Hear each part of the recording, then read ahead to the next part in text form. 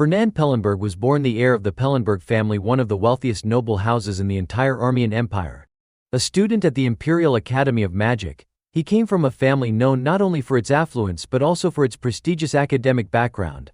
They were so rich it was almost obscene. And yet, Fernand was obsessed with money. Truly obsessed. His greed was unmatched, to the point that it became the defining trait of his entire being. During the Imperial Academy's debate competition, where the grand prize was an astounding 1,000 bottles of top-tier elixirs, Fernand stood up and boldly declared, "There's nothing in this world more valuable than money." From that day on, people started calling him the money hound. This money-crazed lunatic, yes, Fernand was, as usual, enjoying himself while reviewing reports from the merchant guild managed by his family. The moment he received the report, the first thing out of his mouth was, "So, how much did we make this month?" If the staff reported that earnings had dropped even slightly compared to the previous month, they were in for a world of hurt. And if they didn't meet his expectations, Fernand would smack them on the head. For him, that was just another normal day. But as people often say, tragedy strikes when you least expect it. That day Fernand was out walking in the courtyard, grumbling under his breath. When are they going to start working hard enough to actually earn their pay? Hyde, standing beside him and reading the report, replied, "Didn't he actually improve this time?" But Fernand wasn't satisfied. Sure, it's better than before. But still, just then he looked up at the sky and noticed something strange. On what was supposed to be a perfectly clear day with not a drop of rain, a bolt of lightning struck Fernand out of nowhere. As consciousness faded under the shock, a strange soul seized the moment and tried to possess his body. The moment this entity entered, it blurted out, "Who was this?" Fernand, confused and dazed, asked, "Who are you?" The soul chuckled and said, "Looks like I'm about to take over someone, huh?" Fernand, stunned, replied, "Take over? What the hell are you talking about?" The strange soul kept rambling about things Fernand couldn't even begin to understand, but his instincts told him one thing: this soul was trying to steal his body. With what little mana he had left, Fernand struck back. Clenching his fist, he landed a punch on the intruder. "Ow! What the hell? That hurts. Help me!" the soul screamed. Though it was easily defeated, Fernand somehow ended up absorbing part of it. In that instant, unfamiliar memories flooded into his mind. It was like a bolt of lightning tearing through his brain. He suddenly bolted upright. Hyde rushed over, panicked. "Young master, are you all right?" Fernand stared blankly at the strange glowing letters floating before his eyes. It was a prophecy, the prophecy of the world's end. It read, "The end draws near. 72 demons shall rise again, and bring ruin upon the world. The descendant of the founding emperor, Ain't Armian, shall." Then came the most terrifying line: "Fernand Pellenberg, heir to the Pellenberg duchy, shall be expelled from his family for colluding with, lose all his wealth, and become homeless." Frozen in shock, Fernand just sat there, unblinking. Hyde called out, "Young master? Young master." But Fernand couldn't answer. The prophecy painted a future worse than death itself. Fernand Pellenberg shall be expelled from his family for colluding with what the hell? He thought in horror. Me? Expelled? And lose all my money too? What the actual hell is this? From that day forward, Fernand began doing everything he could to uncover the truth about the strange soul, why it had tried to possess him, and why he now had those memories. But no matter how much he dug, he found nothing. Still, one thing was certain: the prophecy was real. Every prediction it made had come true so far, minus 100% accurate, at least up to that point. Because of this, he figured he could use the prophecy to make money. But strangely, that brought him no joy. After all, if the prophecy was indeed real, then his downfall was inching closer every day. He needed to be absolutely sure those words were the truth. One afternoon, Fernand returned home from class. Hyde greeted him. "How was the lesson today?" "Same as always," he replied curtly. Hyde hung up his master's coat and asked, "Would you like some coffee?" Fernand reached for the newspaper on the table and said, "Yeah." As he scanned the pages, flipping through in search of something specific, he muttered, "Where's the news about the academy?" Hyde watched quietly for a moment before asking, Young master, have you been feeling unwell lately?" Fernand looked up, confused. "No, why?" Hyde continued, "It just seems like you've been more anxious than usual." Surprised, Fernand asked, "Since when?" Hyde answered, About 6 months ago, sir. There are times when you seem completely spaced out and don't respond even when I call. Other times you make really impulsive decisions even though you used to be meticulous about everything. Are you sure this isn't some aftereffect of being struck by lightning? Hyde had clearly been watching him very closely. Fernand tried to brush it off with an excuse. Those strange decisions. They've all turned out profitable, haven't they?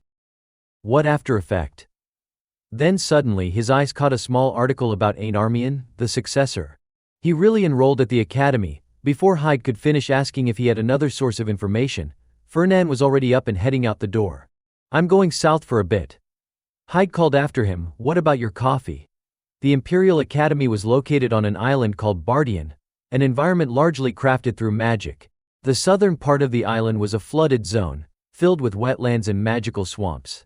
Fernand rode his horse down to that area to scout around, silently thinking to himself, if this checks out, I can finally confirm whether the prophecy is real. Among all the prophetic messages Head received, 3 stood out so clearly they were practically burned into his mind. First, a future where Fernand Pellenberg is expelled from his family. Second, a future where Fernand Pellenberg is left penniless. And third, a future where Fernand Pellenberg becomes homeless. Just thinking about those fates made Fernand panic. He urged his horse to go faster, mumbling, no, this can't be happening. But as he galloped, he reviewed the details in his head once more. First, the future of Fernand Pellenberg. Second, the prophecy that 72 demons, once summoned by Colomo, would rise again. And third, the future in which Ain't Armian saves the world from those demons. Ain't Armian, a name known by everyone in the Empire. A direct descendant of the founding emperor, Carlinhos Armian. The Armian family had built the entire empire and once ruled over 5 neighboring kingdoms. But after 1,000 years, their power had long since faded. The prophecy didn't say much beyond that Ain't Armian would central role. After passing the academy's entrance exam, instead of going home, Ain't had headed straight toward the southern wetlands. His reason for enrolling in the academy was to search for a map said to have been left behind by the founding emperor himself. From that point on, everything related to Ain't had been unfolding like the pages of a novel, detailed, dramatic, and eerily precise. If Ain't kept acting in line with the prophecy, that would be the clearest way to prove its validity. He wasn't just a key figure in the prophecy, he was also directly linked to Fernand's own bleak future. At some point, Fernand had even come across what appeared to be expulsion documents, ones that seemed to have been written in advance. As Fernand brought his horse to a stop and looked around cautiously, a deeper worry gnawed at him. The worst part is, I don't even know why Ain't Armian hates me. He couldn't read the prophecy in full, some parts had been deliberately blurred out. He could only grasp a rough outline of future events, not the full picture or the nuances of relationships. According to what he pieced together, it seemed that at some point, he had teamed up with demons. Fernand frowned. That doesn't make any sense. Me? Working with demons? Fernand searched the area thoroughly. He's got to be around here somewhere. Ain't was currently searching for a dungeon hidden deep within the wetlands. A place said to contain a legendary sword left behind by the founding emperor, along with the soul of the emperor. Fernand did the math. If the prophecy is accurate, then this guy's a prime candidate to be the world's savior. A true hero. Suddenly he let out a low, bitter laugh. If he weren't so important to the prophecy, I would have killed him already. Who the hell does he think he is, taking all my money like that? Then, a strange smell hit Fernand's nose. Blood. A thought flashed through his mind. Right, I remember now. He was wounded by a croaker while searching for the dungeon. That made sense. Even if he was destined to become a hero, for now Ain't was still inexperienced. Taking on a top-tier predator like that was probably too much for him. Fernand followed the blood trail to a small cave. Is this the dungeon entrance? He wondered, stepping closer. So far, everything still aligned with the prophecy. He was just about to head inside to check, thinking, let's see if Ain't still, when suddenly, he froze and gasped. Ain't appeared from the far end of the cave, blood smeared across his stomach. Fernand was stunned. He's already here. Did I get here too early? Deciding to play it cool, he put on a stern face and said, Ain't Armian. First years aren't allowed in this area. Ain't looked confused. You know who I am? Fernand raised an eyebrow. Is there anyone in the Empire who doesn't know who you are? Ain't gave a polite nod. My apologies. And you are? Fernan, he replied. Ain't's eyes widened. Wait, Fernan? Fernan Pellenberg? Fernan scowled, pretending to be annoyed. What, too casual? I'm a year ahead of you, you know. Flustered, Ain't quickly corrected himself. Right, sorry. Sir Pellenberg. Feigning ignorance, Fernan asked. You get injured by a lizard man or something? Ain't answered honestly. It was a croaker. Fernan let out a mock gasp. A croaker? Those are rare. You've got some real bad luck. He then shoved a potion bottle into Ain't's hand. Here. This one's high grade. Way more effective than 10 low-grade potions. Ain't was taken aback. High grade? Fernan? I seeing Ain't skip the formal address. Fernan cut him off sharply. Sir Pellenberg. Ain't paused awkwardly and explained, right, sorry. It's just, I don't have any money. Fernan replied coolly. I don't need your money. He went on, your family may not hold the power it once did, but I'm pretty sure you'll become someone valuable. After all, you carry the blood of the founding emperor. Let's just say I'm making an investment. Ain't looked at him in surprise, thinking to himself, maybe Fernan Pellenberg isn't the money-crazed maniac everyone says he is. He actually seems decent. Thank you, sir, Ain't said earnestly. But inside, Fernan was screaming. That potion was damn expensive. If it weren't for the prophecy, he would have never ever handed it over. He quickly changed the subject. You're lucky, you know. Back when I was a first year, anyone caught sneaking around like this got punished right away. I'm letting this slide. Got it. As expected, Ain't was deeply grateful. Yes, sir. Thank you, Sir Pellenberg. Fernan nodded. All right, I'll see you around. Ain't bowed respectfully. Thank you again. I'll repay this favor. Fernan pretended to leave, but then doubled back and hid nearby to keep watching Ain't, still bitter about having given up such a valuable potion. He watched as Ain't drank it, then made his way into the dungeon. After waiting a while, Fernan followed him in. As he stepped inside, Fernan looked around and muttered, I was honestly still skeptical, but this really is a dungeon. The place looked cleared out, nothing in sight. Guess Ain't already wiped the place clean. He reached out and grabbed one of the lamps hanging on the wall, his brow furrowed. Weird. I can't sense any traces of mana, even though there are so many magic lamps here. He observed more closely and soon realized. They're absorbing mana from the surrounding environment. Eternal magic lamps. His eyes narrowed. And the kid just left them behind. Does he have any idea how much these things are worth? Fernan was starting to think that Ain't seemed a little too naive. Nothing like the composed, capable hero described in the prophecy. Is it really okay to leave the future of the world in this guy's hands? According to the prophecy, Ain't had been wounded when entering the dungeon, and not only that, he'd been badly shaken up after falling at the entrance. He'd clenched his teeth, his whole body aching, and chugged down every potion he had. But the injuries didn't heal. They were too severe, and his potions were all low grade. Still, he pressed on. Something primal, instinctual was pushing him forward. Then he saw a sword embedded in a pedestal. It looked ordinary enough, long, plain, nothing flashy. And yet, he couldn't take his eyes off it. It called to him. Not with words, but with a pull that echoed in his mind, resonating with his very soul. The moment Ain't gripped the sword, brilliant light burst through the dark chamber. And when he opened his eyes again, he was no longer in the dungeon. He was standing in a narrow alleyway within the Imperial Academy. Back in the dungeon, Fernan noticed something faint on the stone pedestal, a subtle trace of magic. Barely visible, but still there. This must have been where the sword was placed. Ain't had vanished. That confirmed it, the prophecy was real. And if that part was true, then so was the rest. Fernan's mind flashed back to the prophecy about his own fate. The expulsion document. Every privilege and possession tied to the Pellenberg name, everything the head of the Pellenberg household had ever given him would be stripped away. None of it would belong to him anymore. Not a single thing. And the head of the family had said it clearly, don't ever show your face to me again. No, not just to me, don't show your face to anyone. That's the most mercy I can offer you. There was no denying it now. That was his future. Clutching his head in despair, Fernan groaned, I'm going to lose everything. He clenched his jaw and growled through gritted teeth. What the hell kind of screwed up future is this?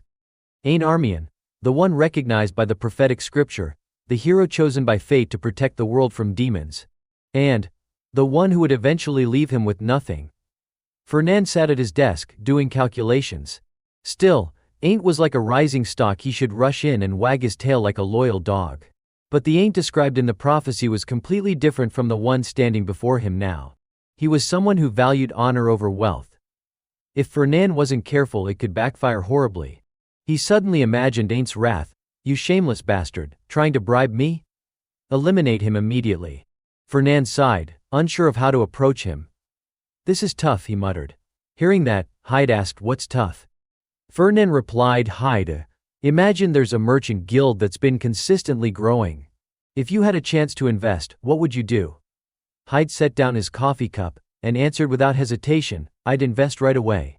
Fernand raised a brow. "But what if the guild's motto doesn't align with your values?" Hyde looked serious. "Does it matter? Isn't it you who always says, 'With money you can follow any motto'?" Fernand found himself agreeing. He had been too caught up in thoughts of demons and the fate of the world. But at its core, this was about investment, risk management, and reaping big returns. Personality differences meant little in the face of massive profits. Still, he needed more detailed information on Ain't.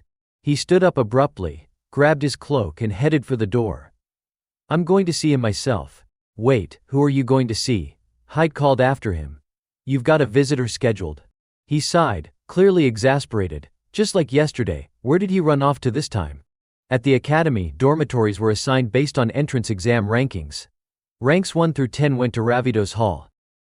Ranks 11 through 30 to Bless Hall. Everyone ranked 31 and below was lumped into the bottom of society. Ain't had been assigned to Debus Hall. Within the sword Ain't carried resided the spirit of Gardner Alphenparson, who was utterly outraged. He bellowed, "Debus Hall? The descendant of Armian, attending Armian Academy, gets placed in Debus Hall instead of Bless or Ravidos? Unbelievable. If the late emperor were still alive, he'd rise from his grave and strangle every last one of them like a demon." Startled, Ain't asked, "Why'd you suddenly bring up demons?" Gardner responded, "Because if this isn't the work of demonic interference, then what else could explain such absurdity? You make it sound like I'm blaming you." "Well, what can I say? I'm here because I'm weak," Ain't replied calmly. Gardner roared, "Weak? The descendant of Armian? Who'd believe such nonsense?" Ain't added thoughtfully, "To be fair, the first emperor does bear some of the blame." "What did you say?" Gardner exclaimed.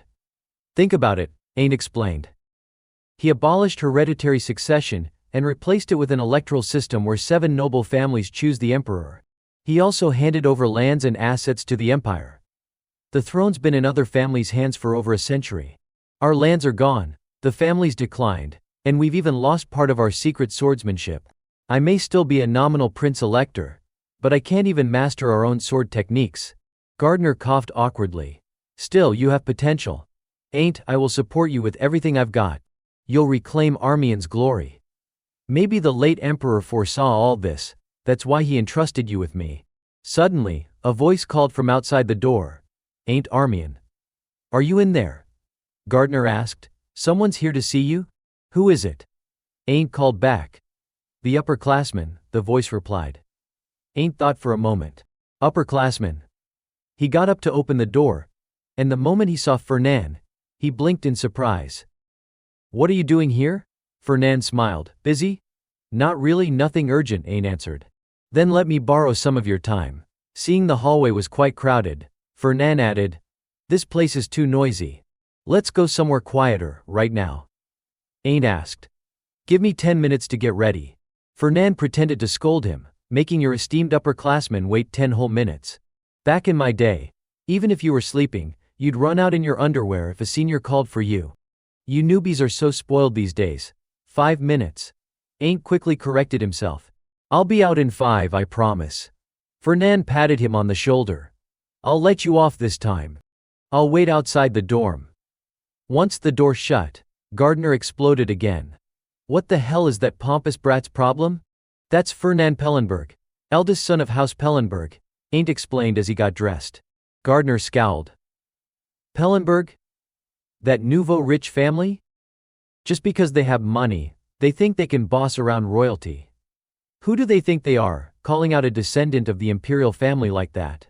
The world's gone mad." As Ain't buttoned his shirt, he thought, what could he want? Surely it's not about the potion, I mean, he said it was an investment, right? Fernan waited for Ain't in the main hall. As soon as he saw him, he asked, you brought your sword? Ain't scratched his head and explained, ah, yeah. I just feel calmer with it in my hand. I swear I didn't mean anything by it. Fernan nodded in understanding. I get it. Most knights won't part with their swords anyway. But deep down he thought, that sword must be the embodiment of Gardener Alfenparson.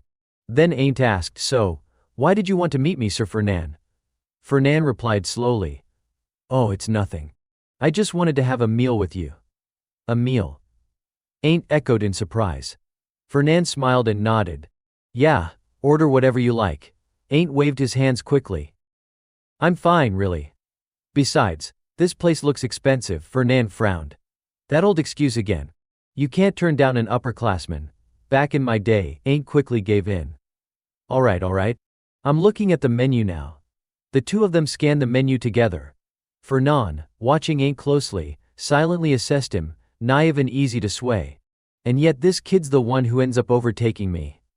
The more I think about it, the more ridiculous it seems. Meanwhile, Ain't was breaking into a cold sweat just reading the prices. Everything was outrageously expensive. Then Fernan suddenly asked, Ain't, do you have any goals? Other than just graduating? The unexpected question caught Ain't off guard. He looked up and replied softly, yes, I do. Fernan continued, most people come to the academy to build connections. But your family has avoided any kind of social engagement. They say it's because Armian needs to be rebuilt. So I found it a bit strange that you enrolled here. Ain't's tone turned serious. I'm tired of being treated like some has been royal. Even if it's only nominal, Armian is still a royal house. Fernan paused, taken aback by the conviction in his voice. There it is. Ain't added firmly, I will become a royal knight and restore honor to my family. For a moment Fernan saw a different side of him. When Ain't spoke about his dream, his eyes burned with resolve and ambition. Fernan gave a half-hearted nod and replied, I see. So, have you picked a dish yet? Just like that, Ain't returned to his usual demeanor. Not yet, give me a second. He really takes pride in his bloodline, Fernan thought. Looks like he's not as easygoing as he seems. Changing the subject, Fernan asked, Ain't, do you have any dietary restrictions? Not really, Ain't replied. Fernan pressed on, then what's your MBTI? Ain't blinked. My what? Fernan headed straight home after the meal. He thought to himself, I've got a general sense of what kind of person Ain't Armian is now. I was going to sweet-talk him and bait him with funding. But I'm glad I didn't go through with it. Back at his desk, Fernan began analyzing his stocks. Ain't Armian appearance, potential intellect, assets, standout trait, extremely proud of his family. Confident. Values honor. Points to watch, underestimated. A super blue chip stock. Best for long-term investment. A top-tier asset for surviving the end of the world. He concluded, if I shove money in his face right now, it'll just hurt his pride. With people like him, slow and steady wins the race. I need to build trust bit by bit, insert myself into his life gradually. If I'm patient, when the time comes he'll come to me on his own. And when that happens, I'll just reel him in pure gold, a massive catch. I'll make him an ally, then squeeze every last drop out of him. Just then, Hyde entered the room. Young master, you're back. Where have you been? Fernan responded casually, just went to meet someone I know. Was it Burchef by any chance? Hyde asked, curious. Fernan raised an eyebrow. Burchef? Why are you bringing her up out of nowhere? Luina Burchef, Hyde reminded him. She came by today to talk about the debt issue. Fernan suddenly remembered. Ah, it was today, huh? Hyde sighed. If I'd known you'd be back so late, I would have sent her away. But I told her to wait. After 3 hours, she gave up and left. She probably thinks you stood her up to wear her down. Fernan reached for his coffee, his tone calm. All the better if she's discouraged. Took a lot of effort to tie that family down, so we need to keep them locked in tight. Suddenly, a wave of dizziness hit him. Fernan clutched his head and let out a groan. Hyde rushed over, worried. Young master. Are you all right? I'm fine, Fernan replied, wincing. Just a sudden headache. Then, strange lines of text began flashing in his mind. He was stunned. What is this, a prophecy? It's the part one couldn't read before, why is it showing up now? Brown hair, soft as drifting clouds. Eyes the color of aquamarine, barely enough to describe a glimpse of that girl. Her swordplay is refined, elegant, noble, more vivid than anyone else's. Under the moonlight, Ain't was drawn to her dance. She certainly has the talent to become a royal knight, but within her heart lies a shadow. If those chains are broken, she'll be able to spread her wings and fly free. I want to break those chains for her, free her from House Pellenberg. That's Luina Berchev, isn't it? Fernand thought. Is that why Ain't hates me? He clutched his head and cursed under his breath. God damn it. Hyde, startled by the outburst, froze. Fernand quickly clarified. I wasn't talking about you. Luina Berchev sat waiting in the main hall, her thoughts churning. Fernand Pellenberg. He stood me up on purpose yesterday, and now has the one calling me in. I'm the one worried about this debt. She narrowed her eyes, wondering, is he planning to crush me completely? From a short distance behind her, Fernand silently observed. Just looking at her from behind, he could already feel her annoyance radiating. The Berchev family, once counts, had been powerful frontier guardians in the north of the empire, and were among the 7 noble electors. But their legacy had crumbled when a massive monster wave devastated the region. Their once proud heritage had been reduced to rubble. In a desperate bid to rebuild, the Berchevs had sold nearly everything they owned, including the official charter and the golden imperial seal that confirmed their elector status. And even that hadn't been enough. The one who stepped in to offer support at that time was none other than Duke von Pellenberg, the head of House Pellenberg, Fernand's father. Was it out of sympathy? No, Fernand thought grimly. House Pellenberg lacked talent in swordsmanship, and had long coveted exceptional sword techniques. Berchev's tragedy was the perfect opportunity. Father blocked other noble houses from lending Berchev aid, slowly forcing them into a mountain of debt. It was just enough to keep them from disappearing completely, but the annual interest alone left them gasping for air. If I push a little more, Fernand calculated, I might finally squeeze the sword techniques out of them. But fate had other plans. It painted Luina as the future lover of Ain't Armian. A detailed analysis of Luina Berchev showed that in terms of appearance, potential, heritage and intelligence, she was a standout. And most importantly, she was a debtor with the talent to become a royal knight, the future lover of Ain't Armian, and someone connected to the Armian family itself. Fernand considered this web of implications: restoring the family, saving the world, romance. Ain't just does whatever he wants, huh? He reminded himself, forget about the sword techniques. If Luina is connected to Ain't, I can't afford to have her hate me. With that resolve, Fernand approached and spoke politely. Luina Berchev, you came just in time for dinner. He offered a sincere apology. About yesterday, I'm really sorry. I got caught up with work and completely forgot our meeting. I promise it wasn't intentional. Luina looked mildly irritated.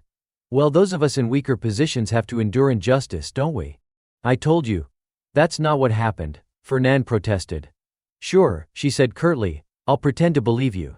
It's not pretending, he replied, slightly exasperated. She looked at him seriously. Let's just get to the point. Why did you want to see me? Fernand smiled. Here goes, time to make a good impression. Phase 1 of the Luina Berchev charm strategy.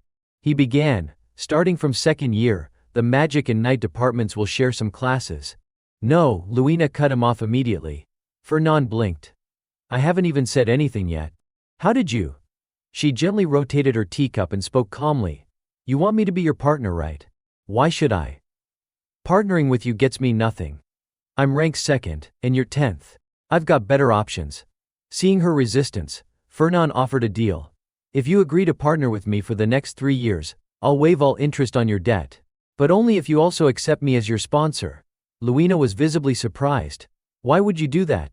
Because the shared class is worth 5 credits, he replied smoothly. She shook her head. No, that's not what I meant. Why are you not only asking to partner up, but also to sponsor me? In case you didn't know, I'm on a scholarship. Fernand answered with a composed smile. Yes, but you send almost all your money home. Everyone knows you live more frugally than a commoner. Aside from the dorm. This isn't anything dramatic, I just want to invest in your potential. Luina looked at him. Astonished. This is the first time I've heard of a noble sponsoring another noble. To Fernand, it was clear that Luina Berchev, like Ain't, was someone who valued dignity and integrity. He offered a gentle smile. Yes, Pellenberg and Birchev are both noble houses. But we're not exactly equals, are we? Inside, he was certain no matter how high Luina held her head, the Birchevs could never measure up to their past glory. Luina was furious. Are you mocking me? She snapped. Fernand smiled calmly, certain that unlike the proud Armian, he had managed to get a grip on her. No matter how much she hated him, or held a grudge against the Pellenberg family, she would have no choice but to accept his offer. This isn't the time to let pride get in your way, he told her. Your talent is no lie. Fernand's plan to win over Luina Birchev had entered phase 2. He smoothly shifted the topic. Actually, I saw you practicing sword dancing recently, he said. He recalled the prophecy, brown hair like drifting clouds. Aquamarine eyes, just vague clues barely enough to describe a corner of the girl's presence. Her swordplay was exquisite, noble, and brimming with life. Using those hints, he painted a vivid and romantic picture in his mind. Her swordsmanship was mesmerizing, refined, and full of elegance. Luina was stunned. Her eyes widened in disbelief as she stared at him. Fernand locked eyes with her, and knew she couldn't possibly reject someone who recognized her talent. She stood frozen for a moment before stammering, "Are you saying?" Fernand abruptly stood and cut her off. "I'll never forget the first time I saw your sword dance." He raised a hand dramatically, and began reciting his over-the-top ode, the hymn of Luina Birchev's swordsmanship, composed by Fernand Pellenberg. Begins now her blade, oh so graceful, elegant, noble and just. Swifter than light, and softer than a butterfly's wings, each stroke of hers torments my thoughts night after night. I can no longer find sleep. Horrified, Luina screamed, "That's enough, stop. Please just stop." Fernand shouted back, "No, I can't." She was on the verge of collapsing. "Why not, you lunatic?" He leaned in close and repeated, "Because I can't find the words to describe the beauty of your swordsmanship." "Fine." Luina yelled, utterly defeated. "I'll be your partner, just please stop." And so, Fernand's plan to win Luina Birchev's favor had succeeded gloriously. Later that evening, back at the dorm, Luina told Serena, her caretaker, what had happened. Serena gasped. 3 years of interest-free loans, full sponsorship, and a confidentiality clause. All that just for being his partner for 3 years? Luina smiled. Yeah, how could I say no? He said he saw potential in my sword dancing. Potential? Serena repeated, still puzzled. He said it was graceful, elegant, noble, and just. And that he couldn't find words to describe its beauty, Luina added, quoting Fernand with a slightly embarrassed grin. Serena's forehead pulsed with visible veins as she exploded, "My lady. That money-hungry creep is clearly scheming something. Still, I'll admit he has a keen eye for talent." "Careful how you speak," Luina warned. "He's still the heir to Pellenberg." Serena flared up again. "Exactly. That damned Pellenberg hair is using flirtation tactics now. I bet he's trying to seduce you with those sharp, deep-set eyes of his. And don't even get me started on that wicked smile, Luina eyed her suspiciously. "Don't tell me, is he actually your type, Serena?" She laughed and said, "But really I don't get the feeling he's trying to seduce me." "Suspicious? Sure. But with 3 years of loan-free support, the pressure on my family has eased up. I'll just have to endure it." Serena still looked frustrated. "But you're ranked second in your class, and that guy is only ranked 10th. Suddenly, there was a knock on the door. Serena went to open it and found a tall man standing outside. "May I help you?" she asked. "I'm here on behalf of Lord Fernand Pellenberg," he replied. "He requests Lady Luina's presence at the training grounds immediately, if possible." Serena scowled. "So now we have to drop everything and run to him when he calls?" Luina blinked. "The training grounds. I'll let the lady decide," Serena answered curtly. But deep down, Luina couldn't help but feel a twinge of anxiety. Why would he want me at the training grounds? What is he up to now? Fernand slung his magic staff over his shoulder as he stepped into the training arena. From what he knew, Luina Birchev was consistently ranked second in their class, right behind a second-year knight named Almond Donnertz, whom she had never managed to defeat. Still, people often whispered that she had the potential to become one of the 10 royal knights across the entire continent. She undoubtedly had the talent for it, but somewhere deep inside her heart, a shadow lingered. And today Fernand wanted to see for himself whether those rumors were true. Luina approached, sword in hand, her brow furrowed with confusion. "I don't understand," she said. "What is this about?" Fernand smiled. I don't want you to think I'm just some burden, he replied. So I'm going to show you that I'm not as weak as you think. You're trying to prove that, by fighting me here and now? She asked. I mean, you're ranked 10th. Sure, living in the Ravados Tower proves your skills are noteworthy, but the gap between rank 2 and 10 is huge. Fernand remained undeterred. Let's just give it a try, he said. Luina unsheathed her sword. Fine, if that's what you want. I've been meaning to see what you're capable of anyway. I'll even let you make the first move. Raising his staff, Fernand said confidently with pleasure. He began chanting a spell. The orb atop his staff lit up with a brilliant glow, and a wave of mana rippled outward. His incantation echoed through the arena and Bani Batni Riong, and in response, a barrage of ruby-colored stone formations erupted from the ground, surging toward Luina like missiles. She swung her sword with precise force, the air erupting with booming crashes. Her strength was undeniable. Each strike was fast, clean and powerful enough to obliterate nearly every incoming stone projectile. But just when she thought she had taken control of the situation, she noticed something had changed. Fernand's magic had shifted. She barely had time to turn around before she saw his reinforced magic array glowing with even more intensity than before. It was just a simple follow-up. His next attack had been supercharged while she was still busy with the first wave. Luina's eyes widened. Did he just damage the arena floor? She thought in disbelief. The entire surface was reinforced with strong enchantments strong enough to withstand a direct hit without a single crack. And yet now, it looked like the very floor was beginning to fracture. It hit her then. Fernand Pellenberg. He's been hiding his true strength all along. The orb on his staff blazed brighter, and his crimson eyes gleamed with smug satisfaction. The ground beneath them suddenly erupted as dense clusters of stone surged upward, relentlessly bombarding Luina. She struggled to fend them off, leaping into the air in a desperate attempt to avoid the onslaught. Her heart raced in panic. This can't be real. High-level magic spells cast one after another? And he's even using multicasting techniques. Just how much mana does this guy have? This wasn't the strength of someone ranked 10th. She had completely misjudged him. At this rate, I'm going to lose. Quickly regaining her focus, Luina conjured a protective barrier around herself. A vortex of power swirled, pushing back against Fernand's ferocious assault. He looked slightly surprised, then smiled. One section of the nearby wall crumbled under the intensity of the battle. Reinforcing his magic, Fernand launched another round of attacks. But Luina held her ground. With sword firmly in hand, she launched forward in a lightning-fast strike. Her power surged like a thunderstorm, unstoppable, overwhelming. In the blink of an eye, Fernand's staff hit the ground. Luina froze, her blade now resting just inches from his head. Fernand smiled and calmly said, I concede. Luina snapped, Are you mocking me? But he simply replied, I'm not mocking you. I've just run out of mana. A mage without mana can't possibly defeat a knight. She studied him for a moment. He didn't seem to be bluffing. He truly had exhausted his energy. He pushed me until I had to defend myself again and again, until he burned through everything, so this victory is mine. Yet, even as she thought this, she frowned and shook her head slightly. Why does this win feel so hollow? It doesn't feel like I actually beat him. Then Fernand suddenly reached into his coat. Ah, I have something for you. He pulled out a small gift box and added, Since you defeated me. You like chocolate, don't you? It's whiskey chocolate homemade by my family. It's really good.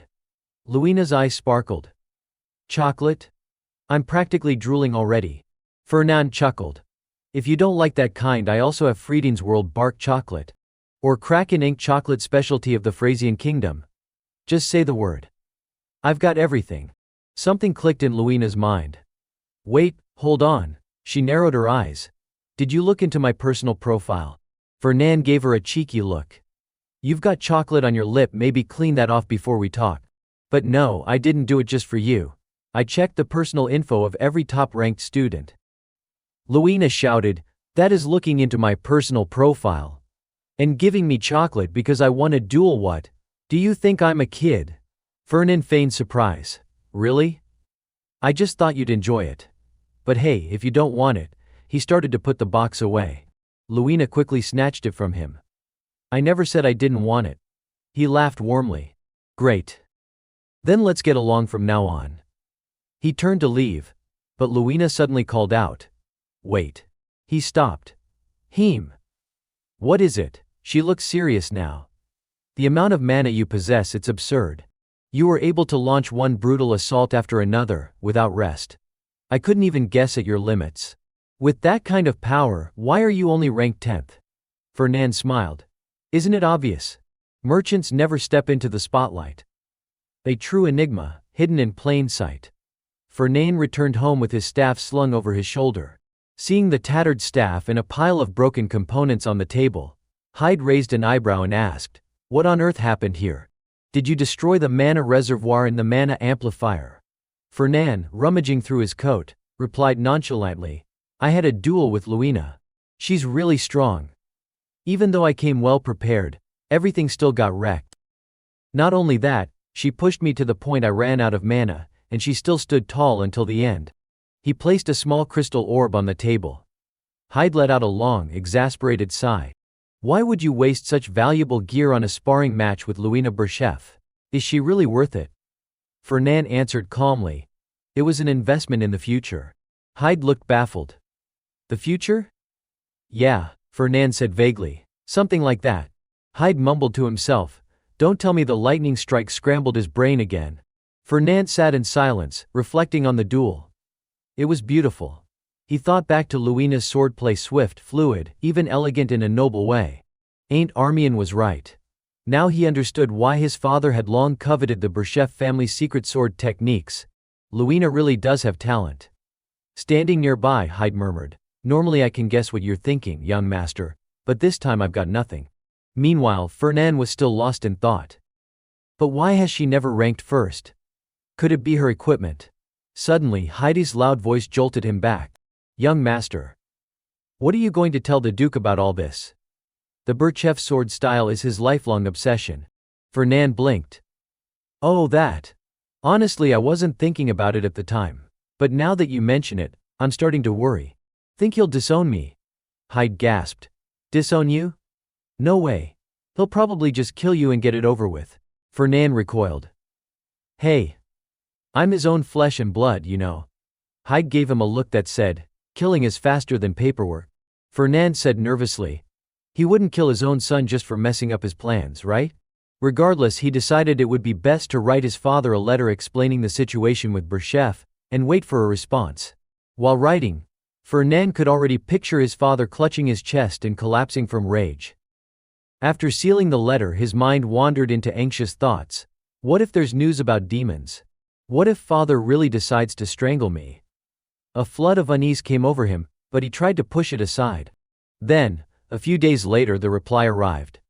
Fernan held the letter with a tense expression. "That was faster than I expected." Hyde nodded gravely.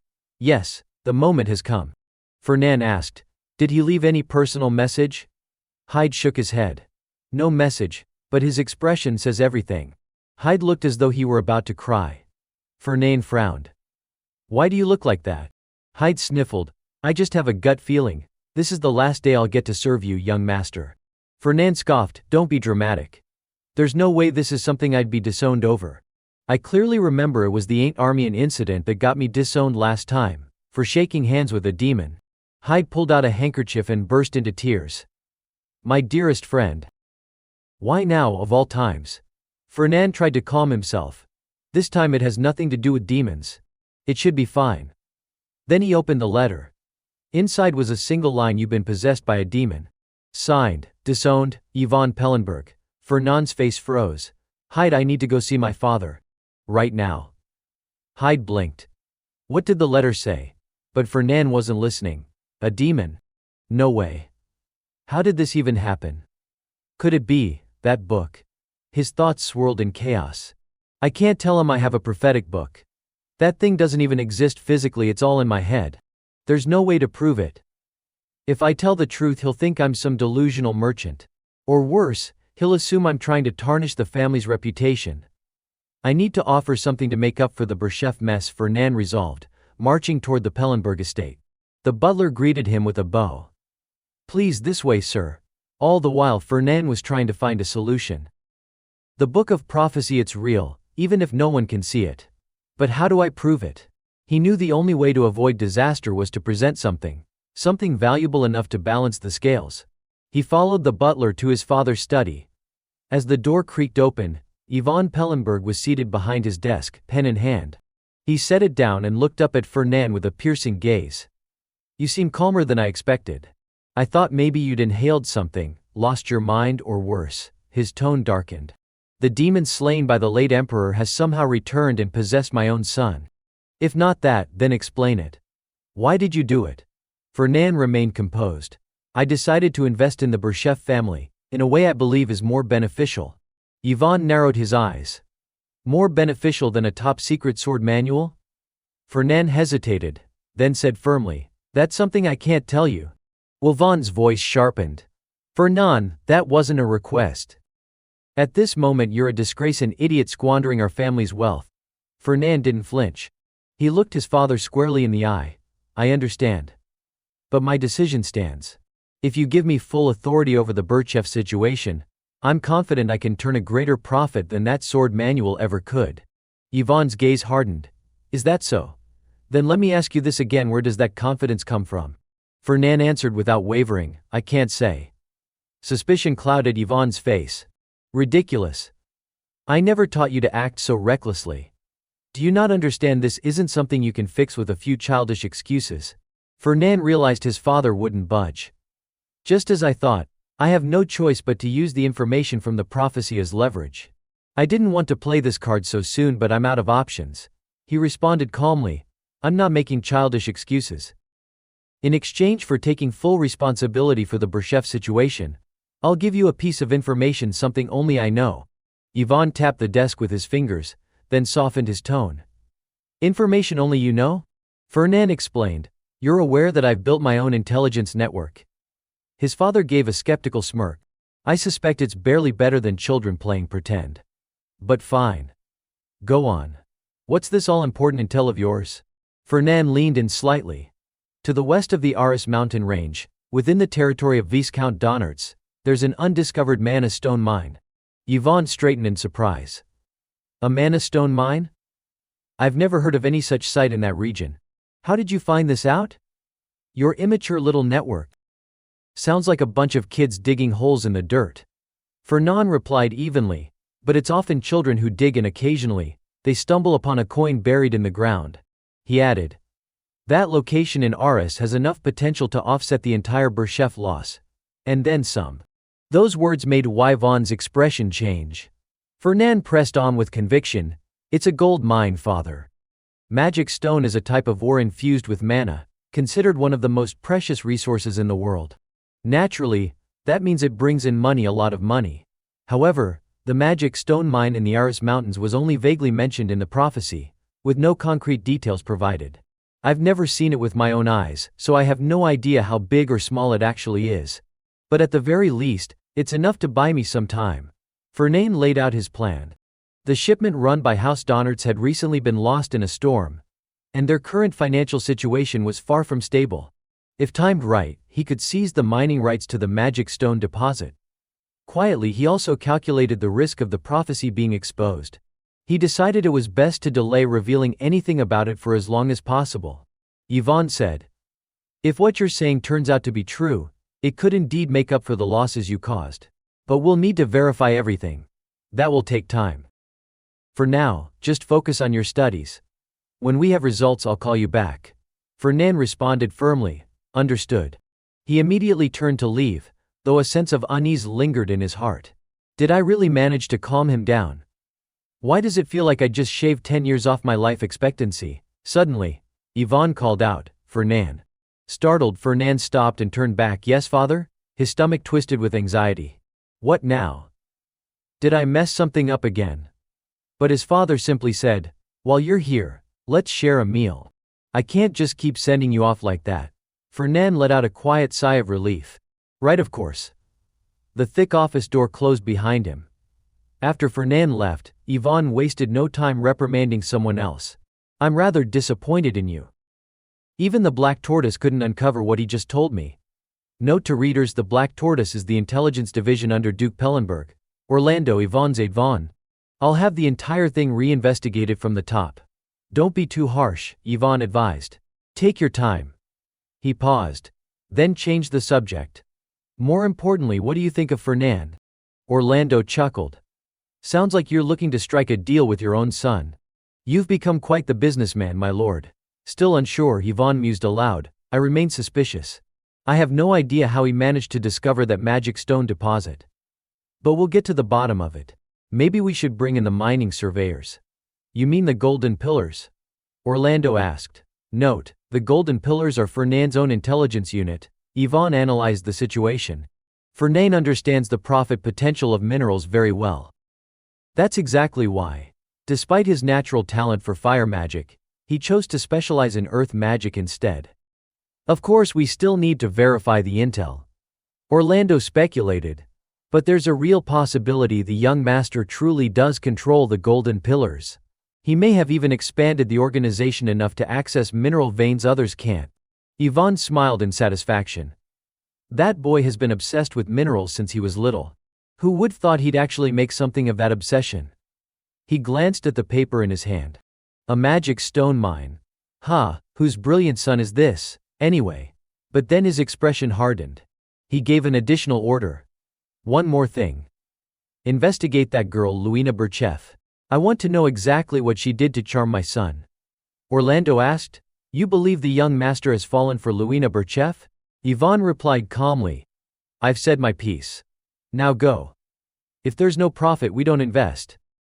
But if there is profit, then you damn well put money down. He paused briefly before adding. And if you're investing with no clear reason, then your eyes must be set on something else.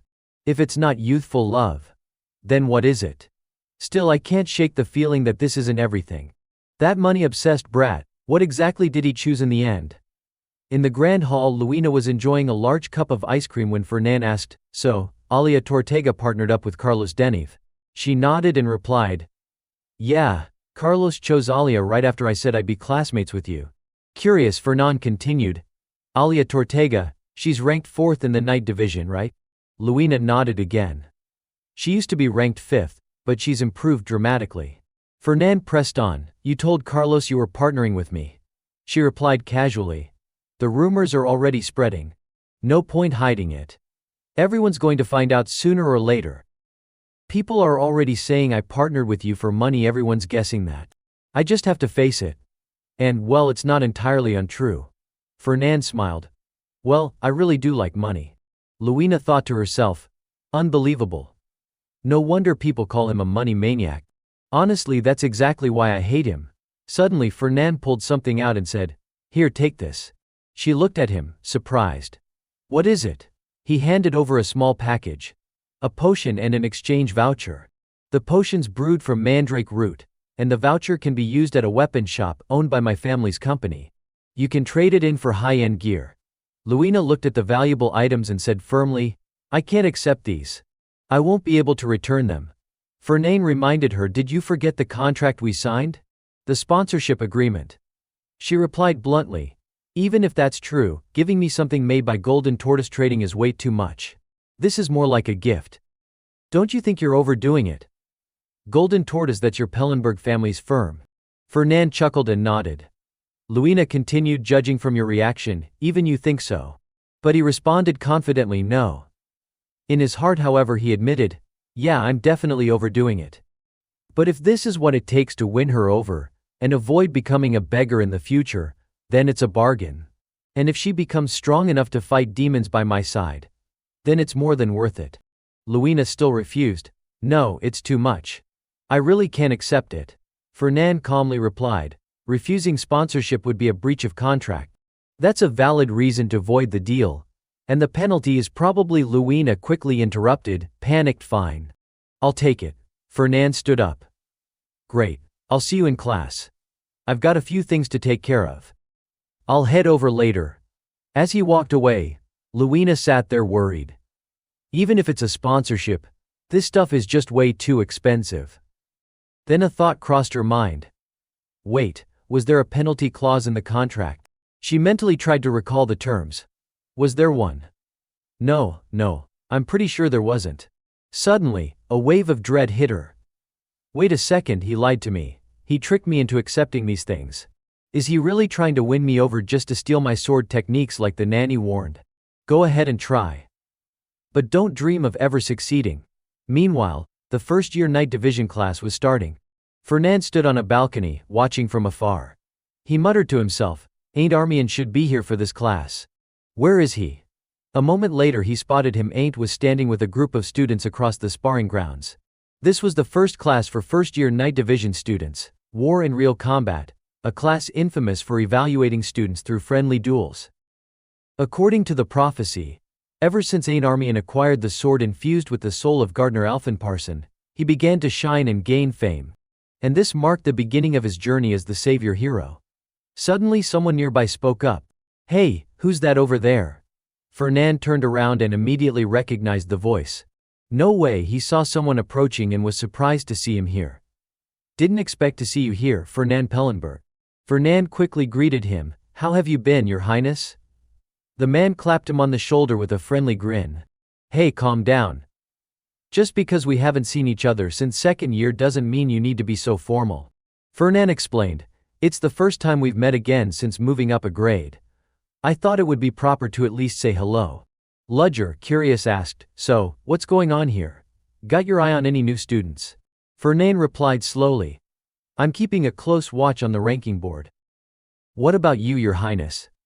Then he asked more directly, "You came here for Ain't Armian, didn't you?" Ludger made no effort to hide it. Of course. He's part of the old royal family, after all. In the past 100 years, no one from the House of Armian has ever enrolled at this academy. So naturally, his presence stirs up curiosity, right? Fernand thought to himself, Ludger Schwaben, second prince of the current ruling imperial family, the House of Schwaben. They've held the throne for 3 generations, since being elected royalty 100 years ago. While they share common ancestry with the Armian line, the relationship between the current royal family and the old royal house has grown tense. Moreover, Ludger is a man who deeply values power and wants the Schwaben bloodline to continue ruling. That makes Ain't Armian, a bearer of purer royal blood, a serious threat. Suddenly, Ludger looked down at someone below and said, "I think he is just as curious about Ain't Armian." Fernand looked in the same direction and gasped, "Wait, is that Varon Kalbunder?" Ludger confirmed, "Yes. He got into the night division as the runner-up this year." The Kalbunder family is eyeing the spot that the fallen Armian line used to hold among the 7 elector families. Maybe that's why he's been staring so intently at Ain't all this time. Could that be why he's been staring so intently at Ain't Armian all this time? Fernand recognized Varon Kalbunder. So it really is him. What a coincidence. Perhaps this was the very beginning of the connection between Ludger and Varon. In every epic tale, there's always a villain the hero must overcome to grow stronger. And in this case, Varon seemed obsessed with Ain't, the prophesied hero. Defeat him.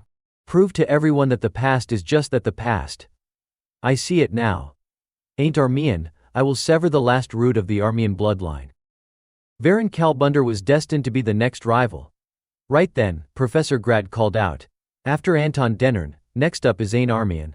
Fernand glanced at the scene below and mused, Ludger Schwaben and his lackey, Varon Kalbunder, both happen to be here today. We are witnessing the true beginning of the hero's journey. Could this be fate? How exciting. Let's see how this goes. Professor Grad raised his hand to signal the match. All right, here we go. In Fernand's mind, the image from the prophecy played out vividly. Ain't Armian standing victorious, the crowd erupting in cheers. He won. Ain't defeated Anton Dennern. At that very moment, the name Ain't Armian began to truly spread among students and faculty alike. Both Ludger and Varon were visibly shocked. Fernand, on the other hand, was filled with exhilaration. Could this prophecy prove that I was right to invest in Ain't after all? Professor Grad gave the signal. Begin. And to move first, fast, dangerously fast. Ain't felt a flicker of panic and instinctively raised his sword to block the strike. But Anta followed up immediately with a sweeping slash aimed at Ain't's neck. Ain't jumped high to avoid it, then tried to land safely. Just a few exchanges in, he was already breathing heavily. Ludger commented with a smirk, I heard the matchups were randomly assigned. That Ain't Armian kid is seriously unlucky. Anta Dern ranked 10th in the entrance exam. Ain't? All the way down at 38th. This was a mismatch from the start. The fight grew more intense with every passing second. Ludger sighed. He's getting crushed out there. Well, he is ranked 38th. I wasn't expecting much. Still, what a boring match. He gave Fernan a pat on the shoulder. Nothing worth watching here. I'm heading out. But Fernand's gaze remained locked on the arena. Not quite nothing, he murmured. Ludger raised an eyebrow. Down below. Ain't suddenly lashed out with a rapid thrust. Anta barely managed to step back in time, but the tip of Ain's sword sliced clean through his shirt. Anta froze, staring at the tear in disbelief. The crowd erupted. What? Anta couldn't counter that. No way. He's ranked 10th. Ain't Armian. That ain't Armian. Even Varen looked caught off guard. Fernan thought to himself. He must been overwhelmed by Ain's aggressive offense. That kind of hesitation shows a lack of experience. But if Ain regains his composure and strikes back, he could flip the entire fight. Anta gritted his teeth and gripped his sword tightly. He was furious. You? Ranked 38? And you think you can beat me? He drew in a breath, then summoned his mana. A crimson whirlwind burst into life around him. One student whispered, Ain's doing better than I expected, but Anto's still gonna win, right? Another scoffed, yeah, well, lasting this long is already impressive for someone ranked 38. That's something, I guess. A girl sneered. Something. Please. He's still just ranked 38. Ludger, however, smiled faintly, his interest piqued. Didn't expect a low ranker like him to push someone in the top 10 into using their mana. I suppose the Armian name might not be entirely wasted. Even if he lacks talent, his effort is commendable. Fernan heard this and narrowed his eyes. Lacks talent? Ain't Armian? Not a chance. It's not that he lacks ability. He's just never had an environment that nurtured his potential. Back in the arena, Ain't was desperately fending off Anto's attacks. Even though the odds were against him, he showed no signs of giving up. To Fernan, Ain't was different. He was the one chosen by the prophecy. The protagonist of this world. Ain't suddenly appeared behind Anto, and in the blink of an eye, Anto's sword was flying through the air. He collapsed to the ground. Professor Grad shouted, Winner ain't Armian. Ain't raised his sword in triumph, his face glowing with joy. Varen scowled in irritation, while the rest of the students erupted in cheers. He did it. Ain't beat Anta Dern. Fernan couldn't help but smile. Just as I predicted. The prophecy is real. I didn't back the wrong person, I can already hear the money rolling in. He started plotting. As long as I guide him right, and turn him into an ally. Ludger stood frozen, still struggling to believe what had just happened. Ain't actually won. Fernan whistled. Next up, I'll try to recruit Luina. In the shared lecture hall, whispers spread as students noticed Fernan and Luina sitting together. Are they actually a couple? One student asked. Why would Luina accept that? Is it for the money? Another speculated. Fernan leaned his chin on his hand and muttered, How annoying. We're getting way too much attention. I don't like being the center of it. Luina replied calmly, just ignore them. They'll stop eventually. Changing the subject, Fernan asked, By the way, did you drink the elixir I gave you? Did you switch to the new gear? Do you like it? Luina paused for a moment, debating whether to tell him just how thrilled she'd been after upgrading her equipment. Serena had even exclaimed, Oh my god, miss, you look amazing. And after drinking the elixir, her whole body had felt bursting with energy. But she couldn't just blurt all that out, so she answered with a reserved, It's not bad. Just then, the professor walked into class. Is everyone here? She asked. With her was another tall, imposing professor. Taking the podium, she continued, Looks like everyone has a partner. No one's late, right? I'm Professor Rosalia from the Magic Department. And as you already know, this is Professor Grad from the Night Department. From now on, our departments will hold joint lessons. Let's get started. You've all received maps from the teaching assistants, yes? Fernan was handed a scroll. Professor Rosalia cast a spell, activating a formation. Today's first lesson will be an outdoor exercise, she said. Professor Grad then took over, explaining, There's no better way to test your knowledge than with real combat. Starting now, you'll be thrown into a field test. Your goal is marked on the map, and you must reach it in exactly 4 hours, no sooner, no later. That means 2 p.m. sharp. Any questions? A male student raised his hand. Will this affect our grades? Professor Grad answered, It's the most important assessment outside of the midterms and finals. Another student asked, Are we allowed to fight? Professor Rosalia replied, If you capture someone else, you'll earn bonus points. If there are no more questions, let's begin, she announced. The students looked at each other, confused. Wait, what? Before anyone could react, the assistant standing near Fernan activated a teleportation formation, flooding the room with blinding light. Rosalia called out, "Then I wish you all good luck." All the students were teleported into a secret realm. Fernan and Luina landed in a sparse forest. Looking around, Fernan asked, "Where are we?" Luina answered, "We have to figure that out ourselves." She quickly remembered, "Let's check the map first." Suddenly they heard voices up ahead and saw two classmates approaching, a red-haired girl and a frail-looking boy. "Luina, Fernan." "Hello," the girl called out. Fernan recognized them, Jane Hux and Ned Paulin. "Both ranked outside the top 70, right?" Luina asked. "So, what do we do?" Fernan replied casually, "Do we really need to bother with low-rank nobodies like them?" Offended, Jane and Ned shouted, "Low-rank nobodies." Fernan glanced at Luina and added normally, "I'd say that and walk away. But this time I'll go with whatever you decide." Her eyes lit up. "Good." Gripping her sword, First declared, "First, let's secure the bonus points. Then we'll check the map and figure out where we are." Fernan asked, "Wouldn't it be easier to use magic?" Luina blinked in surprise. "There's a spell to find your position." He clarified, "No, I meant climbing somewhere high and looking around." She gave him a flat look. "How's that any different from just looking at the map?" Shrugging it off, she said, "Never mind. Let's get past those bushes first." Seeing the two of them distracted, Ned whispered to Jane, "Now's our chance, run." But after only a few steps, Luina appeared in front of them. "We need those bonus points." "Where do you think you're going?" she said, raising her sword. Jane and Ned screamed in panic. Just as Luina's blade was about to strike, a defensive barrier activated, shielding them. Her sword pierced into the map scroll instead. Fernan realized, "Wait. The maps the assistants gave us, do they have protection spells on them?" Luina nodded. "Yeah, if I'd known I wouldn't have held back." Fernan shouted, "That's what you call holding back. You were swinging like you meant to kill them." On the monitoring board, the profiles of Jane Hux and Ned Paulin from the Department of Magic, ranked 77th, slowly disappeared. Professor Grad exclaimed, "Another team's been eliminated. People are dropping faster than I expected." Rosalia frowned slightly. "Strange though. No one's been taken out by monsters. Every single disqualification was due to internal conflict." Grad, seizing the moment, asked, "By the way, Professor Rosalia, are there any teams you're particularly keeping an eye on this time?" Rosalia glanced at the magic formation and replied slowly, "If we go by the scoreboard alone, Ludger Schwaben and Alain Donnertz are the strongest pair.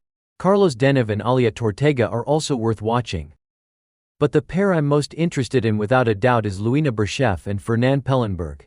Grad nodded in recognition.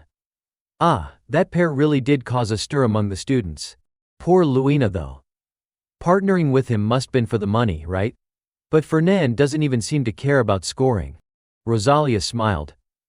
"There might be another reason he chose to pair with Luina." Grad looked surprised. "Not for the score." "Exactly," Rosalia confirmed. "Fernand's a student who can raise his rank anytime he wants. He doesn't need a partner." Grad was puzzled. "He can raise his rank anytime. What do you mean?" Rosalia explained, "He's always ranked exactly 10th. Not higher, not lower. That alone is odd. Sure, top students aiming for first place isn't rare. But deliberately staying in 10th place every time. A little too calculated.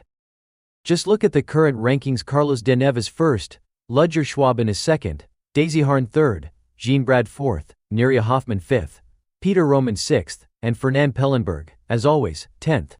What's more, Fernand's theoretical exam scores are nearly perfect. But he always loses just enough points in the practicals to keep him from ranking any higher. Just enough to stay in Ravido's tower. I always thought he was the type who hated standing out," Grad muttered. "That's what he wanted everyone to think," Rosalia replied. "Do you remember the recent incident with the destroyed training grounds? The professors were in a frenzy trying to find the culprit. Turns out it was caused by Fernan and Luina." Grad's eyes widened. "What? They're the ones who wrecked the training field?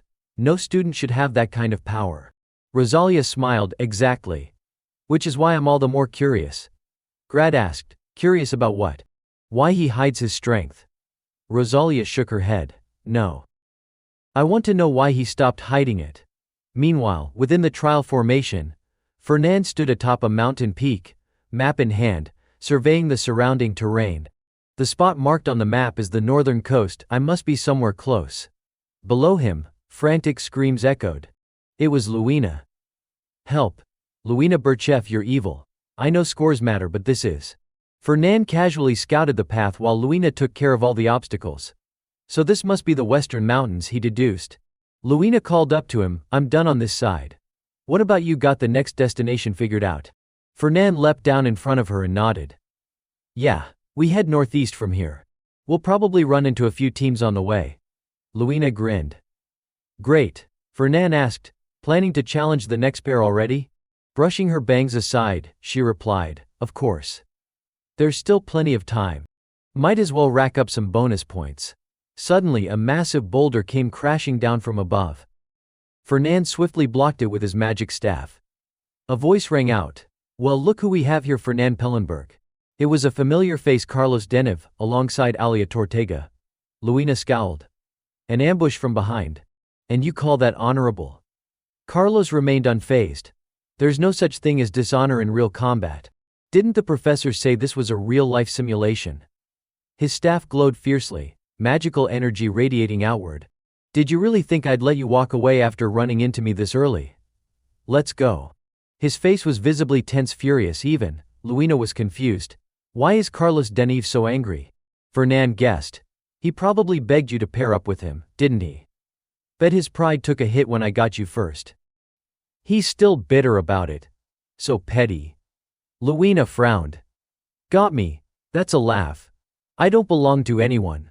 Upon hearing those words, Carlos looked visibly awkward, caught completely off guard. Fernan mocked him, someone your size, acting like a child, how embarrassing. Carlos's face turned red with rage, his voice cracking as he shouted, enough with the nonsense. Let's fight already. Fernan shrugged. Looks like this battle is unavoidable.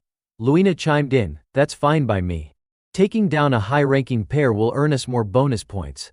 But since they're one of the top teams, you can't just stand around and watch this time. Fernan sighed. I know. I'll back you up, so go ahead and fight at full strength. Luina didn't seem entirely convinced by her partner's words. She narrowed her eyes and said, back me up. Don't overexert yourself. We've barely coordinated a single move. What kind of support are you even talking about? He smiled reassuringly. You and I are a team. Fighting solo won't get us anywhere, right? Don't worry. As he spoke, Fernan began weaving a formation, causing rocks and soil around them to levitate into the air, quickly surrounding their opponents. The mana he released grew stronger by the second, illuminating the battlefield. He raised his voice and called out, just trust me. Outside the lecture hall, Professor Rosalia suddenly sensed a major disturbance. There seems to be quite a large-scale clash happening over there.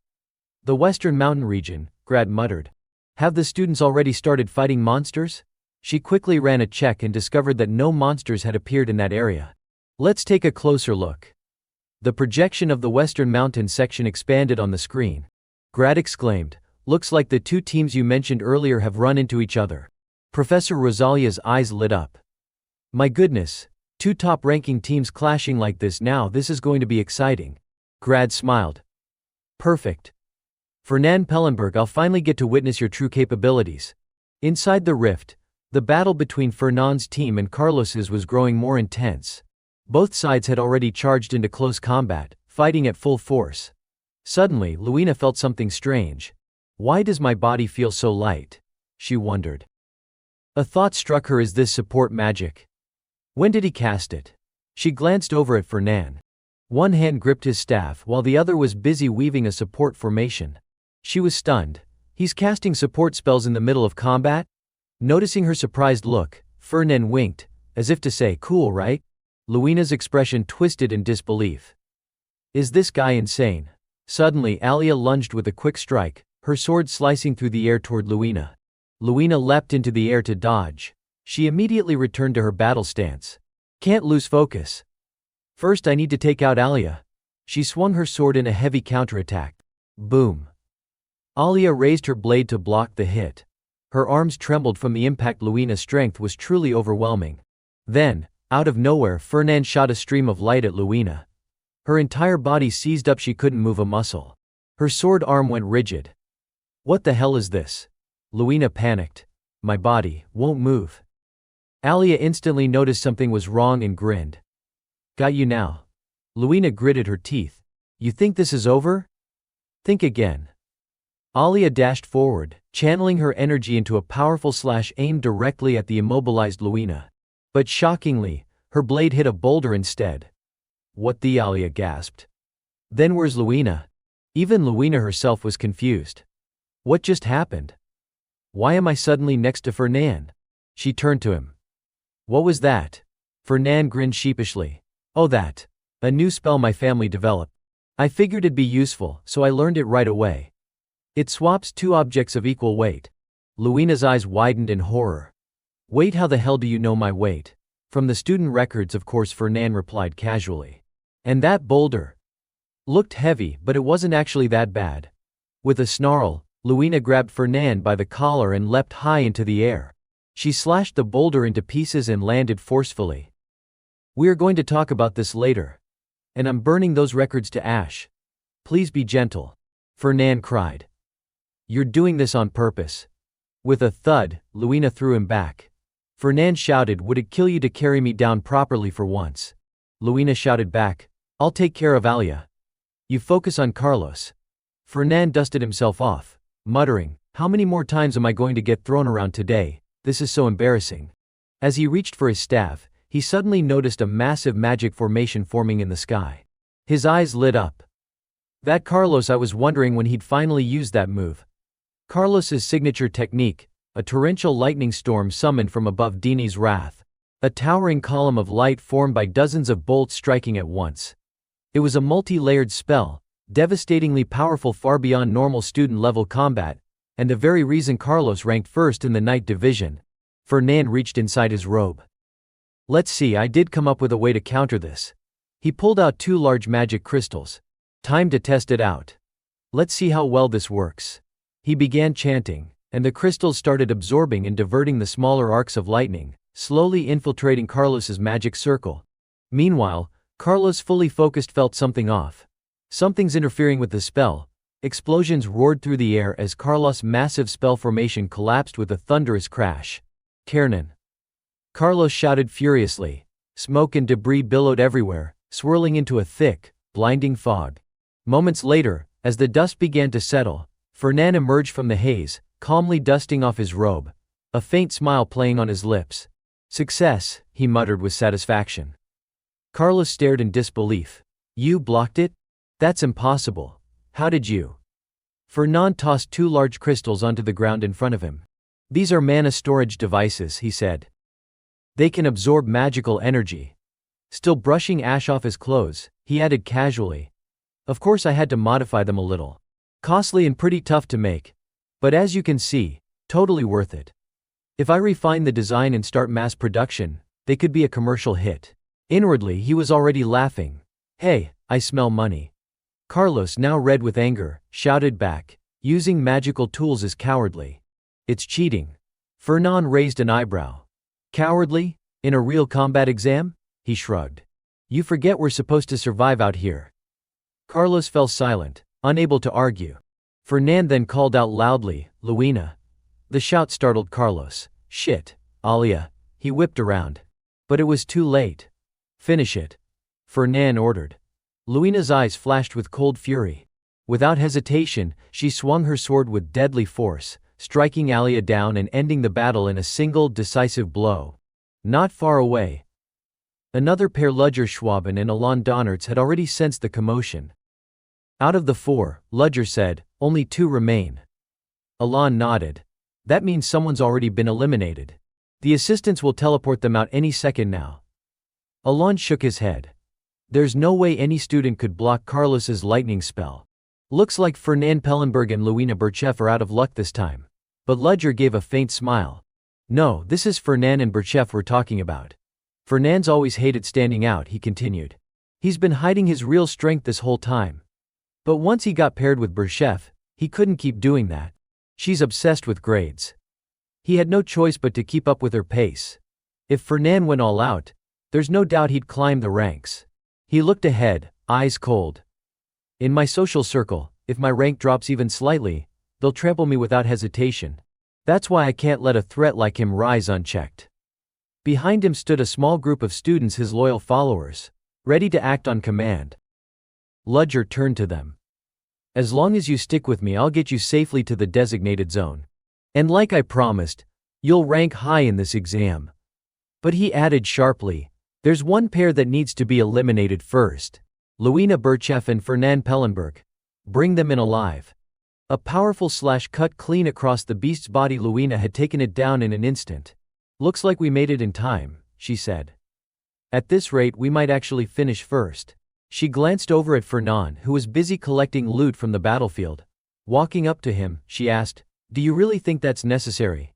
Fernan replied without looking up, giant demon blood is one of the main ingredients for crafting recovery potions. I know that, she said. But compared to your wealth, that stuff is basically pocket change. He nodded. Even if it's just pocket change, it's still money. If I can grab it, I will. She sighed. That's why everyone says you're greedy. Fernan remained unfazed. Thanks to that greed I was able to recruit you. So I'd say it worked out pretty well. Luina rolled her eyes and changed the subject. If you're done, let's keep moving. Fernan asked, how many teams have we taken down so far? She lit up. 7 or 8, no, 8. I'm counting on a huge bonus. He shook his head. You're completely obsessed with points. Better than being obsessed with money, she fired back. Besides, I've got a damn good reason to become the top student. Suddenly, Fernan looked up toward the sky. Yeah, I'm sensing a lot of them. At least 20, and that's a low estimate. And it feels like all of them are heading our way. Before the words even left his mouth, a group of opponents dropped down from above, launching a full-scale ambush. Fernan instantly cast a spell to counter, but they quickly separated the two of them. A group swarmed Fernan, while Alon charged straight at Luina, blade in hand. She was momentarily surprised to recognize him, Alon Donertz. She immediately raised her sword to block his strike. The clash of power sent a shockwave through the air, forcing both of them to stumble back a few steps. Without missing a beat, they dove into a fierce battle. Luina fought without holding back, while Alon was clearly aiming to capture her alive.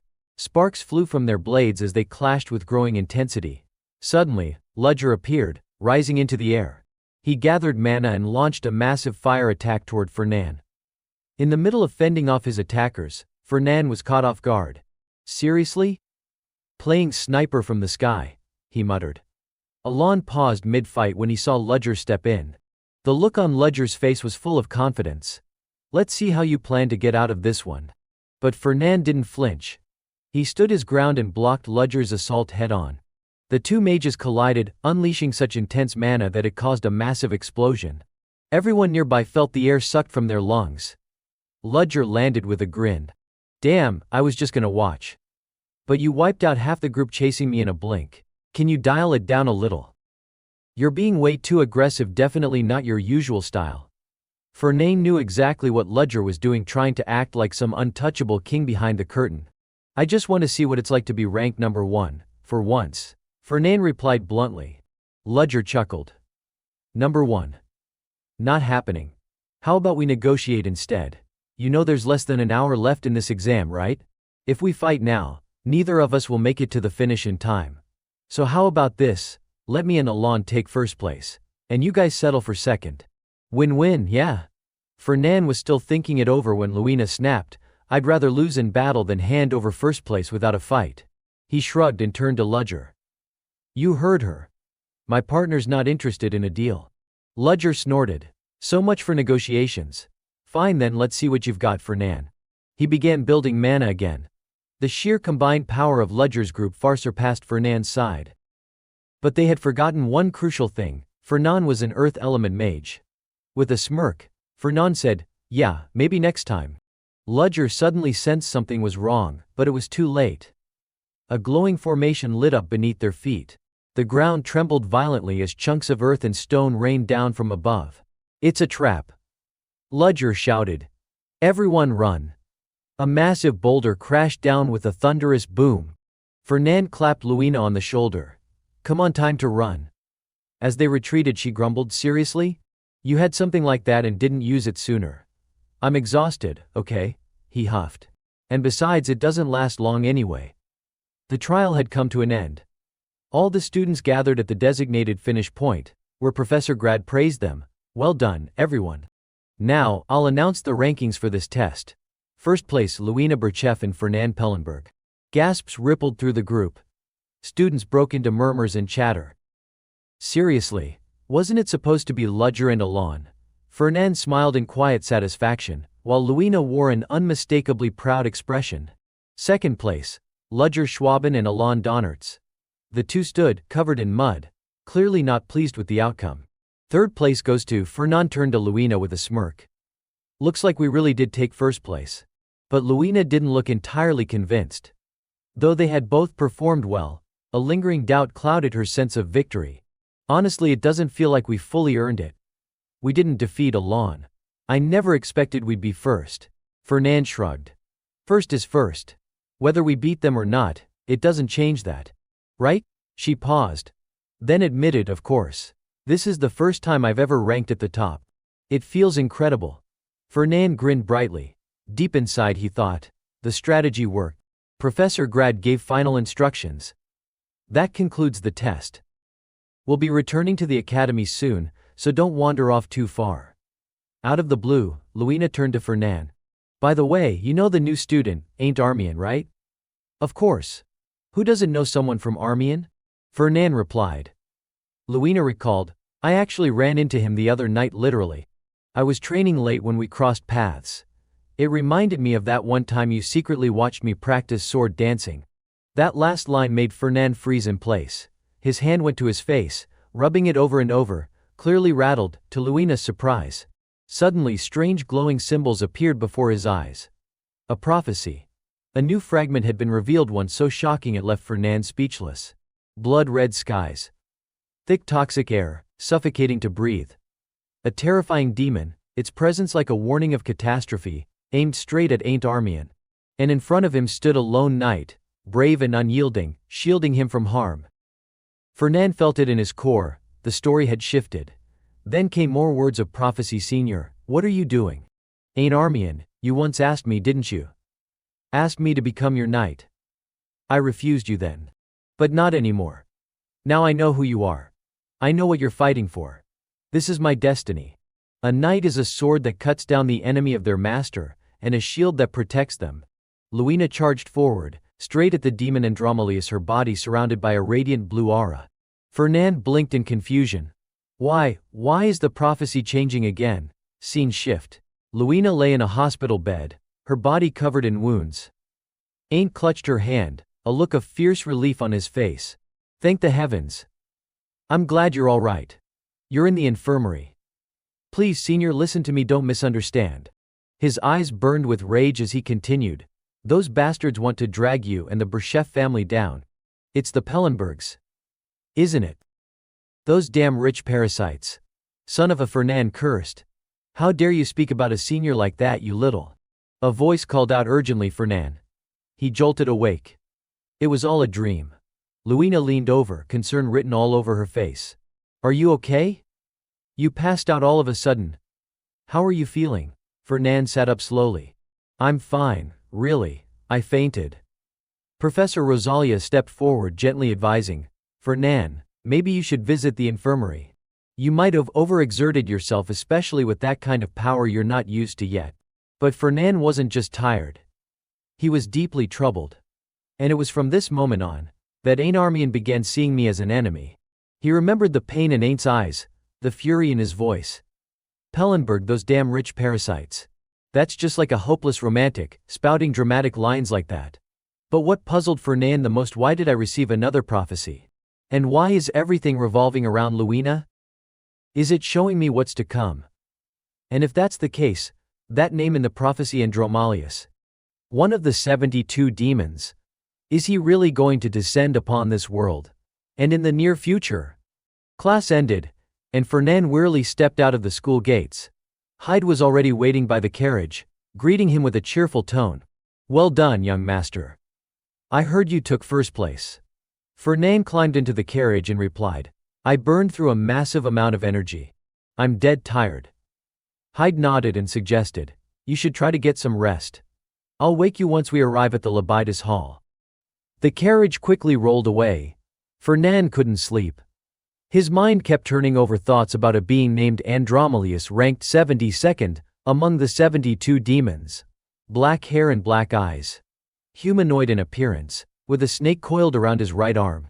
Even after scouring every book he could find, that was all the information available. Well, it had been over 1,000 years since the Demon Wars, so the lack of details made sense. In this age, demons were regarded as mere folklore. They had been completely wiped out by the first emperor, and since then, none had ever reappeared in this world. Still, Fernan wasn't too worried Ain't would be able to handle it. But there was a bigger concern. Luina would be severely injured in the battle against Andromalius. He wondered whether he should warn her. But even if he did, would she believe him? He had tried mentioning it once before. That day after class, Luina had asked, Fernan, are you really okay? He replied, I'm fine. But more importantly, Luina, do you believe demons actually exist? She gave him a surprised look and asked why he was suddenly bringing up demons. Fernan's tone turned serious. Just answer me. Do you believe in them? She replied, Of course I do. This empire was founded after defeating the demons after all. Fernan pressed further. Then what if I told you that demons still exist on this land? Luina didn't respond immediately. Instead, she asked, Fernan, did you hit your head during training? He turned and walked away, thinking bitterly, forget it. She thinks I'm crazy. Suddenly a thought struck him. If I could find solid evidence of a demon's existence, maybe I could convince everyone.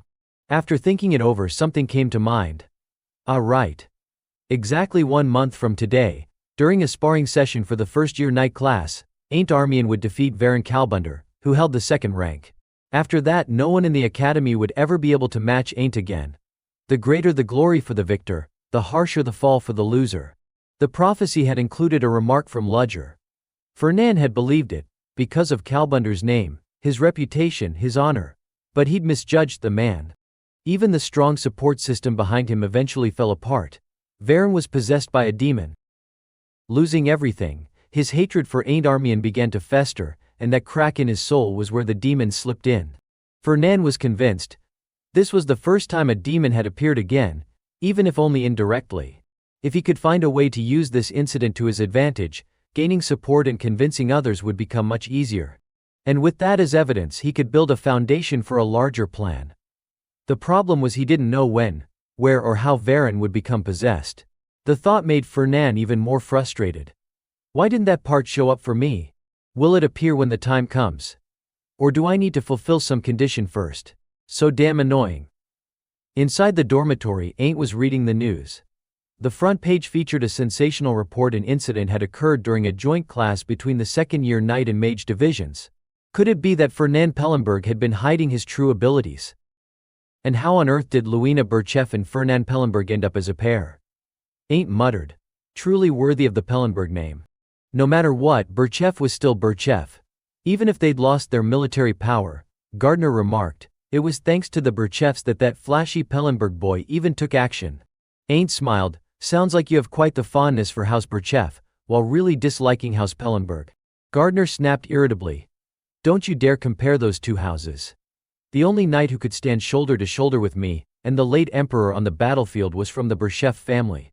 He added gloomily, but nowadays, people are all about House Pellenberg. Times have changed, old man. Gardner replied. That's exactly why it's the age of wanting magic. If it weren't for their war treasury during the Millennium War, I'd have never gotten involved with those nouveau rich nobles in the first place. Then a sudden idea struck him. Ah. That's it, Ain't. Go ask that kid for some money. Your gear looks like it's falling apart. Ain't blinked, confused. What? That's so random. Gardner continued. That Ferdinand kid, hasn't he been treating you unusually well? Ain't corrected him, it's Fernan. Gardner waved it off. Whatever. Pellenberg definitely wants to establish ties with House Armian. They never say outright what they want. They build trust, lull you into letting your guard down, and then slowly reel you in. Ain't hesitated. So you're saying Fernan approached me with some ulterior motive? But my family's fallen from grace. What could he possibly want from me? Gardner shouted, why are you so damn insecure? And besides, it doesn't matter what his intentions are, what matters is that we can take advantage of them. Ain't replied quietly, I just don't think Fernan is being nice to me because he wants something. Gardner froze. What did you just say? Ain't recalled, a note of nostalgia in his voice. When we first met, he was the one who gave me medicine when I was wounded by a monster. The look in his eyes, there was no calculation, no manipulation. He was genuinely concerned for me. Ain't added, asking someone like that for money, there's no honor in it. Trust isn't something you can buy. Gardner trembled with frustration. You really are a difficult kid. Even the late emperor used to say that having a wealthy backer gave peace of mind. Don't tell me you're siding with that boy just because he treated you to one meal. He shouted as he pounced, smacking Ain't repeatedly until Ain't had to block him with the newspaper. Gardner warned. People from House Pellenberg don't do things just out of kindness. Enough arguing. Go see him. I'm telling you, he'll give you money like he's been waiting for you to ask. So Ain't put on his coat and made his way to Fernand's dorm. But he was stopped at the gate. Somewhat embarrassed, he asked, can't I see him now? Hyde explained politely. Young Master Fernand is extremely busy, managing the family's merchant guild while attending school. Without an appointment, it's hard to fit anything into his schedule. Ain't replied, I see, in that case, please just let him know that the one asking to see him isn't a guest, it's Ain't Armian himself. A little while later, Hyde returned with a message. I informed him that someone from House Armian is here, but he said he's busy at the moment and kindly asked that you come another time. Ain't paused, looking confused. I see, I understand. He quickly left. Back with Gardner, he said. You told me he'd give me money like he was just waiting for me to show up. But he's busy, and I disturbed him. Gardner's expression darkened. No, something's off. That reaction, that's not like Fernand Pellenberg at all. Fernand stood on the upper floor, looking down. Interesting, he murmured. I thought the bait this time wasn't tempting enough, but he actually came on his own. Just then, Hyde entered the room. As you instructed, I sent An Armian away, he reported. Fernand replied calmly, good work. Hyde, however, seemed puzzled. But you've been watching An Armian so closely, why let him go so easily, even after confirming his class? Fernand explained. It was strange how quickly he came to find me. Many people come to House Pellenberg with the same purpose. But Ain't, he's different. He doesn't seem like someone who would easily ask others for help. That's exactly what makes this even more curious.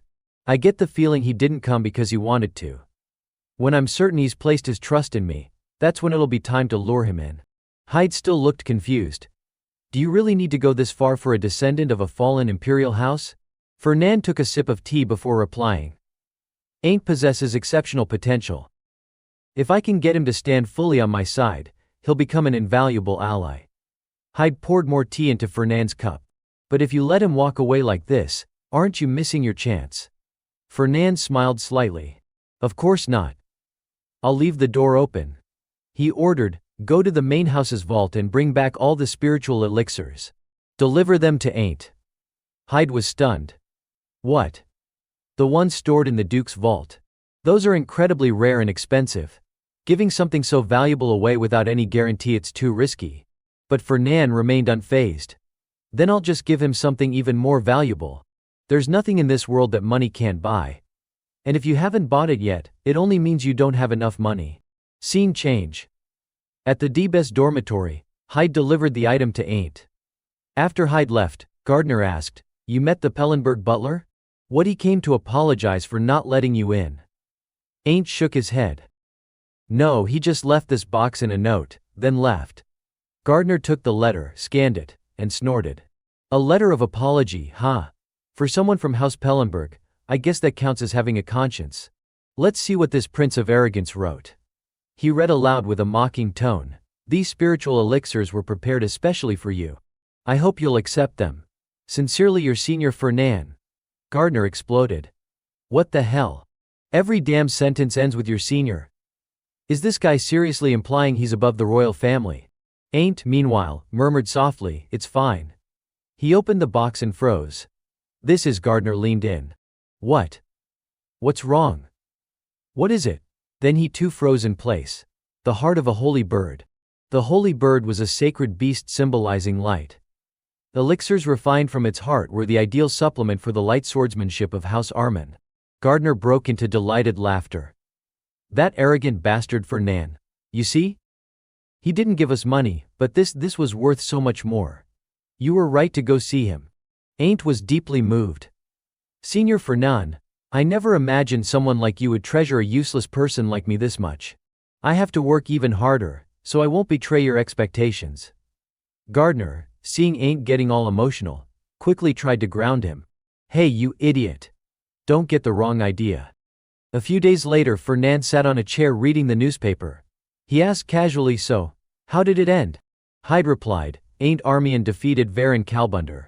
Kalbunder's swordsmanship was slightly superior, but Armian's brute strength was overwhelming. Fernan responded indifferently. Oh, is that so? But inwardly he was puzzled. The prophecy said it would be a narrow victory. Could that brat Ain't have used the elixir already? Hyde speculated, could it be the elixir you gave him, sir? Fernan whistled nonchalantly. Might have helped a little. Hyde pressed further, so you're saying Armian could have won even without the elixir? Fernan flipped to the next page of the paper and gave a vague reply. Who could say for sure? Deep down though, he was thinking just as the prophecy said. Ain't defeated Varin. And it won't be long before Varin becomes possessed. This is the perfect opportunity to find concrete proof that demons still exist. He gave Hyde a new order for now, keep tracking Varin Kalbunder. Hyde was surprised. Varin Kalbunder? Not Armian? Fernan confirmed. That's right. Follow where Varin goes. I want to figure out how the demon approaches him. Who he talks to. What they discuss. Hyde looked confused. Kalbunder, not Armian? Fernan muttered to himself. A demon that has vanished for over 1,000 years. How has it returned to this world? I need to know everything. From that point on, detailed reports about Varin's every move were sent in. He got up at night to use the bathroom. He got his hair done at Platina Salon. He changed his sword at a local shop, then ran straight to the bathroom clutching his stomach. He trained at the training grounds, then ran to the bathroom again. Meanwhile, Fernan was sitting in the middle of his midterm exam for Introduction to Spatial Magic. Written in large letters on the board, textbooks allowed. Anti-cheating spells in effect. While the other students were scratching their heads in frustration, Fernan finished quickly and calmly. 2 weeks have passed since I started tracking Varin, but nothing's happened. This is not good. That night, Fernan sat on his bed reading the latest report. There should have been a major event by now. So why is this guy just spending all his time in the bathroom? Is Hyde slacking off? Or was the part of the prophecy about Varin's possession wrong? He picked up a pen and scribbled some notes. Varin, toilet addict, irritable bowel syndrome, stress, cause Ain't? He pondered.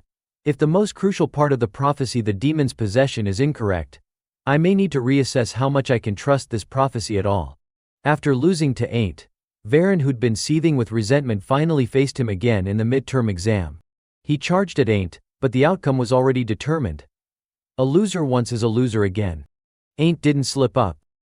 On top of that, he had Gardner Alphenfarson, the most talented professor, by his side. Ain't left Varin, who had collapsed in defeat, without looking back, unaware that something dark was already creeping in. Demonic energy began seeping into Varin's body and mind, slowly devouring him from the inside. Suddenly, a spark shot through Fernan's mind. He jolted awake, sitting up abruptly. He looked around and muttered, "What the? It's morning already. Did I fall asleep?" Holding his forehead, he sighed. Now I'm dreaming about prophecies too. He got out of bed, still deep in thought. At least I now know exactly when Varin gets possessed. It's right after he loses to Ain't again in the midterms.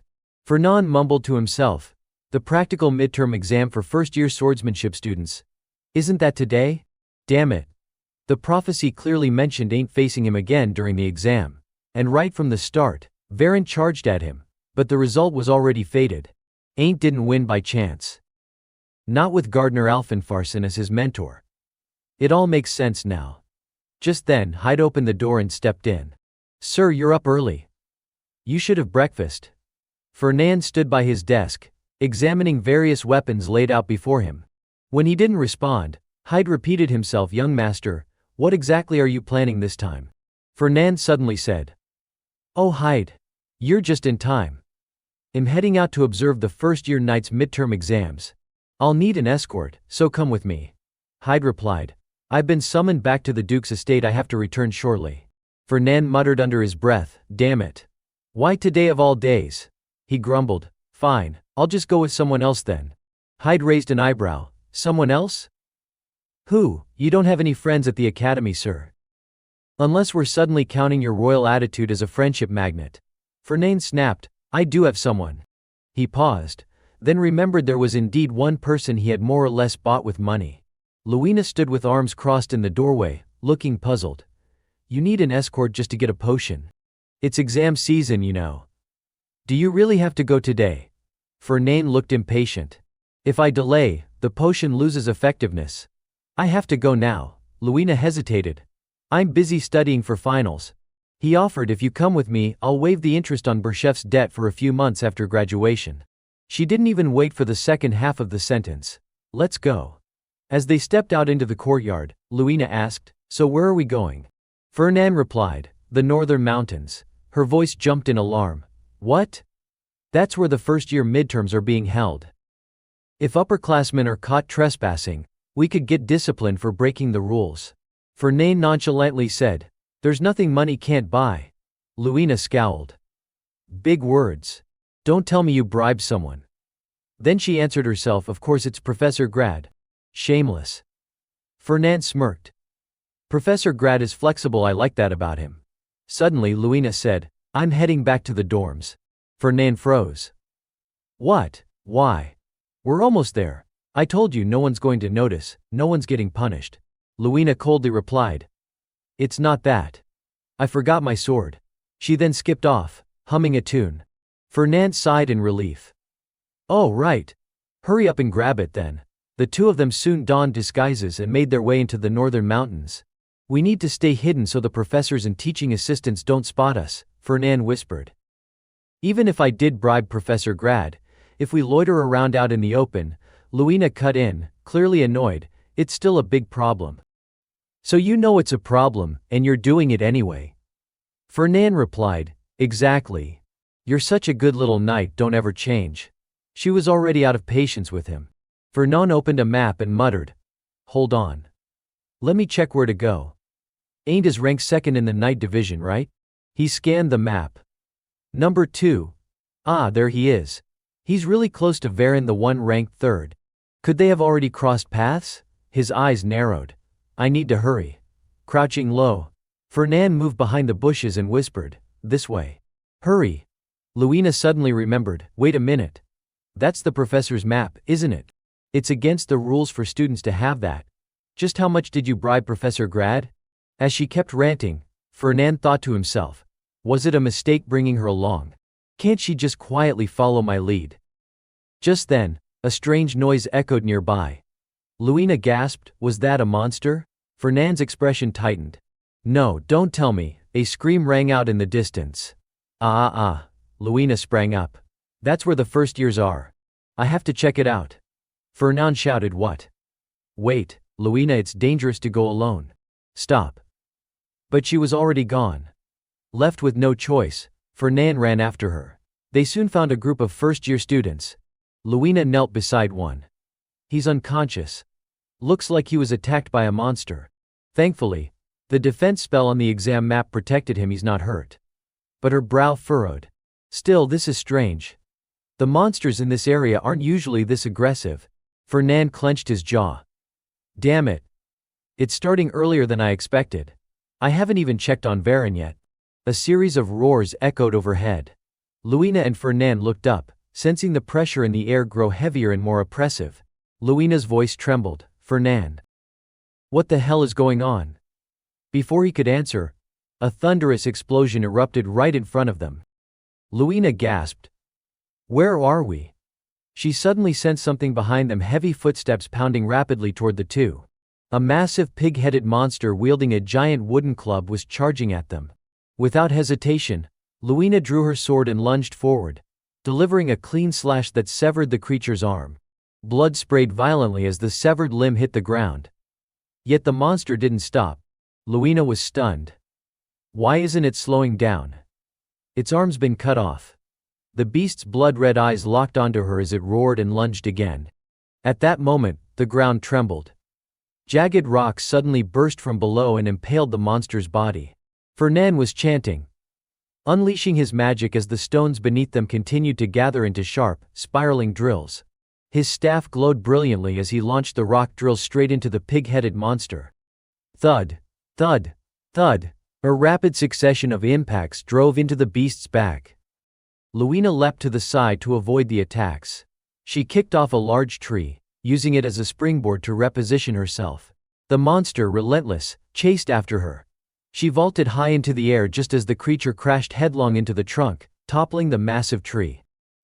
Landing beside Fernan, Luina asked breathlessly, "What the hell was that thing?" Fernan replied, "That's a berserk. It doesn't feel pain anymore." He added grimly, "Berserks are on a completely different level from normal monsters. They exist solely to kill any living thing they see. The only way to stop them is to cut off their heads." Luina frowned. "But why did it go crazy all of a sudden?" Fernan remembered the prophecy, the one that spoke of monsters going berserk across the continent because of a demon. While the professors and assistants were busy responding to a sudden outbreak, Varen had used the demonic power he'd obtained to launch an assault on Ain't. Pushed to his limits, Ain't had awakened. Just like in the plays, whenever the protagonist reached a crisis, chaos would erupt from all sides. And now, things were unfolding exactly the same way. Thinking of this, Fernan couldn't help but smile. Seeing the expression on his face, Luina snapped, "I asked why the monster went insane. What the hell are you smiling at? You think this is funny?" Raising his staff again, Fernan began preparing a spell and calmly said, "Luina. Right now let's deal with that stubborn bastard first." She thought to herself, he definitely knows something. Meanwhile, in another location, a floating map slowly dissolved in mid-air. Varen knelt on the ground, breathing heavily. "Again, it's you again, Ain't Armian." Ain't stood in front of him, his grip firm on the hilt of his sword. Without a word he turned to leave. But Varen called out, "You think this is over?" "It's not." Ain't answered firmly, "It is over. The match is decided. You lost, Varen. You've been defeated." Those words hit Varen like a hammer to the chest. "I have to win. I have to win." He remembered Ludger's face as he said, "Sorry if my expectations were a bit too high." "No, don't apologize." Varen was devastated. "I've let down the prince's expectations. I have to win. I must." He envisioned the scornful expression of the Kalbunder family head. "Pathetic. Your younger brother surpasses you in every way." Varen gritted his teeth. "I've disappointed my entire family. If I lose here, I might lose my right to be heir." One thought filled his mind, "I must win. I must win." His fists clenched tightly, veins bulging and trembling. He roared, charging forward with every ounce of strength he had left. "Stop right there, Ain't Armian." Ain't turned and met him with a calm, confident gaze. Varen's killing intent had faded into nothingness. With a swift and merciless flurry of sword strikes, Ain't unleashed a flurry of slashes that cut through the air like streaks of lightning. Varen collapsed, unmoving. Gardner barked angrily. "Why is it that every time he sees you, that idiot charges in like he wants to die? He's weak and beaten, yet refuses to accept it. What a disgrace to knighthood, just kill him already." Ain't replied coldly, "I can't." Gardner growled, "If you let him live, he'll only drag a knight's honor through the mud." Ain't calmly responded, "This wasn't a real battle. It's just an exam. Try saying something that actually makes sense. If I leave him here, an assistant will be along soon to take him away." Back in the battle against the berserk monster, Fernan and Luina managed to take it down without much trouble. He didn't find it particularly strong. Luina stood silently for a moment before suggesting, "Fernan, I think we should abandon the whole spirit herb mission. Let's leave this to the professors and their assistants, and get out of here." But Fernan replied coolly, "No. I can't give up. I'm going to push through the monster horde and head west." Luina's eyes widened. "Are you out of your mind?" she shouted. As Fernan adjusted his cloak, he replied without missing a beat, "Out of my mind? You just helped take down a berserk monster yourself, didn't you? You should realize by now they're tough, sure, but not invincible." Luina narrowed her eyes and asked sharply, "Did you predict this would happen? Is that why you said you needed an escort?" Fernan flinched slightly but quickly put on a stern front. Of course not. How could I possibly have known? Still clearly uneasy, Luina muttered. It doesn't matter. Something about this whole situation feels wrong. Is that spirit herb really more important than your life? What she didn't expect was Fernand's immediate and unwavering reply. Of course it is. The spirit herb is more important than a life. And with that, he darted off at full speed. Fernand. Hey, you lunatic. Luina yelled after him, furious. But despite her anger, she couldn't bring herself to let him go alone. She quickly chased after him. Eventually, the two reached a sparse area of the forest. Luina looked around and asked, "Is this the place where the spirit herb's supposed to be?" Fernand nodded. Yeah, he scanned the area with a frown. Damn it, looks like the fight with Ain't is already over. I got here too late. Just then, Luina noticed someone lying motionless on the ground. Fernand, someone's passed out over there, she called out. Wait, Luina, don't go near him. Fernand warned urgently. But she didn't listen. She stepped forward and turned the young man over. The moment she saw his face, Luina's expression shifted to surprise. Huh, Varen Kalbunder. I remember him being pretty capable. Who the hell did this to him? She checked his pulse. Looks like he lost consciousness during battle. We should help him up. Come here and give me a hand. But Fernand shook his head. I said no. Stay away from him. Luina stared at him in disbelief. Stay away. What, you want to just leave him lying here? What if a berserk monster shows up? We should at least drag him somewhere safe. At that very moment, Varen slowly began to rise. Luina instinctively stepped back a few paces, sensing something terribly wrong. Her expression turned pale. What is this aura? Varen's eyes were hollow, lifeless. A strange, eerie energy pulsed from his pupils, something dark and unnatural. I've never felt anything like this before, Luina whispered, horrified. Varen Kalbunder, no. Is that really even Kalbunder anymore? Fernand answered grimly, that's demonic energy. Luina gasped, what? You mean the kind of dark energy that demons give off? That's right, Fernand said. Varen Kalbunder, that bastard has been possessed by a demon. Both of them stood frozen, staring at Varen. He was no longer human. A low rumble echoed through the trees. Something didn't feel right. Fernand narrowed his eyes and muttered to himself, something's off. According to the prophecy, Varen, once possessed, was supposed to launch an attack on Ain't the moment he woke up. But something had clearly changed. His target had shifted. Suddenly Luina turned to him, alarmed. Are you saying a demon took over Kalbunder's body and returned to this world? How do you even know that? Fernand didn't respond. His face was etched with worry as he stared at the possessed Varen. Just look into his eyes, he said finally, voice low. He's completely lost his mind. We need to restrain him now, Luina urged, her tone sharp with urgency. Fernand placed a firm hand on her shoulder. Luina, give me 10 minutes. What are you planning? She asked, spinning around, but Fernand was gone. Right then, Varen lunged at her. You maniac. Luina shouted, hastily blocking the attack. Kalbunder. It's me, Burchef. But Varen no longer recognized friend from foe. Consumed by rage and demonic energy, his blows landed heavier and faster than before. Luina gritted her teeth as she defended herself. He's too strong. If this keeps up, I'll be overwhelmed. Summoning a surge of mana, she launched him back with brute force. Varen crashed to the ground, but she didn't let up. Charging forward, she struck again. Varen Kalbunder. Snap out of it. Though writhing in pain, he was still under the demon's control. He growled and sprang to his feet, swinging his blade in retaliation. Luina leapt into the air to avoid the blow. Varen seized the opening to begin healing himself. Luina clenched her fists, drawing deeply on her reserves. Her spiritual energy surged, but so did Varen's dark aura. The black mist pouring from his body grew denser, more suffocating. He launched himself at her again. And they clashed violently, their auras slamming together with such force that the forest shook around them. But Luina was faltering. She took a step back, panting.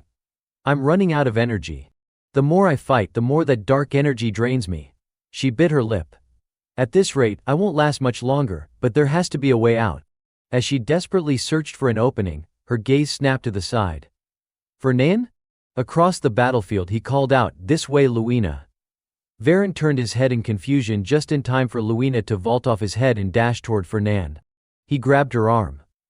Come on, this way. What the hell are you doing? She yelled. Now you show up. Why are we running? Why? Fernan answered calmly. Because that thing is a demon. Even as Varen chased them, Luina couldn't believe her ears. So you're just running to save yourself? And you still call yourself human? I'm not running away, Fernan snapped. I was setting a trap. You think someone like Kalbunder can just be taken down by brute force? And as if on cue, Varen stepped right into the snare Fernan had laid. A deafening roar rang out. The ground erupted as Varen was sucked into a glowing magical array in the sky. Blazing golden light slammed into him and pinned him flat to the ground. That was too much. Luina cried. What if he dies in there? He won't, Fernan said grimly. Look, sure enough, Varen roared and surged back to his feet, his power now even more terrifying. Luina suddenly said, Fernan. After fighting him, I realized, but Fernan interrupted her. Serious. I didn't want to use this. But we're out of options. From his cloak he pulled a crimson stone. As he muttered the incantation, a red flame erupted and swirled violently around Varen. The magic circle underfoot lit up again, brighter, fiercer. The ground trembled with each surge of power. Then, without warning, a colossal burst of fire exploded directly into Varen. Boom. Boom, boom. The earth shook with the impact. The flames consumed the black aura around Varen, burning it away. When the smoke cleared, he lay motionless, sprawled across the scorched earth. Fernan wiped the sweat from his forehead and let out a relieved sigh. It worked. The plan actually worked. That was way too close. Luina, still catching her breath, looked puzzled. The plan worked. Wait a minute. All that stuff you just used, those were insanely expensive artifacts, weren't they? Don't you think that was a little wasteful? Fernan replied. It was wasteful, yeah, but we didn't exactly have a choice, did we? Luina muttered under her breath. If we had coordinated properly, we could have taken him down without burning through those luxury items. Fernan gave her a serious look. What are you even saying? The guy's possessed by a demon. Didn't you see his scorched skin, the glowing red eyes, and that terrifying aura of demonic energy? Luina wasn't convinced. Yeah, on the outside he definitely looked like some apocalyptic monster, but deep down, he's still Varen Kalbunder. Fernan froze for a moment. Deep down, he's still Varen Kalbunder. That idea hit him like a bolt of lightning. He thought back. Ain't Armian went through hell just to awaken. Even though Ain't was hailed as the hero of salvation, at this point he was still just a first-year student. He hadn't even fully unlocked his powers. And when you really look at their current abilities, Luina, a second year like you, is obviously stronger than Ain't right now. A wave of frustration swept over Fernan. Did I really make such a stupid mistake? Luina folded her arms. I told you earlier we didn't need to overcomplicate things, but you didn't listen. Inwardly, Fernan cursed himself. I got so caught up in the idea of demon that I forgot the most important thing, damn it. That sacred relic, that scroll, they cost a fortune just to trap him. Luina, noticing his distant look, gently tapped his cheek. Your eyes have gone blank, Fernan. You alright? She held up one finger. How many fingers am I holding? But Fernan couldn't focus on anything. All that echoed in his mind was one thing. How much did all that stuff cost? How much? Suddenly Varen stirred. He groaned as he sat up, clutching his head. His eyes rolled back, vacant and eerie. He lunged at them again. With pure reflex, Fernan reeled back and launched a fierce punch, nailing Varen square in the face. Do you know how much that cost? Varen collapsed with a thud, knocked out cold once more. Still fuming, Fernan growled, What kind of demon is this, so damn exhausting? Luina quickly stepped in and grabbed his arm. Fernan. That's enough. Varen stared intently at the recording orb in front of him, his voice filled with disbelief. That's me. No way. Fernan replied calmly. The recording orb captures everything exactly as it happened. It can't be faked. Panic crept into Varen's voice. I don't remember anything after the match with Ain't Armian. That's exactly why I, out of kindness, am explaining it to you, Fernan said, raising his voice. After you lost to Ain't, you were possessed by a demon and attacked us. Varen snapped. I've never even seen a demon. Why are you all so sure I was possessed? Fernan's tone suddenly dropped. Varen. You've seen the recording now, so I'm sure you understand. You took a bomb blast head on. Your body was pierced by dozens of magic arrows. And then you were engulfed in a pillar of hellfire. Yet here you are alive. That's because demonic energy was protecting your body. Varen was stunned.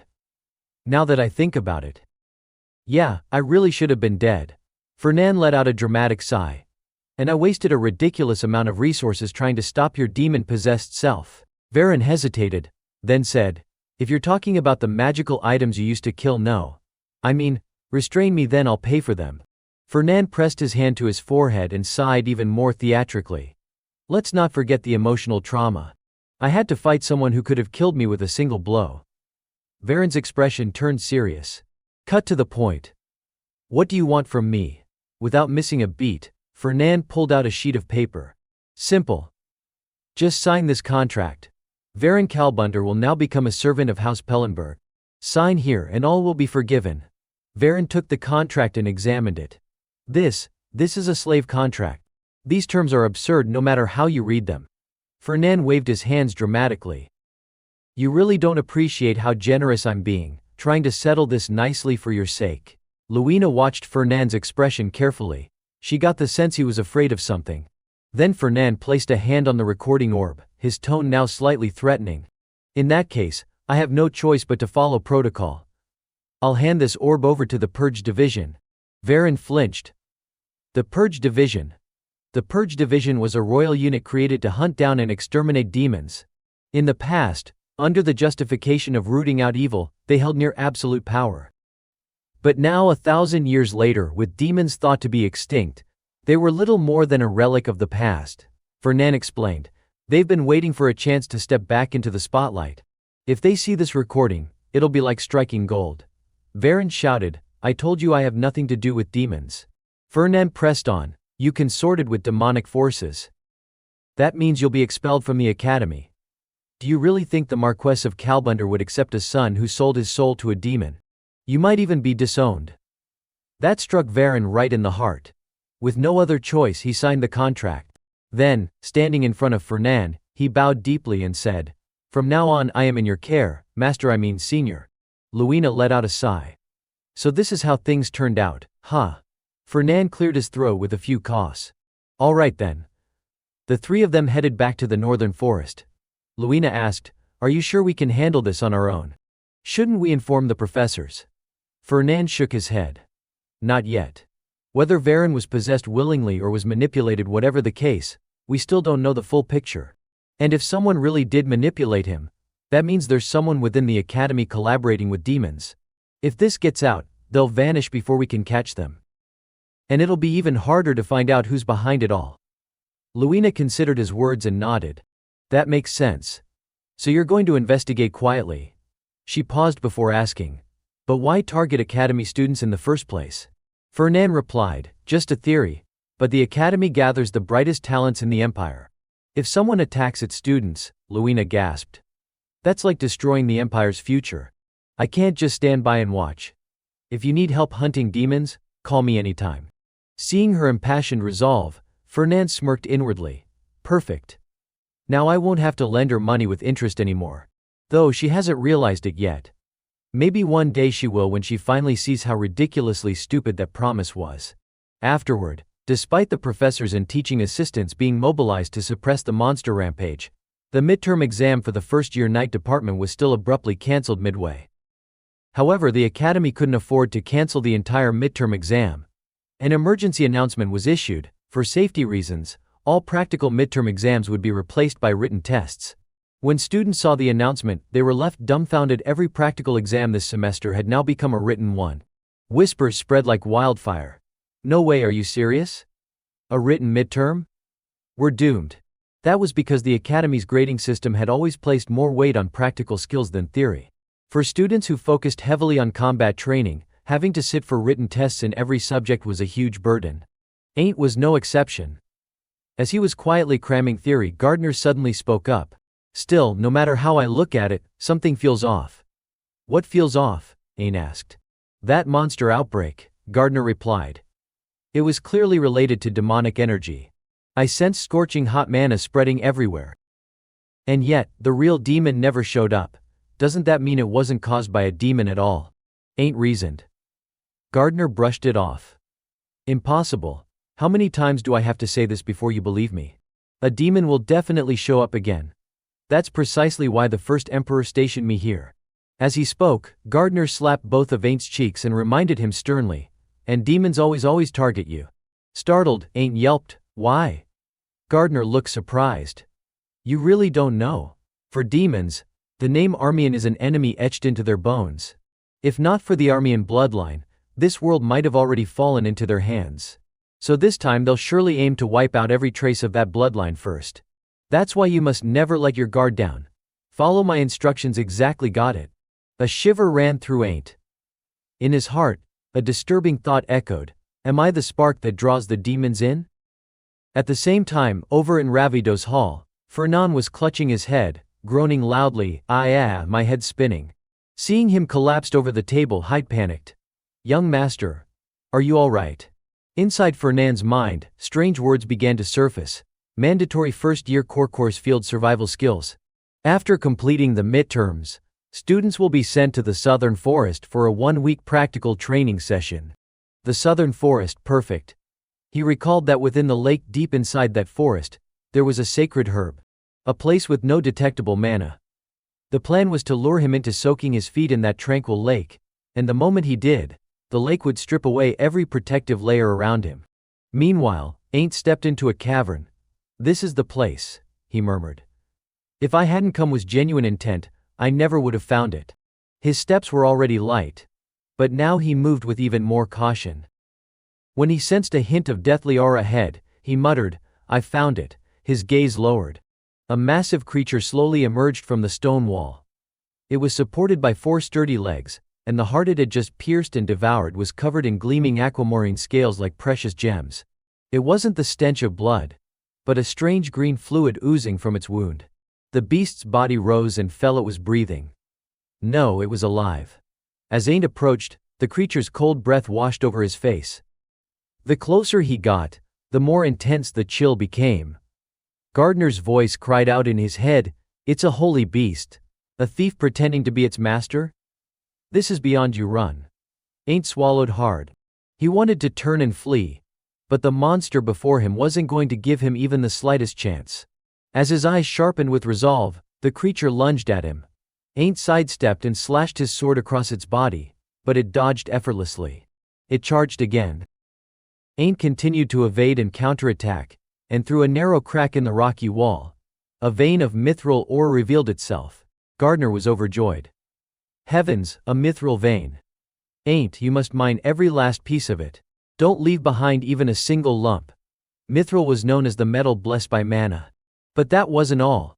This sword was forged from a mithril alloy, Gardner added. That's why my soul could reside within it. Fernand suddenly sat up straight and exclaimed, "What? A metal that can hold a soul?" A thought sparked in his mind, "This is mine." He immediately went to find Luina. The girl looked surprised. "Last time you said it was a medicinal herb. Now it's a spiritual herb?" Fernand admitted, "I lied last time, but this time it's for real." "You say that like it's no big deal," Luina scolded. "The first year outdoor combat training lasts an entire week, doesn't it? That means you'll be skipping a full week of classes." Fernand tried to convince her, "I've already prepared a plan to make up for the classes I'll miss. As long as you agree to do it, I'll take care of everything else." But Luina flatly refused. "I'm not doing it." Fernand sweetened the deal. "I'll wipe out all the interest owed by House Berchef." She brushed him off. "Still not doing it." Luina said sternly, "I may not know about other things, but skipping school just for a single spiritual herb, that's something I absolutely won't accept. I can't believe you're seriously considering ditching an entire week of class just for that." Fernand finally gave up. "Fine, I won't push anymore. I'll go find someone else." Just then the door opened, and a young man walked in cheerfully. "Long time no see, Fernand. May Mana bless you again today." Shortly afterward, the results of the midterm exams were announced. Midterm rankings. First semester, first year night department Ain't ranked 16th. Gardner grumbled with mild dissatisfaction. 16th place. And that spoiled rich kid actually snagged first. Seriously. Luina looked at the newcomer with a curious expression. "And you are?" she asked. "Jace Vines," he replied with a cheerful smile. "Didn't expect you to come alone, Fernand." "Hello, Lady Luina Burchef, may the blessings of Manna be upon you. Luina straightened up, as if something had just clicked in her memory. Ah, right, Jace turned to Fernand. By the way, how have you been lately? I've been doing fine. What about you? How's life at the academy? Fernand replied. Jace chattered brightly, still a first year, so there's a lot I need to learn. Luina, intrigued, asked, Haim, you two seem pretty close. Fernand glanced at her. You look genuinely surprised. Jace nodded in agreement. That's understandable, I guess. But really it's only natural. Luina raised an eyebrow. There's nothing natural about it. Jace Vines, you're the saint of the Dragon God Church, aren't you? The one people sing endless praises about. And yet here you are, associating with a greedy devil like him. Fernand's expression read. Are you insulting me right now? Jace laughed heartily. Haha, you probably wouldn't know this, Lady Luina, since you're not a mage. The Dragon God Church originally worshipped the ancient dragon who granted magic to humanity. But over time we shifted our faith toward mana and magic itself. These days most of our followers are mages, and the church has essentially become a powerful magical organization. To be recognized as a grand mage, one must be acknowledged by our pope, that's how much authority the church holds. Luina held up her hand to stop him. Okay, I know all that. But what does that have to do with you two being so chummy? Jace continued eagerly, let me finish, okay? Since the church is run by mages, it requires a massive financial base to function. That's where Pellenberg comes in, they're our biggest supporter. The countless magical tools crafted by the church, all distributed through the Pellenberg Trade Association. Honestly, all hail Pellenberg. The bond between the Dragon God Church and House Pellenberg is like roots clinging to soil. He grinned and added, as the saying goes, wealth makes you an elder. Fernand gave him a serious look. For the record, I am older than you. Of course. Jace quickly replied, nodding enthusiastically. Watching the way he acted, Luina began to harbor some doubts. Is this guy really a saint? He even mispronounced the word saint a little. Jace put on a pouty face. Ouch, that hurts, you know. Even I have feelings. Luina quickly apologized. Oh no, I'm sorry, Saint. That was rude of me. But Jace suddenly flipped his demeanor back to playful. Kidding. Haha. Luina let out a small cough. Anyway, I think I understand your relationship now.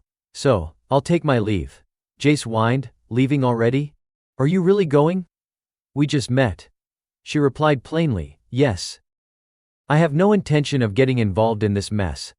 He waved goodbye and said cheerfully, if you change your mind, just come back anytime. Farewell, Lady Luina. May the mana always bless you. As the door closed, Jace turned back inside and grinned at Fernand. So why did you call me here? Fernand didn't like that smug smile one bit. But he still answered.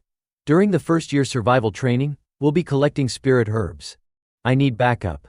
Jace perked up. Spirit herbs, huh? Sounds exciting. Fernand scowled. Don't tell me you're planning to grab them all for yourself. Jace quickly waved his hands. No way, of course not. I'm not dumb enough to ruin my relationship with Pellenberg over a few herbs. But do we really have to collect them during the training? With your skill level, sneaking in and taking them beforehand should be a piece of cake. Fernand frowned. If I could, I would've. But the truth is, I haven't pinpointed the exact location yet. He had thought it through. In theory, the prophecy provided enough clues to find the place somewhere near a lake in the southern forest. There were 7 lakes in that forest, which was also the designated training ground for first-year students. A cave beneath one of those lakes, hidden underwater. I've spent the past few days pouring mana into the bottom of all 7 lakes to try and detect a mana vein. But I haven't found a trace of mithril. Clearly the cave is concealed with magic, normal means won't uncover it. As much of a hassle as it is, I think we'll have to tail Aint to find the exact spot. Jace looked puzzled. But students who aren't participating in the training aren't allowed into that area, right? It'll be crowded. Sneaking in won't be easy. Fernand smirked. That's why I signed up as a teaching assistant for the first year's training. Jace was taken aback. Wait, second years are allowed to do that? I thought the requirements were pretty strict. Not many second years bother with it, Fernand admitted. But I came up with a pretty convincing excuse. Even Professor Rosalia had been skeptical. Now you care about grades. Are you sick or something? She'd said. But Fernand had stayed firm. I'm not lying, he assured her, and had managed to win her over. Pleased with himself, he added, "It doesn't break any rules. I've already gotten approval." Jace nodded in admiration. "You really are a merchant at heart. Not a single flaw in your plan." Fernan asked again, "So you in?" Jace gave him a playful wink and an okay sign. "As long as you promise me a big cut, I'm all in." He even pulled out a slip of paper. "If you can draft up a clear contract with compensation terms, even better." 8 tails and half a gin, Fernan muttered with a smirk. "This kid's detail-oriented, I'll give him that." The day of the first year's survival training arrived. Students were taken to the designated area. Gardner turned to Ain't and said, "All right, let's go over the plan one more time. The herb we're targeting is at Lake Farden to the west. We need to make it look like we stumbled upon it by coincidence. We'll start by wandering around aimlessly." Noticing Ain't staring off into the distance, Gardner asked, "Hey, are you even listening?" Ain't had spotted Fernan among the crowd and exclaimed, "Look. That's Senior Fernan. Looks like he's a teaching assistant too." Gardner scoffed, "That spoiled rich boy. As a TA. Yeah, right. No way he's doing it for free." Ain't guessed, maybe he's doing it for the extra credit points. He raised his hand to wave. "Senior." Just then, Professor Grad shouted, "Training begins in 30 minutes. All teaching assistants, return to your assigned stations." Ain't sighed. "Oh, I didn't even get to say hi to Senior Fernan," Gardner grumbled. "What do you even like about that fancy pants rich kid?" Meanwhile, in a secluded spot, a mannequin lay on the ground. Jace's voice came hurriedly. "All right, I'm all dressed. Now give me a little blood and mana." Fernan bit his finger. As Jace cast his spell, just a few drops of blood touched the mannequin and instantly, it transformed into a perfect copy of Fernan. Jace asked, "Well? Looks pretty spot on, right?" When the dummy sat up on its own, he got excited. "Oh ho, not bad. You think it'll fool them?" He beamed with confidence. "Hey, I used to be top of the class. I've used this spell countless times to sneak out without getting caught by the Pope." Fernan was stunned. "You fooled the Pope with this?" Jace shrugged. "Of course not. The Pope's a legendary archmage. No way I could completely trick him." But it still took him a few hours to notice something was off. Even then, he wasn't entirely sure. Fernan stood up. "That'll be enough then." Inwardly, he thought. He even confused the world's top mage. No wonder people call him a genius. He'll be a powerful asset for Ain't in the future. Pulling up his hood, he mused to himself. But it's strange, the prophecy never mentioned Jace. Why? He's clearly gifted, and he's part of the Dragon God's church too. Meanwhile, Jace patted the mannequin affectionately. "Take care out there, buddy. It's no surprise that the world despises demons. But the Church of the Dragon God takes that hatred to another level. A demon once mocked him, saying magic came from dragons? Ridiculous. Magic is demonic power, born from the devils themselves." That blasphemous statement, spat out by some damn demon, sent the church into a frenzy.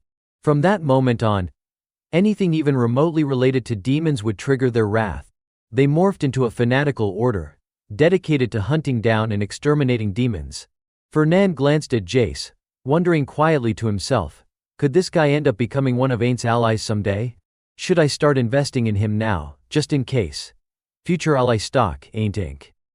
Just then, Jace reminded him, "Oh right, by the way, don't forget to come back within 5 hours, okay?" Fernan smiled and replied, "Got it. I'm counting on you." Jace waved him off cheerfully, "Take care, man." Without wasting another second, Fernan began tailing Ain't. He perched on a thick tree branch, quietly observing as Ain't headed west. The only lake on that side was Lake Farden. Fernan activated the communication system. "It's your turn now. Just follow the plan exactly as I told you." Varen wore a crimson earring that matched his hair, an enchanted communicator Fernan had given him for receiving instructions. Varen stepped forward to block Ain't's path. Ain't blinked in surprise. "Varen Kalbunder." A drop of sweat rolled down Varen's temple. Having lost to Ain't once before, the confrontation stirred an uneasy tension in him. Ain't asked softly, "What's this, Varen? Don't tell me you want to try again. You already know you can't win, don't you?" "Of course I know, you bastard," Varen thought to himself. "But I don't want to keep looking so damn pathetic either." Not long ago, Fernan had summoned him for a mission. "You want me to tail Ain't Army and through this entire field training session?" Varen had exclaimed in disbelief. Why the hell should I do that? Seeing that Varen not only refused but also dared to question him, Fernand narrowed his eyes and threatened, "Looks like you still don't get the situation. Want me to flip your life into hell mode?"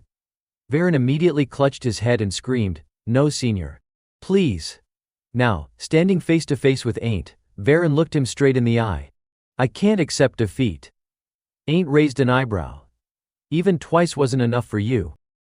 Varen tightened his grip on his sword, his voice unwavering. "Whether it's twice or 100 times, it's the same. Losing to you crushed my honor. I need to fight you again to reclaim it." With that, he gathered his energy. Magic flared wildly around him as he raised his sword into a combat stance. Watching from a distance, Gardner's eyes lit up with excitement. Wow! That unyielding spirit, even after being defeated. At first I didn't think much of him, but now I see it, he's a true knight. Ain't, you have to accept his challenge. Ain't stood and thought for a moment, then gave a slight smile. Varen, I respect that. But this training session forbids duels between participants. Varen yelled, I don't care. I fight for honor. Gardner chimed in enthusiastically, come on, Ain't, forget the rules. A knight lives for honor. On one side, Varen was burning with the fire of revenge. Fight me, damn it. On the other, Gardner kept egging him on. Are you seriously going to trample on a knight's courage? Ain't stood there, silent, feeling a growing headache. Watching the scene unfold, Fernand chuckled to himself. Man, Varen may be a pain, but he's doing a decent job stalling. Keep buying time, buddy. As for me, I've got my own thing to take care of. He dropped down from his perch and headed toward the lake. He scanned the area carefully, no one in sight. The barrier was already in place. Even if I dig up half the forest looking for mithril, no one will hear a thing. Cracking his knuckles, he grinned with anticipation. Alright then, time to give this a shot. I've been dying to try this magic out. Fernand knelt and pressed his palm against the ground, searching for the right spot. I have to find the mithril before Ain't shows up. There's no time to waste, that's why I brought something special. He extended his hand toward the lake and began chanting. Come forth, my servant. A strange object began to rise slowly from beneath the water's surface. It was powered by complex magical engineering. A fusion of countless spell systems dripping with the essence of a merchant's heart, and a staggering pile of money. The massive construct emerged fully, a towering humanoid figure with glowing eyes. Fernand shouted with pure joy, a golem. Hell yes, this is awesome. He grinned even wider. From now on your name is James. Let's go, James. Time to find that mithril. He could barely contain his excitement, laughing like a madman. This was Fernand Pellenberg's very first self-made golem, James. And digging. That was exactly what James was made for. Not far away, Varen was still doing his best to stall for time. He shouted, You're not getting through unless you beat me first. Inside he cursed, that heartless bastard, I've gone this far, and you're seriously just gonna stand there and watch. Ain't held his head in frustration. God, this is such a pain. How long has it been already?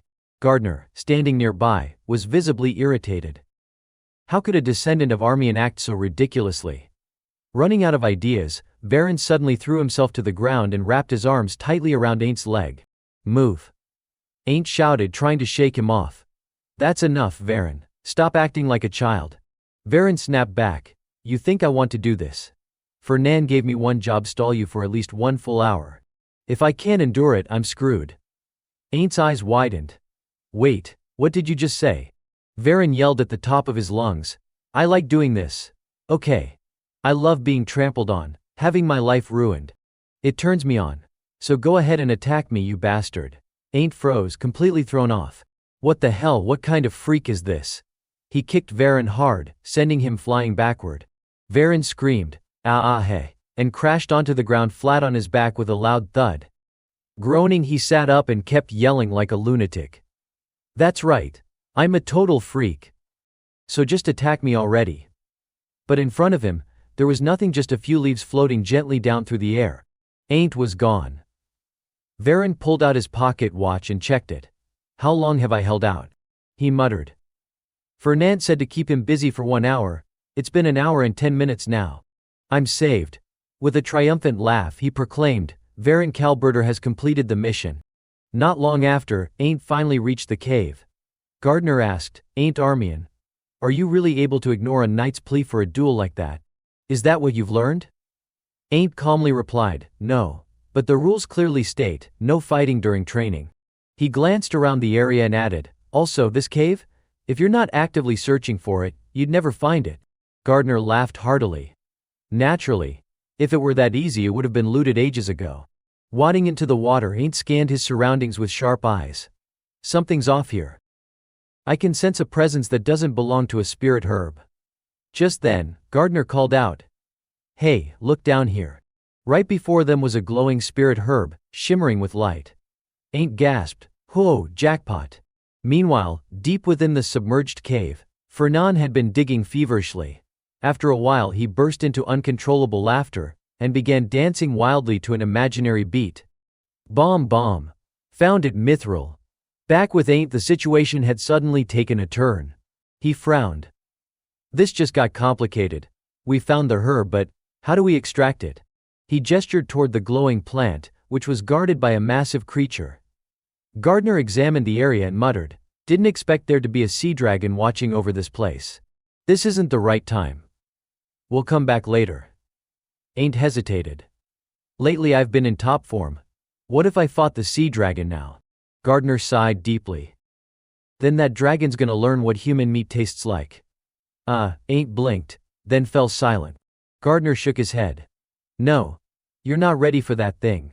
Suddenly the ground began to shake violently beneath their feet. Huge chunks of rock tumbled down from above, crashing hard. One of them struck the slumbering sea dragon. Its eyes snapped open. With an ear-splitting roar, the beast reared up in fury. Gardner panicked. "Shit. It's awake." Ain't looked up. The sea dragon was now looming above them, its blood-red gaze locked onto him.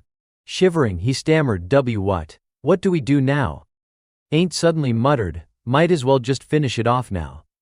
The moment he drew his sword and dropped into a defensive stance, Gardner snapped, "What the hell are you doing drawing your sword? I told you to stop. You're nowhere near ready to take that thing on run." The sea dragon had already taken notice of the unfamiliar intruder. With a deep, menacing growl, it lunged forward.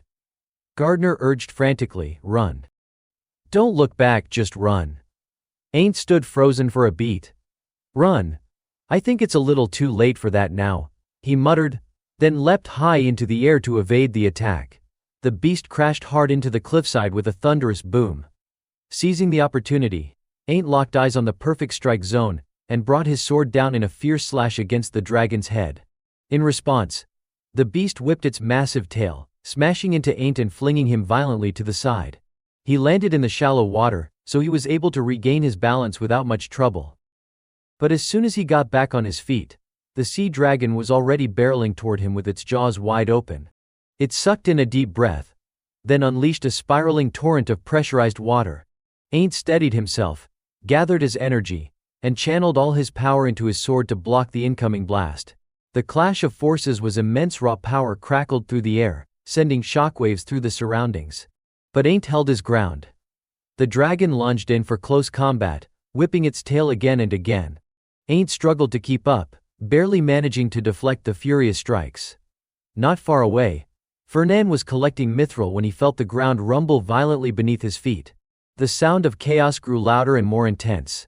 He muttered, "What the hell is with all this noise? Did the sea dragon wake up already? I fed it a whole load of meat soaked in sedatives. It's already awake." He shook his head. "Guess that's what you get with a legendary beast." He sighed, a bit worried. "Hopefully Ain't didn't run into that dragon. I've still got to deal with the whole Viren being possessed by a demon situation.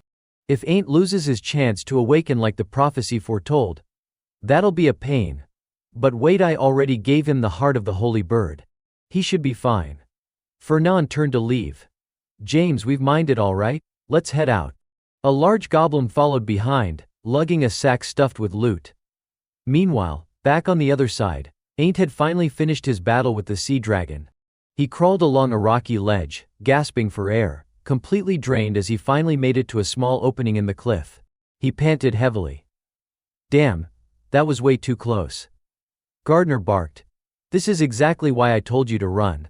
I wanted to run." Ain't shot back, exhausted. But that damn thing came charging at me like it wanted to kill me. Gardner looked annoyed. If the ground hadn't held together during that hit, you'd be dragging food right now, you reckless idiot. Ain't exhaled. Still, I made it out all right. Didn't I? Gardner gave a half nod. Yeah, I guess the heart of the holy bird the kid gave you really did strengthen your aura. They both turned to glance across the cavern. Look, Gardner said. The sacred herb is still intact. That's a relief. Ain't sighed as he looked up. It's way too high. Climbing out of here is gonna take forever. Suddenly, Gardner's expression changed. He sensed something strange from the far side of the cave. Ain't, he said sharply. Get in here. Something doesn't feel right in that direction. Ain't stepped over, scanning the area. I don't feel anything. Gardner pressed, just stop talking and move already. Ain't sighed again, fine. He walked deeper into the cave, looked up at the towering cliff wall, and asked, is this the spot you meant? Where you felt something off? There's definitely something, Gardner said as he scanned the area intently. I'm sure of it. Ain't shrugged, let's just grab the herb and get out of here. But then Gardner's eyes locked on something. Ain't, over there, look at that glow. A strange light shimmered across the cave floor, unmistakable even in the darkness of the cavern. Ain't crouched down for a closer look. You're right, what is this? Dig it up fast, Gardner urged. I'm on it, Ain't replied, brushing aside the debris and heaving a large stone away. What he saw next made his eyes widen. This is Gardner lit up with joy. We found it. Cut to Fernan, who had returned to the meeting point with Jace. The young man greeted him with a grin. So, did you get what you were after? Fernan nodded. I did, and everything's fine on your end, I hope? Jace replied cheerfully. Yep. Just a couple monsters going berserk, nothing major. Fer nodded with approval. Nice work. Without missing a beat, Jace put on a cheeky grin. Suo, about my payment, already expecting it, Fernan said. Our guild will place the order with the church today, same quantity as in the contract. Jace beamed. You got it. Thanks a ton, boss. He turned to leave. Catch you later, Fernan. May the blessings of mana be with you. Fernan sat on a thick tree branch, casually examining a chunk of mithril in his hand. In his mind, he thought, just being able to hold mithril in my hand, this stuff is so rare that most people never even get to see it in person. Now I just need to find the right ore to pair it with. Mithril was known for its incredible ability to absorb and conduct mana, but on its own, it couldn't reach its full potential. It needed to be combined with another metal to truly shine. And of course, that metal couldn't be anything common. The best combination for mithril is adamant, Fernan pondered. The hardest metal known to man. He frowned slightly. But adamant is just as rare as mithril.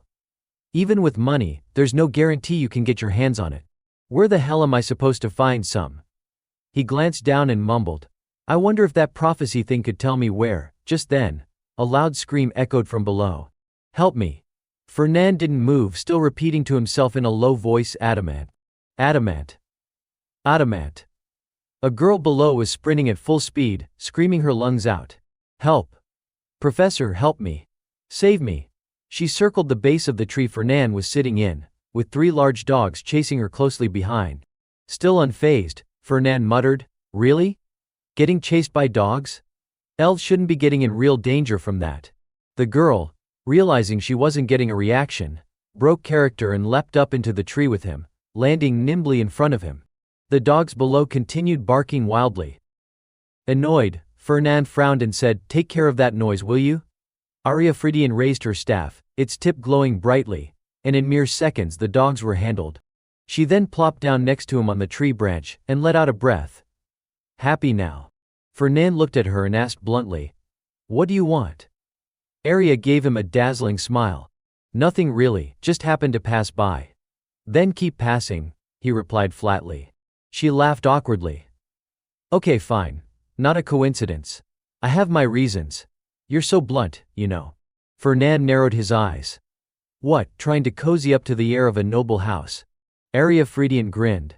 So obvious, huh? You caught me. I've heard the rumors. You're always trying to butter up future heir candidates, he said. Well, since you already found out, how about we just be friends? She suggested, shamelessly. No, Fernan replied without hesitation. Why not? I'm older. Don't be like that. Aren't heir candidates supposed to get along? Fernand stayed firm. Just because we're all heirs doesn't mean we have to be friends. Still trying to charm him, Arya smiled playfully. Friedian only recently became a candidate, after replacing Burchev. So we want to build good relations with the others. Come on please. Fernand raised an eyebrow. Aren't there other heir candidates from our year? Like Ain Armian? Arya smirked and replied cryptically, elves can't just eat meat, you know. Gotta have some greens every now and then. Fernand instantly understood what she meant and chuckled inwardly. She didn't even try to hide it. Arya, Friedian brazen as ever, beamed at him. I want to be friends with all 6 heir candidates. Suddenly, the tree began to shake violently. Both of them flinched as Arya shouted, what now? From below, a male student screamed, someone call the professor. There's a sea dragon in Lake Pardon. Sure enough, an enormous aquatic dragon burst out of the lake's surface, sending a massive wave rippling through the forest. Fernand was utterly stunned. A sea dragon? Arya cried out. A sea dragon? That's odd. Why did it suddenly show up? But as she turned toward Fernand, he had already leapt down below. She called after him, hey. Are you seriously running off? He didn't answer. A wave of dread surged in his chest. Damn it. Something's not right. The prophecy never mentioned anything about a sea dragon emerging from the water and going berserk like this. What about Ain't? Over at the lakeside, chaos had broken out. The sea dragon was on a rampage, attacking students indiscriminately. Professors quickly organized the evacuation. This way. Move. Get out of the way. Someone shouted. All first years fall back. Assistants rushed to shield the freshmen at the front lines. Gardner turned to Ain't and said, that sea dragon is after you because you took the elixir. Leave it to the professors and assistants. We're pulling back. This time Ain't didn't argue and quickly replied, understood. Gardner urged him, run. Be careful, don't draw its attention. But the dragon had already locked onto Ain't in the crowd and lunged toward him. Suddenly, a dark silhouette appeared, stepping in between Ain't and the beast. Fernand, holding his magic staff, activated a defensive formation to block the monster's charge. Muttering incantations under his breath, he unleashed a barrage. Dozens of sharp stone spikes erupted from the ground and launched at the dragon. But it didn't even flinch. Its gaze still brimming with bloodlust, its defense nearly impenetrable. Fernand gritted his teeth. Damn it. Are we really in over our heads? Professor Grad, watching from the rear, seemed satisfied. You're holding the line well, Fernand. Leave the rest to us. With that, he charged in, joined by other professors and assistants for a full assault. After a few fruitless strikes, the sea dragon finally turned and dove back into the lake. It's retreating. After it, someone yelled. Fernand exhaled deeply in relief. Strange, could my interference have slightly altered the prophecy? He wondered. Either way, the chosen one who's meant to save humanity is still alive. That's what matters. He chuckled to himself. And besides, I still haven't gotten my investment back. If he dies, I'm screwed too. He turned to Ain't and asked, you okay? Seeing the boy's tear-filled eyes, Fernand was taken aback. What's with that look? Is he scared?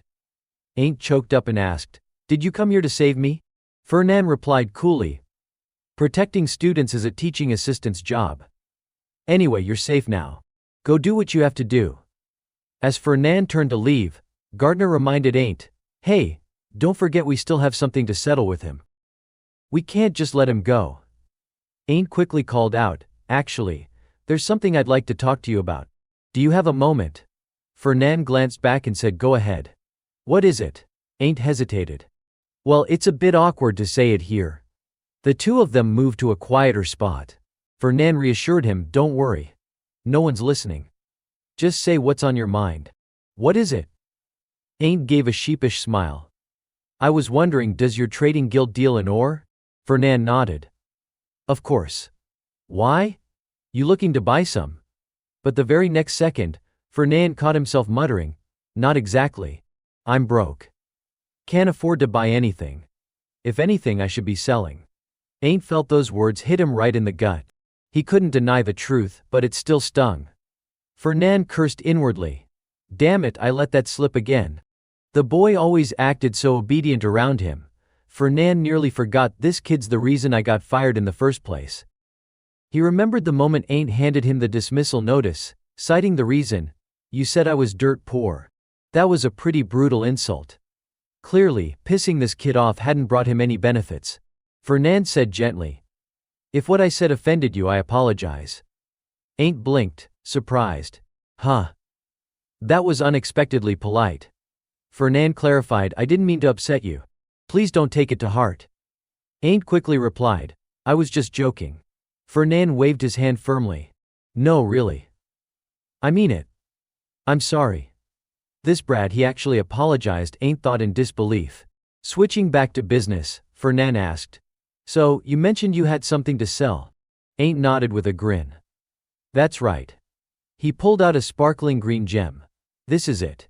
The moment Fernand laid eyes on it, he couldn't hide his shock. "Adamant? I was just racking my brain trying to find some of this stuff, and now it's right in front of me." He smiled in disbelief. "What kind of luck is this?" Then quickly reminded himself, "No, I don't have it yet. Stay calm." Putting on a serious face, Fernand asked, "Adamant? You're selling this to me?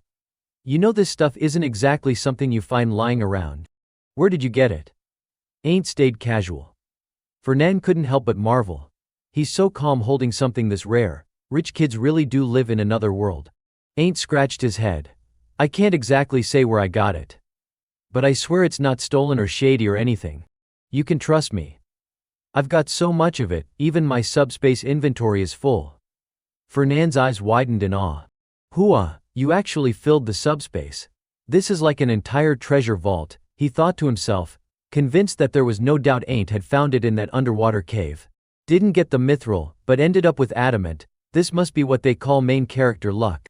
Curious, Fernand wondered what kind of cave could possibly hold both mithril and adamant. Noticing his silence, Ain't quickly spoke up, "If you're really interested, here's my condition." Before agreeing to sell the adamant to Fernand, Gardner had warned Ain't, "Be careful. Blink once around the Pellenbergs, and they'll steal the nose off your face. Even if you're negotiating, don't agree to a damn thing." And even now, Gardner kept nagging, "Are you even listening to me?" Ain't ended up presenting the conditions just as Gardner had instructed, and to his own surprise, they didn't seem half bad. Fernand didn't hesitate. "All right, I'll buy it under those terms." Gardner was stunned. What the hell? Did he actually just accept our conditions? Fernand then asked, "You know you could auction this off for way more. Why are you selling it to me?" Ain't answered honestly, "I just want to get rid of it as fast as possible. It's so rare that if word got out, I'd have a target on my back. Our main isn't strong enough to protect something like this." Fernand shot back, "And you think I am strong enough? What if I kill you and take the adamant for myself?" Ain't froze for a moment, then burst into laughter. "Come on now, you gave me the sacred bird's heart, remember? And you fought a sea dragon to save me. You'd never do something like that." Fernand thought to himself, "Is this guy seriously trusting me? Guess rescuing him earlier really boosted my approval rating with him." Ain't nodded. "Other people might. But you never would. I know you'd never hurt me." Fernand patted his shoulder. "That's right, Ain't. I really do care about you." "I know," Ain't smiled. Fernand continued, "And I am the one who saved your life from that water dragon, right?" "Right." Then Fernand stared him straight in the eyes and added, "So remember this, Ain't. If one day you suddenly feel like turning me into a beggar, think back to today." Ain't broke into a cold sweat. "A beggar?" Fernand leaned in a little, his tone serious. "Never forget I risked my life to save you, understood?" "Yes, of course," Ain't nodded quickly. Those words seemed to put Fernand at ease. He turned to leave, tossing out a final line over his shoulder, "I'll prepare the contract and get back to you." "Okay." Ain't replied, still a bit puzzled by Fernand's hot and cold attitude. Once Fernand was gone, Ain't mumbled to himself, "What was that about making me a beggar?" Gardner growled, "That guy's nuts. Must have gone into shock from seeing all that adamant." Cut 2, Ravita's dormitory building. Hyde's voice echoed through the hallway, "I'm back, young master." He pushed open the door and asked gently, "You've been at the Duke's estate quite a while. Did anything happen while you were gone?" Before he could finish, he froze at the sight before him. "My lord, what is all this?" Fernand sat atop a literal pile of gemstones, lazily swirling a glass of wine, the very picture of indulgent leisure. With a cool expression he said, "Welcome back. First time seeing mithril and adamant in the same room, huh?" Hyde stepped inside in shock. "Wait, where did you even get these insanely rare ores?" Fernand grinned. "Some I dug up myself, some I bought. Been pretty busy lately." Hyde picked up a chunk of adamant and examined it. "Even if you had money, you could barely buy this stuff. If I sold all this, my guild would smash through its annual revenue target." "I'm not selling," Fernand replied casually. Hyde looked stunned. "You're not? Then what are you going to do with it?" Fernand gently swirled the wine in his glass, then answered slowly and deliberately, "I'm going to build a colossal golem. One that can move on its own, and has a will of its own." Fernand, clearly in high spirits, began rambling passionately. "I've always had a question. Knights have loyal steeds. Elves have spirit companions. So why are merchants always portrayed as alone? Why is it that merchants don't have a partner like that?" He threw his arms out, eyes gleaming. "So I've decided to fix that absurdity by creating a sentient giant golem." Hyde listened quietly for a while, a bit confused. "Absurdity? Is that really the word for this?" Fernand explained with confidence. "Golems require advanced magitech knowledge and an obscene amount of funding. Which means, unless you're truly wealthy, don't even dream of making one. But for a merchant, that makes it the perfect asset." In truth, he had more strategic reasons. Having a sentient golem, especially with a war against demonkind looming, would be invaluable. In an era plagued by demonic terror, such a golem would be the ideal guardian. "That's why I have to build something solid, something reliable." Watching his master's fervent expression, Hyde thought, "I still don't get why a merchant would need a golem. But he looks pretty fired up. Might as well stay quiet." Then he asked curiously, "But if it's going to be a sentient giant golem, how big are we talking?" 10 meters, Fernand replied, dead serious. 10 meters, Hyde yelped. "Why that huge?" Fernand straightened up, face solemn. "Because it looks freaking cool." Just then, a sudden jolt of pain hit him. He cursed under his breath, "Damn it, not again." The headaches were back along with another blasted prophecy. His vision spun, his head ready to explode. "Master," Hyde yelled, rushing over and helping Fernand into bed. He shoved a thermometer toward him. "Here, bite this." "I'm fine." "I said I'm not hurt," Fernand grumbled. "Not hurt?" Hyde snapped. "You literally passed out. Do you even know how many times you've screamed in pain?" He shoved the thermometer into Fernand's mouth. "We're checking your temperature whether you like it or not." This time Fernand didn't argue. He sat quietly on the bed, thermometer between his lips, while Hyde checked the time and muttered, "Probably side effects from getting struck by lightning last time." Fernand sat deep in thought. No time to rest. Another prophecy, right on schedule. This time it was about the sea. Army and dies. A contract-bound infiltrator attacks Ain't during a yacht club gathering. The yacht club was a social circle in the academy, exclusive to nobles. Fernand had joined to build connections, attending regularly. He'd even suggested transforming their simple tea parties into extravagant offshore yacht gatherings. Ironically, just as he convinced everyone to set sail, a monster appeared. Panic erupted. A monster. Why is there a monster here? Turn the boat around.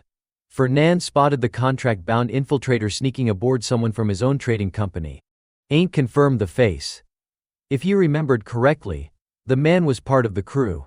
Could Pellenberg be involved in this? If they were aware, they were traitors to humanity. If they weren't, then they were more incompetent than he'd expected. Rumors spread like wildfire. Some people stumbled across treasure. Fernand? He got stuck with the full-blown, stat-maxed villain arc. No wonder Ain't thought he was destined to bring his downfall. As those grim thoughts churned in his head, Hyde pulled out the thermometer.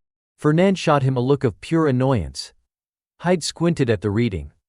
"Let's see what kind of energy he's putting out." His eyes widened. "That's way too high. If I slip up now," Fernand thought grimly, "I'm really done for." Suddenly, an ice-cold compress was slapped onto his forehead. Hyde's tone was firm. "Duke, you have a high fever. We need to call the physician immediately." Fernand's face was red as a beet, but he insisted, "I told you I'm fine." Then Hyde remembered something. "I heard we're expecting a visitor at the company today. Maybe we should postpone the doctor for now." Fernand raised a brow. "A visitor? I didn't schedule anything today." But deep down, his instincts tingled. An unexpected guest. Smells like money. He grinned. Who is it? The visitor was someone familiar, Professor Grad. The man smiled amiably as he sat down at his desk and proposed a deal. After hearing him out, Fernan raised an eyebrow and asked, "You want to sell the sea dragon's corpse? The one that appeared during the first-year combat exam?" Grad nodded. "That's right. It took quite a bit of effort to bring it down," he said with a cheerful tone. "Everyone thinks Pellenberg will try to lowball me, but I know you won't." Fernan felt a surge of satisfaction. This was excellent news. A sea dragon offered all sorts of valuable parts. He hesitated for a moment, wondering whether it was really appropriate to approach a student directly like this. Grad replied bluntly, "You're the one always making shady deals with the staff, and you're worried about that. Last time, why did you ask Professor Rosalia to appoint a temporary teaching assistant, huh? She's far too by the book. Next time, just come to me. You know, I'm okay with most things as long as I get a little something out of it." Hearing that, Fernan thought to himself, anyone could become a temp TA. Why even bother bribing a professor? Grad added. Besides, this time it's an official buyback request from the Academy, sent to your family. I'm here as the Academy's representative. I already contacted your house, and they told me to deal directly with you. Fernan nodded. I see. Actually, there's one part in particular I'm really interested in. Professor Grad's tone hardened. I don't do parts. It's all or nothing. Fernan picked up his tea and replied calmly, well, that changes things. Grad insisted, it's a sea dragon. Not a single part of it goes to waste. That much was true. Fernan began calculating. Its teeth and bones were incredibly tough and ideal for crafting weapons. The blood and eyes were rich in mana, perfect for alchemy. The scales could be used for armor and protective gear. Whether bought in pieces or whole, it would all be useful. Still, as a businessman, Fernan knew his pride lay in maximizing profit. He needed to squeeze out just a bit more. Grad frowned. If that's how it's going to be, then I'll sell it to another family, Fernan. But Fernan calmly shifted the conversation. I heard that the profit from beasts caught during academy training exercises goes toward funding professors' research, right? At that, Grad's eyes froze briefly. Fernan revealed his hand. So, getting a good price benefits you too, doesn't it? Grad's expression changed instantly. He smiled again and asked, you want a good deal for your goods, don't you? Fine. What do you want? Fernan responded, I want exclusive rights to sell ships to the Academy. If the Academy needs ships, they can only buy them from Golden Turtle Trading Company. Ours. Grad looked confused. Ships? Why would the Academy need ships? That's it, Fernan smiled. Exactly. The request sounded pointless now, but it was an investment for the future. Right now they might not need them, but soon they would. According to the prophecy, after the monster attack and the sinking of a luxury yacht, noble children would be left stranded at sea. The Academy would realize it needed to offer maritime combat training, and would open courses accordingly. Naturally, this would lead to mock battles, which would damage ships, constantly resulting in huge repair costs, or the need to purchase new ones. In other words, this was a long-term, high-yield business opportunity. Grad agreed on the spot. Excellent. I'll bring it up with the headmaster. Scene shift. In a small bookstore tucked away in a quiet street, a customer asked, do you have a basic cookbook? I checked the cooking section but couldn't find one. The shopkeeper smiled. If it's not there, it's probably sold out. Then he added, wait a moment, I'll check the back. The girl nodded. Okay. The shopkeeper opened the back room and walked toward the shelves. Basic cooking, where is it? Suddenly, a dark mist began swirling behind him. A spectral figure appeared, reporting, after investigation, we've confirmed that Ain Armian has never made direct contact with Varen Kalbunder, who has gone mad from demonic energy. According to the plan, Kalbunder was supposed to trace Armian's mana after being defeated. But it seems someone intervened.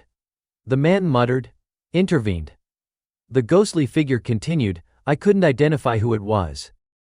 The traces have been completely erased. So what you're saying is there's no way of knowing anymore? The man asked. No, the spirit replied. I'll try other methods. I will find out. The bookseller waved it off. Forget it. If you've had to go this far, there really might not be anything left. For now, focus on the next phase of the plan. Understood, the spirit said. Still, the bookseller was troubled. But this is strange. If Kalbunder truly fought him, there's no way he wouldn't have sensed the demonic aura. And yet, the Academy said nothing about it. He mulled it over. Erase traces, could it all just be a coincidence? Or, did someone do it on purpose? Hearing those words, the soul spirit grew alarmed. Does that mean someone has already discovered our existence? The bookstore owner replied with certainty, impossible. If someone truly knew, the world wouldn't be this quiet. The spirit nodded in agreement. You're right. It must have been a coincidence. Still, he warned his comrade, even so, we need to be more cautious from now on. We're still not strong enough. If our identities are exposed, it'll jeopardize our future plans. The spirit acknowledged, understood.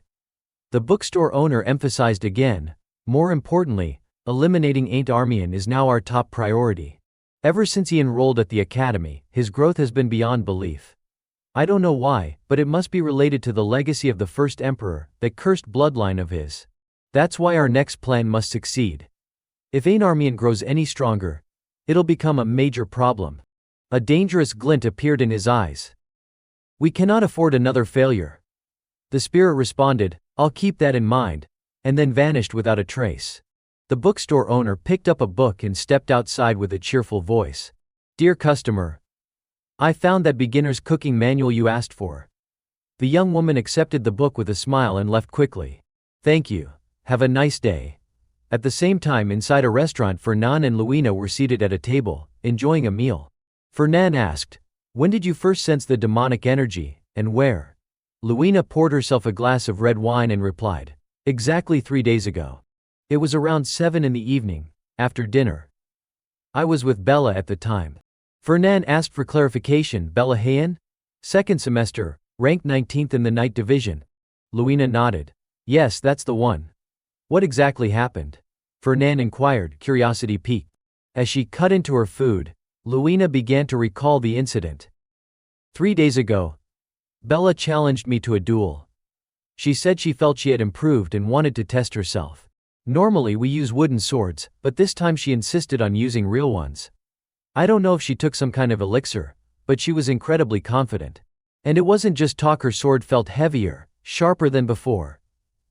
As we crossed blades, I could tell her strength really had increased. Not just power, her movements were faster too, quick enough to dodge my strikes with ease. After exchanging a few blows, Luina had said to her, you're definitely not the same as before. Stronger and faster. Bella beamed, right? I've been feeling so much stronger lately. My control's better too. Hearing that from you makes me even happier. Then, out of nowhere, Bella declared, all right then. Let's keep going. This time she gathered significantly more mana than before. At this point in the story, Fernan interrupted, so you lost, didn't you? Luina snapped, no. Let me finish. She explained, Bella's sword technique is built around leveraging the weight and power of her blade. Compared to other styles, it's extremely destructive. But that also means the weapon is heavy and bulky, making it vulnerable in close-range combat. I waited for the perfect moment when the weight threw her off balance, and landed a decisive blow. Bella had laughed sheepishly. Looks like I still can't control it properly. Huh? Luina took another bite. So yeah, that's what happened. Fernan asked, are you certain it was demonic energy? Luina replied firmly, I'd never forget that chilling, disgusting aura once felt from Varen. It was only for a moment, but I'm absolutely sure it was demonic. Fernan asked, and Bella? How is she now? Luina said she seemed completely normal. Even after the duel, nothing felt off. Unlike Varen, there were no physical mutations, and she didn't lose her mind. That's why I started to wonder if I was mistaken. Fernan listened intently. But you still want to make sure? Luina nodded. Yes. Because this is about demonic energy. And more importantly, Bella is my best friend. We grew up together. I can't just stand by and watch her turn into a monster. I figured you might be able to help, so I decided to tell you. She cut into the final piece of her steak. For Luina, meals this good were a rare treat. Fernan spoke slowly. I don't have a definite way to confirm it either. But I'll try to investigate in my own way. The girl nodded. Okay, thank you. He glanced at Luina's now empty plate, and asked sincerely, by the way, be honest with me, was that dish actually edible? Steak with chocolate sauce? She replied with absolute conviction, yes, it was amazing. Later, Fernand stood by his desk, reviewing a detailed surveillance report.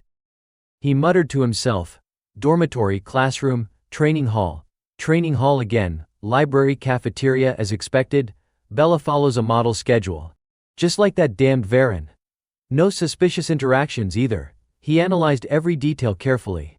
And unlike Varen, Bella hasn't suffered any trauma. She's cheerful and gets along with everyone. There's no reason to think she has any emotional void that would allow demonic energy to seep in. But if what Luina said was true, if Bella had truly used mana imbued with demonic energy, then only one similarity remained between her and Varan. Neither of them had made contact with a demon. Neither had formed any kind of pact. Could it really be that demonic energy had seeped into them without their knowledge? That it didn't even require direct contact with a demon? Was that even possible? Or was Luina mistaken? Maybe it wasn't demonic energy after all. Suddenly, a sharp pain stabbed through his skull. Fernand grabbed his head, groaning in agony. Damn it, my head again. His vision blurred, and then, without warning, a strange scene unfolded before his eyes. It was a battlefield, blood-red skies, the stench of iron and thick, suffocating demonic energy. Monsters roamed everywhere. Humans had gone mad. Among them were students from the academy, citizens of the island. And there he saw Aint's face, filled with fear and dread. The scene struck him with an eerie sense of familiarity. Everyone was behaving oddly. The demonic energy, silent and invisible, had crept into the students' bodies. And when the demon Andromalius descended, it began to awaken. Fernand recoiled in horror. Andromalius, then this must be. At that moment the academy looked no different from hell itself. Could this vision be showing him the exact moment right before Andromalius descended into the world? In the haze of dust that hung in the air, Gardner grimaced as he announced, dark energy. It has already infected them. Aint Armian's eyes widened in shock. You mean, those students have made a pact with demons? Facing him, Aint spoke softly but with firm conviction. If that were true, I would have discovered it long ago. He paid no heed to Gardner's words and issued a direct command. I need to investigate this thoroughly. Use your magical power. Obediently, Aint employed his magic to examine the students who had fallen unconscious. Through this, Gardner was able to grasp the situation clearly. Aint Armian meticulously checked each detail before giving his assessment. Those filthy demons were cunning this time. He looked at Gardner with a panicked expression, realizing how stealthily they had been seeding dark energy into the students' everyday lives so subtly that no one had noticed. As Aint Armian continued to inspect and comment on the situation, he reasoned, I am certain this will require a significant amount of time. The students' bodies are not easily receptive to dark energy. Most of it is probably wasted. Continuing to transmit it might even become meaningless. Fernand Pellenberg silently observed from nearby, watching the students affected by the dark energy. In his mind, Aint continuously analyzed the situation. Yet, to cause such an explosive effect, there had to be a conduit, something amplifying the magical energy. Fernand Pellenberg's eyes scanned the surroundings, and suddenly he gasped, pointing. Over there. Aint focused intently on the blazing red formation before them. That magical array, it was the one activating the dark energy. Fernand Pellenberg froze, telling himself, it must be destroyed immediately. As Aint drew closer to the array, the source of dark energy gradually became visible. The summoning process began to accelerate. Gardner shouted, realizing the true nature of the formation. Suddenly, countless corpses appeared scattered before their eyes, forcing Fernand Pellenberg to pause and contemplate. The scene had shifted dramatically. Elsewhere, Aint Armian ran forward eagerly, then abruptly stopped in shock, causing Fernand Pellenberg to feel a flicker of concern. Aint Armian shouted a warning, Bella, she has been infected with dark energy. Fernand Pellenberg froze at the revelation. Bella, so it was true. The dark energy was inside her. Aint Armian confirmed decisively, if we destroy that magical array, she will return to normal. Gardner warned anxiously, oh no. That is not an amplifying array. It is just regular magical force. Facing the seemingly malevolent formation, Aint spoke with certainty. No, this is a summoning array. We are trying to call a demon into this world. Following Gardner's words, a terrifying creature appeared, a monstrous, serpentine figure that made both Aint Armian and Fernand Pellenberg instinctively turn their heads. In his mind, a shadowy figure surfaced, its face obscured, yet radiating danger. The demons. They will return. The creature moved slowly forward, its massive, muscular body intimidating, yet it still could not pull Armian's thoughts away from this world. Suddenly, the scene shifted to another place. Fernand Pellenberg sat on the ground, staring in astonishment. He kept muttering under his breath, "Dark energy. Andromalius. Bella." Moments later, Fernand sprang to his feet decisively. No time to waste. Luina. He rushed toward the door, moving swiftly, calling her name without pause, "Luina." A moment later, at the foot of the stairs, a soft female voice whispered anxiously, "Is she safe? If she is truly infected with dark energy and it gets exposed." Fernand Pellenberg, standing nearby with a serious expression, reassured her firmly, "Bella won't know anything." He looked at her and said resolutely, "I won't let her be falsely branded as a demon and killed. Don't worry." Luina Burchev smiled, satisfied. "Thank you." Fernand regarded her thoughtfully. "I need Bella to live. She is the proof. For her friend, Luina." Images flashed through his mind, "For me too. Because I need Luina to like me." Fernand Pellenberg lowered his gaze, deep in concern. "And, for this continent, first, I have to prove that dark energy truly exists within Kului's body." The person just mentioned approached, eager to talk. "Luina, have you been waiting long? The lecture ran a bit late." Luina blushed slightly. "No, we just got here too." Bella, surprised, looked at him in confusion. "Huh, Fernand's here too." Fernand's expression was cold, seemingly uninterested in responding. "I called him." But immediately he pointed at her and spoke loudly, "Because in your mind." Fernand's face darkened, full of fierce intensity. "There are demons. I must destroy them." Then he pointed at himself proudly. "So from now on, you must follow my instructions." Bella bristled at this. "What number?" He remained patient, repeating his words calmly, "You have to come with me, whether you want to or not." Her gaze sharpened with disbelief. "What the hell? What is wrong with your head, Fernand?" Yet Fernand was unwavering. "I am not joking. If we do nothing about the dark energy inside you, sooner or later, you will lose your mind. At that point, the adjudicators won't spare you." His words were starkly clear, enough to make Bella bristle in indignation. "Are you threatening me?" Fernand showed no leniency, speaking as if stating an obvious truth. "I am just telling the truth." Those 5 simple words, like water overflowing its cup, made her erupt in a string of curses. "You have lost your mind. I am completely fine." Suddenly, a gentle hand clasped hers. The person beside her whispered softly, "Bella." Luina spoke quietly, trying to reason with her. "Can't you just listen to Fernand for once?" Bella grew even more confused by the action. "Luina, what is wrong with you? What is all this about demons?" But Luina refused to give up, pleading sincerely, "Bella, please." Bella had no choice but to reluctantly comply. "Only because you are asking. I will agree." Fernand watched the unexpectedly harmonious scene, thinking to himself, "I would have knocked her out if she had continued to refuse." After a while, Bella finally turned to him, her gaze steely. "I will follow your instructions, Fernand. But on one condition." She pointed at him decisively and made her demand clear, "If I can prove there is no dark energy inside me, you will apologize to me and to Luina properly." Fernand crossed his arms, curiosity flickering in his eyes. But why Luina?" Bella, full of resentment, continued to scold him. "Because you dragged the innocent Luina into this mess," she huffed before answering, "although she was the one who lured me in." "Fine, whatever." Fernand, his voice calm yet firm, said, "Then take me to the places you usually go. I need to know everywhere you might have come into contact with dark energy." Luina stepped closer, curiosity in her eyes. "Haven't you already investigated?" He dismissed her question immediately. "You can't help me with this."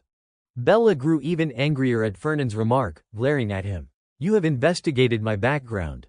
He spoke softly, recounting, "I was thinking about tracing dark energy in the places Bella has been." In the lonely, silent air, Fernand's voice lowered, tinged with disappointment. Yet he found nothing suspicious. Standing before a magnificent building, he thought to himself, even in the dojo. That is where it all happens. But he still managed to provoke Bella's anger. "Fernand, shut up," Luina interjected hastily, trying to deflect. This dining hall is so dreary. The three of them moved gradually, checking off locations from the list. Dormitory okay. Lecture hall okay. Library okay. Dining hall okay. After a while, they arrived at a cafe. A man held a book titled The Duke Seeks Me at Night and smiled warmly at them, having just arrived today. Fernan, growing impatient, thought to himself, or maybe the library too. Bella, brimming with energy, chatted happily. Fernan did not understand and turned to Luina, asking, "What is this crazy Duke thing?" She answered cheerfully, "Bella likes romance novels." His gaze and tone sharpened. "Romance novels, a normal hobby. But perhaps I can find traces more easily because it is unusual." He stared intently ahead, relentless in his focus, convinced that there must be some trace somewhere. The purple-haired young man continued cheerfully, even showing illustrations. Bella, delighted, said, "Give it to me." Yet Fernan's mind remained tangled in thoughts, unable to escape the chaos. Could it not be a specific place? Then maybe. Glancing at the book being passed around, an idea sparked in his mind. Perhaps it is some sort of object. Suddenly, a voice interrupted his thoughts. "Very pleased to meet you, Lord Fernan." He looked at the young man with suspicion. "You know me?" The purple-haired man replied calmly, "Of course. I am a merchant." Bella stood to the side, excitedly chatting with Luina. "Look." The young man rambled as if nothing had happened. "We usually source goods from your guild." Fernan remained indifferent. "So, you are a customer." Almost immediately, he pushed a book toward Fernan. "I can recommend one for you." He gave Fernan a sly look and added, "I have something that would suit you perfectly." Fernan, wary, declined. "No need, I already have enough books at home." The man still stood there, smiling with mock regret. "I understand. What a pity." Suddenly, Luina's voice rang out from behind. "Fernan, let us go." He turned to leave. "Fine." The purple-haired young man finally smiled slyly, his words tinged with menace. "Until we meet again." The three of them walked away, unaware of his gaze and cryptic words, "Wait until you return." After a while, in the hallway, Bella looked around in confusion, trying to understand. "Isn't this cafe run by your guild? I have never been here before." Fernan, walking ahead, explained slowly, "It is reserved for important guests." She asked innocently, "So this is the place you wanted to go?" He patiently clarified, "Yes. This is the best place to avoid prying eyes." After his words, a quiet stillness fell over them, broken only by the soft sound of their footsteps as they entered the room. Inside, Jace Vines greeted them enthusiastically. "I have been waiting for you." His actions seemed unusual. Those with faith are blessed with mana. Do you believe it? Among the three of them, only Bella, calm and collected, could play along. "I believe it." Fernan's stern voice cut through their playful banter. "Jace, you brought what I need, right?" Jace Vines grinned broadly. "Of course." Fernan carefully reminded the person handling the payment. "Once used, it can't be returned or exchanged. Cash only." Fernan replied firmly, "Fine." Bella, watching the interaction with curiosity, wondered aloud, "A transaction?" She stared for a moment before raising her voice in question. "Fernan, what are you doing? Why is he even here?" Fernan curled his lips into a confident smile. "Jace will prove it." He stepped to Jace's side, wearing an air of triumph, silently signaling, "There is dark energy inside you." Bella asked seriously, "You mean? You are going to prove that I have dark energy? How exactly?" Jace Vines produced a red velvet box. "We always prepare for situations like this. There is a prophecy from the founding pope that the demon race will return." Bella, anxious, gazed at the orb as Jace explained. "It is attuned to sacred energy more precisely than any of our relics, able to detect demons or dark energy." Fernan began the introductions. "I have heard about the situation. Your name is?" Without hesitation, she replied, "Bella Hone. I am a second-year student in the night department." Jace Vines beamed. "Ah, then you are my senior." He offered Bella a proposition. "Now, can you hold this gem with both hands? The magical energy will flow into your body and check inside you." Luina Burchev still looked doubtful. "Are you sure this will work?" "Possibly," Fernan said quietly, not entirely certain himself. Jace added confidently, "If this can't detect it, then nothing can." Bella stood frozen before Jace Vines, her face clouded with worry. Fernan spoke to reassure her. Don't worry. Then Jace brought the gem close, covering his mouth to whisper. Honestly, I do not believe you have been infected with dark energy. I am only here because Fernan said he would buy this from me. I am a member of the church. But demons existing in this age, impossible. Fernan encouraged her once more. It is all right, just relax. Bella felt some of the tension ease. She began touching the orb, her movements determined. I will get through this. And then wait for your apology. Light radiated from the gem throughout the room, so bright that Jace Vines had to close his eyes completely. Not long after, as the glow softened, he opened his eyes one by one to observe. Bella returned the gem to Jace, hesitating. Its color. It has changed. She asked curiously, what does this mean, that there is no dark energy? Fernan answered truthfully, number. It is the opposite. He explained further, the gem changes color when it detects dark energy. Bella jumped back in shock. What? She struggled to deny it. No way. It must be broken. Fernan sighed in exasperation and tried to calm her. Relax. I won't do anything. Suddenly, Jace Vines stepped forward and began chanting, Oh, great divine dragon. Flames ignited with each word of the incantation. I offer unto you a wicked human soul. Fernan's eyes widened in astonishment. Wait. The voice continued, having accepted the demon race into one's heart. Bella. Bella raised her hand, shielding herself. Please, care for your people. At that moment, Jace Vines almost unleashed his full power. There, divine dragon. Fernan reached out in desperation, shouting, Jace, wait. The velvet box and the orb now lay rolling across the floor. Luina Burchev gripped her sword, ready for anything, while Bella had collapsed, sprawled on the ground. Jace Vines refused to stay calm, shouting, I will kill you, you evil thing. Fernan Pellenberg, meanwhile, scolded him sharply. You can't recklessly use magic like that. Jace Vines frowned, confused. Since when did the head of this department become a prophet? So the Academy's students are infected with dark energy, and someone is spreading it everywhere. Fernan scratched his chin, thinking deeply. Bella has never met or made a pact with the demon race. Why am I so certain she has not had contact with them? He answered coolly, I have been observing her for the past few days, nothing suspicious. If I am right, this is serious. Jace Vines and Fernan continued to discuss the matter intently. Better to request the guild's assistance. We have to save her poor soul first. But if we expose this, the demon race will hide. Though there might be someone waiting there. Fernan emphasized firmly, listen carefully, Jace.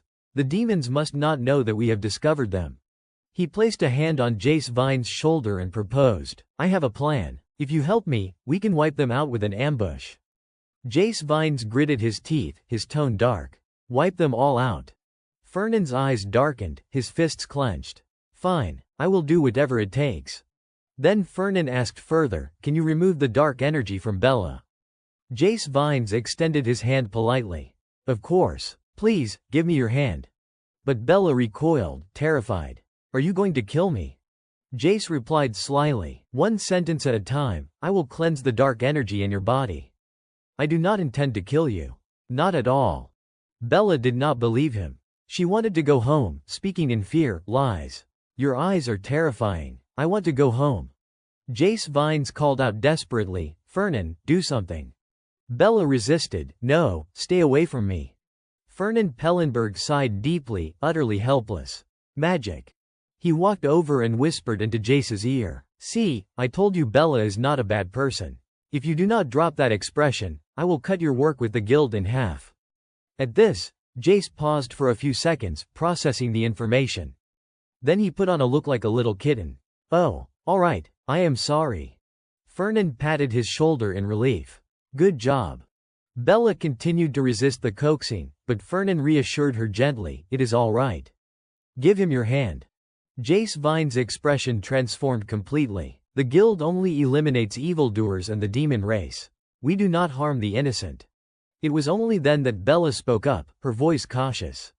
So there really is a spell that cleanses dark energy. Jace Vines answered patiently, yes. It is a spell that everyone in our order must learn. Bella gradually let her guard down and extended her hand to place it in Jace Vine's palm. "Will I be okay?" she asked. "Of course," he replied calmly. "It won't harm you." Before she could react, a surge of electricity ran through her body, accompanied by a delayed remark, "Ah. It just stings a little." After performing the spell, Jace rubbed his hands and explained, "It burns away everything inside you, purging the dark energy completely." Luina Burchev shook Bella gently, who had fainted. "Bella." The electrical discharge had left scorch marks across the walls. Luina marveled, "This building is sturdy. I thought Jace's spell might collapse the whole place." Fernan Pellenberg, examining a wine cabinet nearby, explained, "It was built to withstand heavy vibrations and loud noises." "Oh, I see," Luina said, understanding. Fernan then checked on Bella. "Bella, are you all right?" Luina touched her nose to check for breathing. Yes, she is still breathing. But she probably won't regain consciousness anytime soon. Fernan reached for a bottle of wine from the shelf, and Luina commented, "We will probably have to carry her back to the dormitory." "Wait," Fernan interrupted. Luina, confused, shouted, "What are you doing?" Fernan, pouring the wine over Bella, explained, "I figure it will draw less suspicion if she looks drunk." Luina hesitated. "Is that really necessary?" "Better safe than sorry," Fernan replied. "After all, I do not know where the demon race might be lurking." Luina sighed as she supported Bella. "Drinking in broad daylight. I am worried about her reputation." Fernan draped his coat over Bella and offered a solution. "Then just cover her face with this. They're perfect." Luina helped Bella move out, leaving a thankful message. "Thanks for your help, Fernan."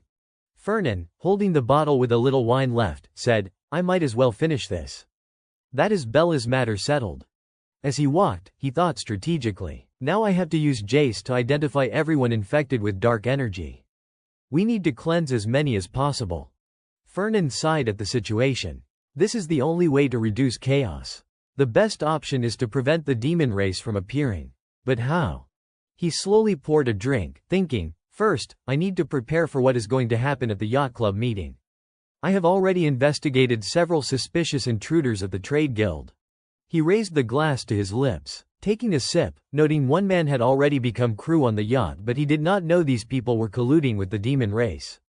Standing there, bottle in hand, he considered, "This is the most natural scenario I can create to prove I am not involved with the demons. Planning is easier when you know the future." His red eyes narrowed slightly. "If everything goes according to plan, Ain't will trust me 100% afterward." Fernan Pellenberg smiled with absolute confidence. "It won't be long before he sees me as an ally." Another day passed. The next morning, sunlight flooded the entire harbor. A faint smile crept onto Fernan Pellenberg's lips, pressed tight at first. He crossed his arms and declared, "It is time to catch my fish." The person beside him looked puzzled. "Fish?" The headmaster was silent for a moment, then looked at Fernan. "I heard from Professor Grad that you want exclusive rights to sell the ships." In the room, two men sat across from each other at a large wooden table, while Hyde quietly stood beside Fernan, watching the negotiation unfold like a mental chess match. The headmaster analyzed the situation. "They say they will buy the sea dragons at a good price. But exclusive rights to the ships. That is a bit much." He paused, considering, then continued, "All right, let us add one more condition. Student Fernan. Or perhaps I should start calling you the branch head of the Golden Turtle Guild now." Thinking about this unmissable negotiation, he smiled warmly and proposed, "In exchange for the Academy holding exclusive rights to sell the ships for the next 20 years, we will supply any byproducts from the sea dragons at a reasonable price, if requested." Fernan took a small sip of coffee, silently assessing the offer. Demonic beast corpses are usually most valuable when sold intact. Buy the corpses at a high price, sell the byproducts cheap. He set the cup down, assuming a thoughtful, almost elderly pose, continuing to weigh the terms. Normally, he would never agree, but now, it was time to yield a step.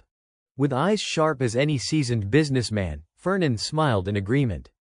"All right, add that condition to the contract as well." Internally, he could not help but reflect, "The Academy's ship trade will yield me even greater profits."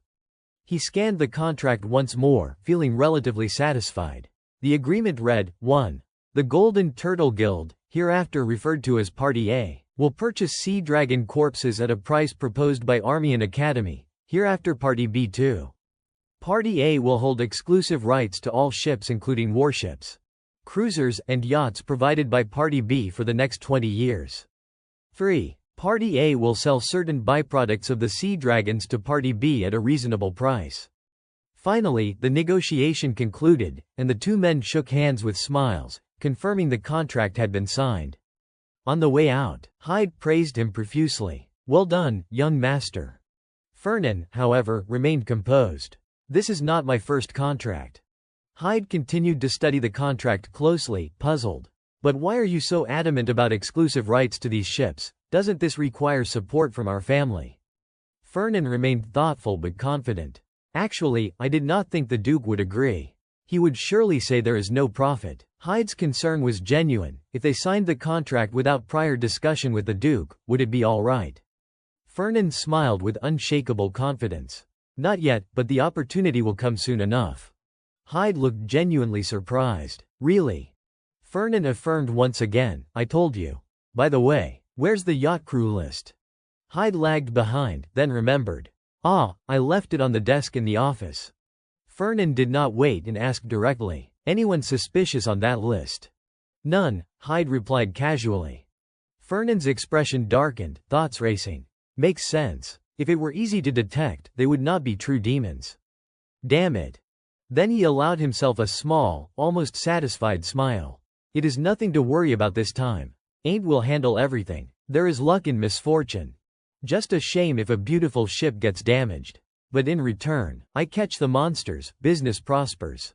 Fernan grinned confidently, radiating triumph. "Ain't will be completely on my side." He crossed his arms, smiling smugly at Hyde. "Looks like it is time to cast the net and catch the free swimming fish at last." The fish. At that very moment, somewhere else, Aint's body shivered involuntarily, a chill running down his spine. He was in his office when the spirit of Gardner spoke up. "How are you holding up?" Aint replied quietly, "Not bad, thanks to the herbs I gathered from the underground cavern beneath the sea. The mana of the holy bird has been fully absorbed." Hearing this, Gardner immediately laughed with delight. "Good, we will replenish our mana and sell the adamant to make some money." Gardner puffed out his chest proudly. Having a wealthy ally certainly brings peace of mind. Aint immediately grasped the key point, his eyes narrowing with curiosity. "Speaking of which, what if we invite Fernan as an ally?" Gardner suggested. The name alone startled him. "What, that rich guy?" Aint repeated Gardner's words. "You said having a wealthy ally brings peace of mind. Wouldn't it be even better if he sided with us?" Gardner thought for a moment, then nodded. That makes sense. Not a bad idea. Wars need funding." Gardner continued, weighing the possibilities. "But they are not fools either. If they realize the situation is serious, they will definitely spend." Then Aint had an idea. "Then it is best to show Fernan the demons directly." He paused, considering. "But I have never seen demons or monsters before. I would not know how." Gardner immediately reinforced the point. "Demons are real. One day, they will inevitably reveal themselves." He did not forget to warn him, adding, "And even if you try to recruit Fallenberg as an ally, you must never trust him." Aint was slightly taken aback. "Why?" Gardner answered bluntly. "Fallenberg has dealt with demons before. He is the type of person who does not care whether the other party is a demon as long as there is profit to be made." He added firmly, "They are the kind of primitive people who would sell anything to a demon." Hearing Gardner's advice that with careful maneuvering, they could ultimately preserve their minor lordship, Aint flatly refused. "No." He clenched his fists, his voice resolute. "Fernan would never do that. He is kind, generous, upright, noble. And he would never abandon someone in need." Gardner pouted. "Fool, you are way too infatuated with that rich guy." Suddenly, footsteps approached. Aint hurriedly whispered, "Someone's coming, Hyde," under the desk. Just in time, a voice called out, "Aint." It was Veloci Vienderk, the top student of the first-year night program and heir to the Vienderk family, making a surprise visit. "Veloci Vienderk. I was wondering where you were. Turns out, you are here." Aint looked surprised. "Were you looking for me, Veloci?" Veloci confirmed immediately. "Yes. I received an invitation from the yacht club. Veloci explained, they allow bringing one guest, so I thought I would come along with you. Aint raised an eyebrow, a little incredulous. The yacht club, a gathering place for noble offspring. But Veloci looked at him expectantly. Yes, you need a current member's recommendation to join, and since you are from Armian, you qualify. Aint was not particularly interested. He raised a hand to stroke his chin thoughtfully. The yacht club, huh? Gardner, noticing his hesitation, whispered, if it is a club for noble offspring, Schwaben will definitely be there, right? Meanwhile, Veloci tried to maintain the friendliest demeanor possible, hoping to persuade Aint. But Gardner kept talking non-stop, sounding extremely toxic toward him. That guy is clearly trying to drag you into trouble. Everyone's kept their distance because they are wary of Schwaben. Veloci Vienderk is pretending to be your friend but actually wants to deceive you. Just refuse immediately. Aint hesitated, thinking about refusing. Veloci, thanks, but maybe it is better not to go. Suddenly, Gardner's tone shifted. Wait a minute. Now he sounded more anxious than anyone else. If it is the yacht club, we will be heading out to sea. Right, just say you will go. Almost forgot, but Sion Hwang has set up an arrangement out there. Veloci added more reasoning to persuade him. So, you will go, right? Schwaben might give you a hard time, but you won't lose anything. Just say you will go. Aint smiled, appearing hesitant at first, then finally agreed. All right, I will go. Just tell me the time and date. Veloci looked quite pleased at having achieved his goal. Good. Then he waved. See you later. Meanwhile, Gardner in the room was practically vibrating with excitement. If our routes align, I can take advantage of Sonwang's setup out there. Aint wondered aloud. Exactly how many setups has Sion Hwang left? That is a lot. Gardner explained, the more we can counter the magical creatures, the better. Take them. On the school grounds, Luina was sitting on a bench, engrossed in a book, when suddenly a voice cut through. Take this. Curious, she asked, what is it? Fernan sat down beside her, legs casually crossed, holding out an invitation card. An invitation to the yacht club. The yacht club. She scoffed. Receiving an invitation from the same person who tried to stop me from joining. How ironic. Fernan looked surprised. You already knew. Luina replied distractedly. Bella is also a member of the yacht club. Fernan nodded. Right, of course. He looked at Luina with a slightly sad expression, thinking to himself, I am the one who initially blocked her from joining. At first, I tried to pressure her with the excuse of her debts. Then he reflected inwardly, but honestly, there are not many who deserve to be members like Luina does. She stared at the invitation for a moment, then suddenly looked up. Then why did you suddenly change your mind?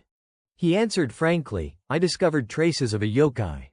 Fernan cast her a meaningful glance. I got word that something's going to happen at the yacht club, so I set a trap in advance. Having a trustworthy ally there is even better. Good. I absolutely cannot forgive them for tainting Bella. Hearing this, Luina's expression suddenly changed. Growing agitated, she stood up sharply. This time, we must take revenge. Just as Fernan hoped, he smiled inwardly, pleased with her reaction. Good attitude. He showed concern. By the way, has Bella woken up? She answered, not yet. He looked worried. Not yet, it has already been a whole day. Thinking to himself, that Jace. How much has he burned through already? Let him handle purifying the mana. She will wake up eventually. I am praying for that. Trying to reassure himself, he suggested to Luina, it is fine. It is lunchtime now. Shall we go eat? She hesitated slightly. Yeah, let us go. The two of them walked together. He asked, is the next class an extracurricular session? Yeah. Just as they left, Varen appeared behind them, hair disheveled. He collapsed into the chair, his face dark as he clasped his hands and thought, why has it come to this? Running a hand through his hair, he brooded. I, the proud heir of Calberton, once the second-ranked student in the night department, am now nothing but a shadow of the past. Every time he pictured that face, bitterness gnawed at him. Defeated by an Armian seedling, something Calberton had to surpass in order to secure the position of family head. The memory of Aint's cold indifference only deepened his despair. Worse still, even the prince he had leaned on as his pillar of support had cast him aside. But that boy Aint. His chest burned with rage, anger rising for every reason imaginable. From Veloci Vienderk, the one he had so desperately longed to befriend, to the fact that it was Aint who received the coveted invitation to the yacht club he had always dreamed of joining. Varen recalled the sight of the two of them together, friendly and close, and tears streamed down his cheeks. That should have been me. That place was meant for me. It is infuriating. I should have been the one handed that invitation card. Overwhelmed with conflicting emotions, Varen buried his face in his knees, tormented by unrequited feelings, silently cursing over and over in his heart. Everything was going so well. Ain't Armian, that bastard. Just then, a voice broke the silence. Hello, Varian. Lost in thoughts of Ain't, he looked up, and there he was, smiling warmly. Would you like to have lunch with me? Ain't Armian pointed to himself before speaking to the boy in front of him. Do you want to have lunch with me? Varen Calberden furrowed his brows, irritation flashing across his face. What, lunch? Aint's smile was bright and unbothered. Well, you just looked lonely. Varen shot to his feet, furious, and shouted, and whose fault do you think that is? Ain't blinked, genuinely confused. Mine. Varen's face flushed crimson as he roared back. Damn right, who else could it be? He jabbed a finger at Ain't, pouring out all his resentment in a single breath. Because I lost to you, the second prince abandoned me. Ever since then, no one wants to be my friend anymore. Do you even realize that?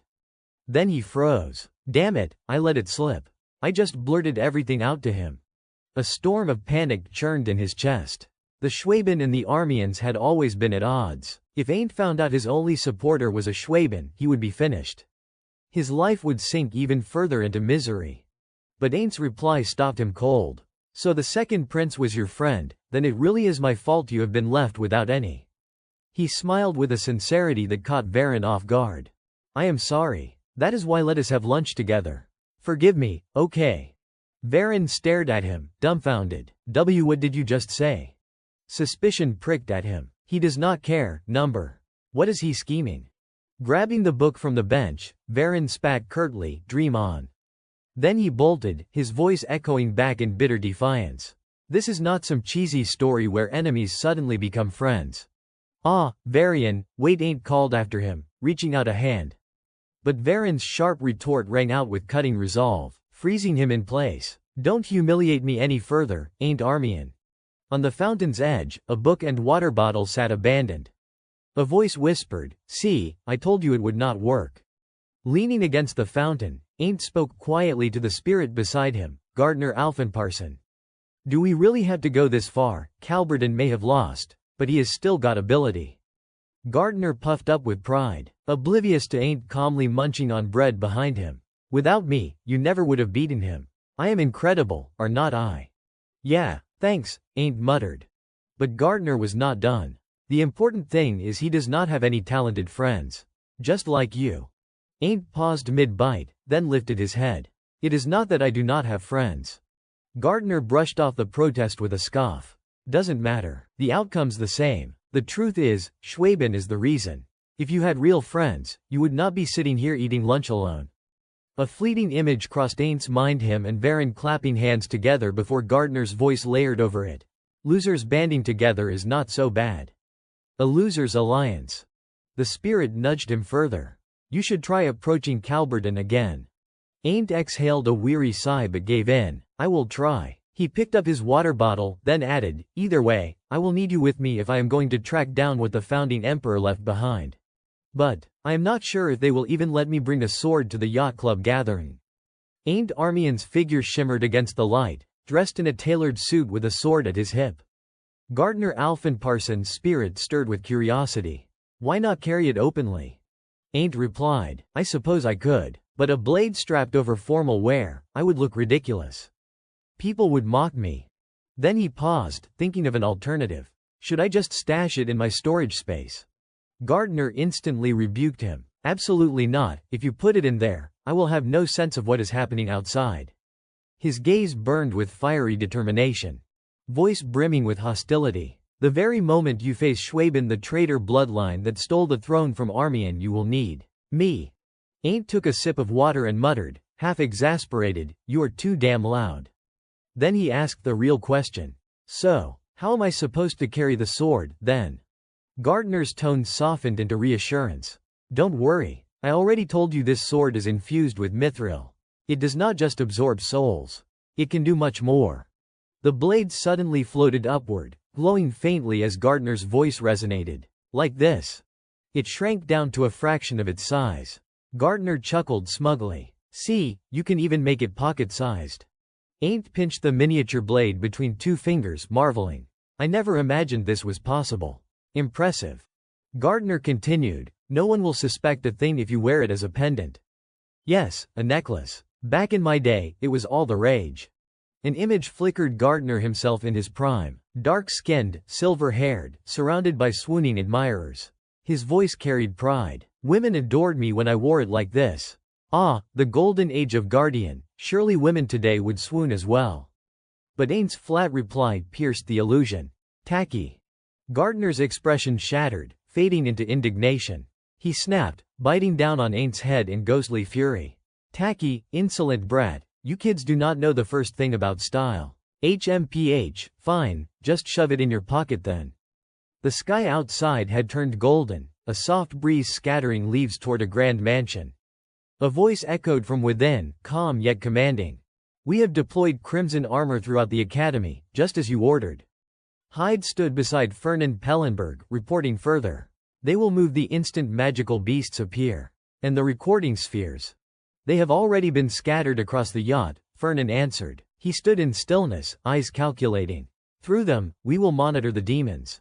As Hyde pulled a jacket from the wardrobe, his voice carried unease. Are you certain they have infiltrated the trade guild? I know you would not lie, but it is hard to believe. His master's face flickered with confusion. Demons, even in this era, where did you get this information? Fernan's reply was cool. I have my ways. Hyde's brow furrowed. Strange. I thought I was the one serving as your spy. Fernan's voice was cutting. Just because you are my subordinate does not mean you know everything inside my head. Hyde's hands stilled as realization crept in. Wait, could it be Jace Wines? Helping him into the jacket, Hyde pressed. The dragon god himself knows much about demons. You have met him often lately, have not you? Fernan hesitated, then admitted. Perhaps. Regardless, what matters is capturing the demons.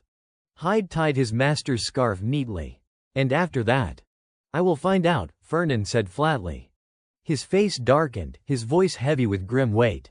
How did they infiltrate this place? How do they conceal their identities? What is their true purpose? A shadow loomed in his mind, an image of demons seated atop piles of skulls, black swords driven into the earth. And then came the chilling whisper, and who is the one behind it all? Fernan Pellenberg turned with a smile, and at his side was Ain't Armian. Hyde handed him a mask, frowning in confusion. What has Ain't Armian got to do with this? What is going on? Fernan smirked, his voice filled with satisfaction. I entrusted him with the heart of the sacred bird. In return, he must prove his worth. Beneath the ship, crowds of guests gathered, their voices rising in anticipation. Tonight, I place my faith in you, Ain't Armian. Ain't furrowed his brows, staring ahead thoughtfully. HMPH. Looks like I made a mistake. I should have sent you a proper tuxedo or something. Fernan's eyes shifted to Luina Burchef, who stood hesitantly nearby. I did not think you would show up in your academy uniform, he remarked. She tilted her head, uncertain. Was that not allowed? He answered casually, no, it is fine. Still, I imagine buying one must be expensive. Luina hastily explained, I actually tried shopping, but none of them felt right. At least I have a mask. Fernan chuckled softly at her flustered excuse. Fair enough. Extending his hand, he invited warmly, shall we go in? Luina glanced at his offered hand, uneasy. Wait, do we really have to hold hands? His voice was gentle. I am your companion tonight. It is my duty to escort you. Then, with a calm smile, he added, it is tradition. Inwardly, though, he admitted to himself it was not truly necessary. The ballroom glittered with nobles and dignitaries. Fernan's thoughts turned strategic. I need to keep her within my reach. Only then can I ensure my own survival. Whispers rippled through the crowd. A woman with bright orange hair leaned toward a friend, murmuring, isn't that Fernan? With Luina. The chatter swelled. Fernan measured the weight of every glance. I have invested quite a lot already. A man leaned close to another, muttering, "They look rather close." Fernan thought to himself, and truthfully, we have grown closer. Hand in hand, they entered the grand hall. He calculated carefully. If I flaunt this friendship, others will hesitate to take her from me. "May I address you as, my lady?" he asked smoothly. Luina sighed in annoyance. "No need." A herald's voice rang out from below. "The anchor has been lifted, we will depart shortly. All guests, please board the ship." The vessel stirred to life. Fireworks exploded into the night sky, scattering light across the waters as the ball unfolded. Their conversation lingered. "Bella will lend her strength this time too, won't she?" Fernan asked. "Yes," Luina nodded firmly. Her hatred for the demons burns deep. A vision flared of a furious red-haired woman, her voice filled with rage. When she woke, her anger toward Jace only grew stronger. The woman's scream echoed. "Jace, that bastard, he even burned away my mana." Luina's voice interjected calmly. "I helped her redirect that fury toward the demons." Fernan's eyes softened, impressed. "Well done." But Luina's gaze suddenly shifted, caught by something across the hall. She turned back to him, puzzled. "What is it?" Fernan's lips curved faintly. "How fascinating." Two blonde young men stood facing one another. A voice swept across the gathering. "Perhaps this is the moment everyone here has been waiting for." Ludger Schwaben, regal and imperious, looked directly at his opponent. His voice carried like thunder. The reunion of Schwaben and Armian. And opposite him, aimed Armian's eyes locked with Ludger's, unwavering. The spirit of Gardner burst out in delight. "Ludger Schwaben, that one's of royal blood, the usurper who stole the emperor's throne, I have got him now." Ludger cast a glance at Ain't. "So you are Ain't, then?" Ain't met his gaze with sharp, steady eyes. Meanwhile, the spirit whispered in his ear, "Hey, Ain't, make him kneel in." But before it could finish, Ain't dipped his head slightly in greeting. "I pay my respects to your highness." Gardner exploded instantly. What the hell was that? Its voice flared like fire, shrieking in his ear. How can an Armian bow to that bastard? Ludger suddenly laughed. "Ha, your highness, you say." The very next moment, he laid a hand on Ain's shoulder. "This is the academy. You are bound by its rules here. Everyone is equal. You do not need to keep such formalities." Ain't listened in silence to every word Ludger spoke. "Even so," Ludger added, his tone firm, "you would better keep some manners. I am your senior, after all." Ain't gave a soft smile, his eyes now carrying a gentler light. "I will keep that in mind." "Good. Then enjoy the party," Ludger said, before striding past him without another glance. "There you are." Gardner was still seething, hissing questions in Ain's ear. "Ain't, how could you do that?" Off in the distance, Ain't exchanged greetings with two others. "Long time no see." "Long time no see, Veloci." Quietly, Ain't muttered under his breath, "Like I had a choice." His eyes flicked toward the table of drinks. "I am thirsty. Should I grab something?" Gardner's voice cut in, relentless. "Schwaben, that bastard. I will make him pay." Lifting a glass of water, Ain't tried to soothe it. "Calm down. Why do you think Veloci invited me here in the first place?" Gardner paused, thinking, "I would wager one of the three is scheming something." Ain't chuckled at that. "Too many suspects, do not you think?" The spirit appeared draped in a detective's outfit, pipe clenched in its mouth. "According to the brilliant deductions of Detective Sherlock Gardner, want to hear them?" Ain't asked dryly, "Do I have to?" Without hesitation, Gardner shot back, "Yep. First." Ludger Schwaben's stern face flashed before Ain's mind. Ludger Schwaben could be pulling strings. He is the Empire's second prince, and without a doubt, he bears grudges against you. Next came Fernan's smug expression. Second, Fernan Pellenberg. He is so rich he turned an ordinary club into a yacht club. His influence is massive. Finally, Valici's radiant smile appeared. Third, Veloci Vienderk, heir to a prestigious family, always putting on that oh-so-kind face. After listing all three, Gardner dropped the conclusion flatly. "I still can't figure out what that one's really thinking." Meanwhile, Ain't only sighed, his thoughts quiet. "I already told you, Fernan would not do something like that." But Gardner suddenly piped up again. "There is still one more. If it is not any of them, then—" Curious, Ain't asked, "Then what?" Gardner closed his eyes and turned away. Veloci Viender must have gone mad by now. Ain't could not help but laugh at that. Now I am curious too. I wonder who made me come here. On the other side, Ludger was grinning proudly. It was me. Ain't thought candidly to himself, if you would given Veloci the invitation as well, he would have called you. Ludger did not hesitate to assert, we can't keep avoiding each other forever anyway. Fernand's mind raced quietly. But that is not the only reason, right? Thoughts tumbled through him. Ludger wanted to prove his superiority as a senior. To flaunt his royal blood in front of the descendants of the founding emperor, without showing it blatantly. Still, outwardly, Fernand asked casually, and then. Ain't smirked and remarked, boring. I did not expect him to be so obedient. But Ludger shot back, and you brought Luina Berchev along. He smiled faintly, replying, as for her, her grades and family background meet the requirements. You were the one who tried to stop her from joining. Fernand mused seriously. Since the start of the school year, you have been close to her. Do you like her? He calmly adjusted his mask, thinking, who knows? The next moment, he turned and walked away. I am off. Ludger bristled with anger, thinking, couldn't he just tell me straight, that bastard? Meanwhile, Luina stood in a corner, muttering to herself, I won't let my guard down. Today's goal is not socializing, it is to trap the demons. But where the hell is Fernand? Just then, a voice called out, and she looked up. Ain't smiled brightly, his tone warm. How have you been? It is good to see you here. Luina replied lightly, long time no see. Ain't cheerfully asked, do you remember me? She responded suddenly with something unrelated. Yes, Fernand. He hesitated. Right, Nan. Ain't was taken aback, speaking quickly, no, I am Ain't Armian. Our hair colors are different, after all. Luina paid him no mind and continued, where are you heading? Only then did he glance behind him. Ah, Fernand just said he is stepping out for some fresh air.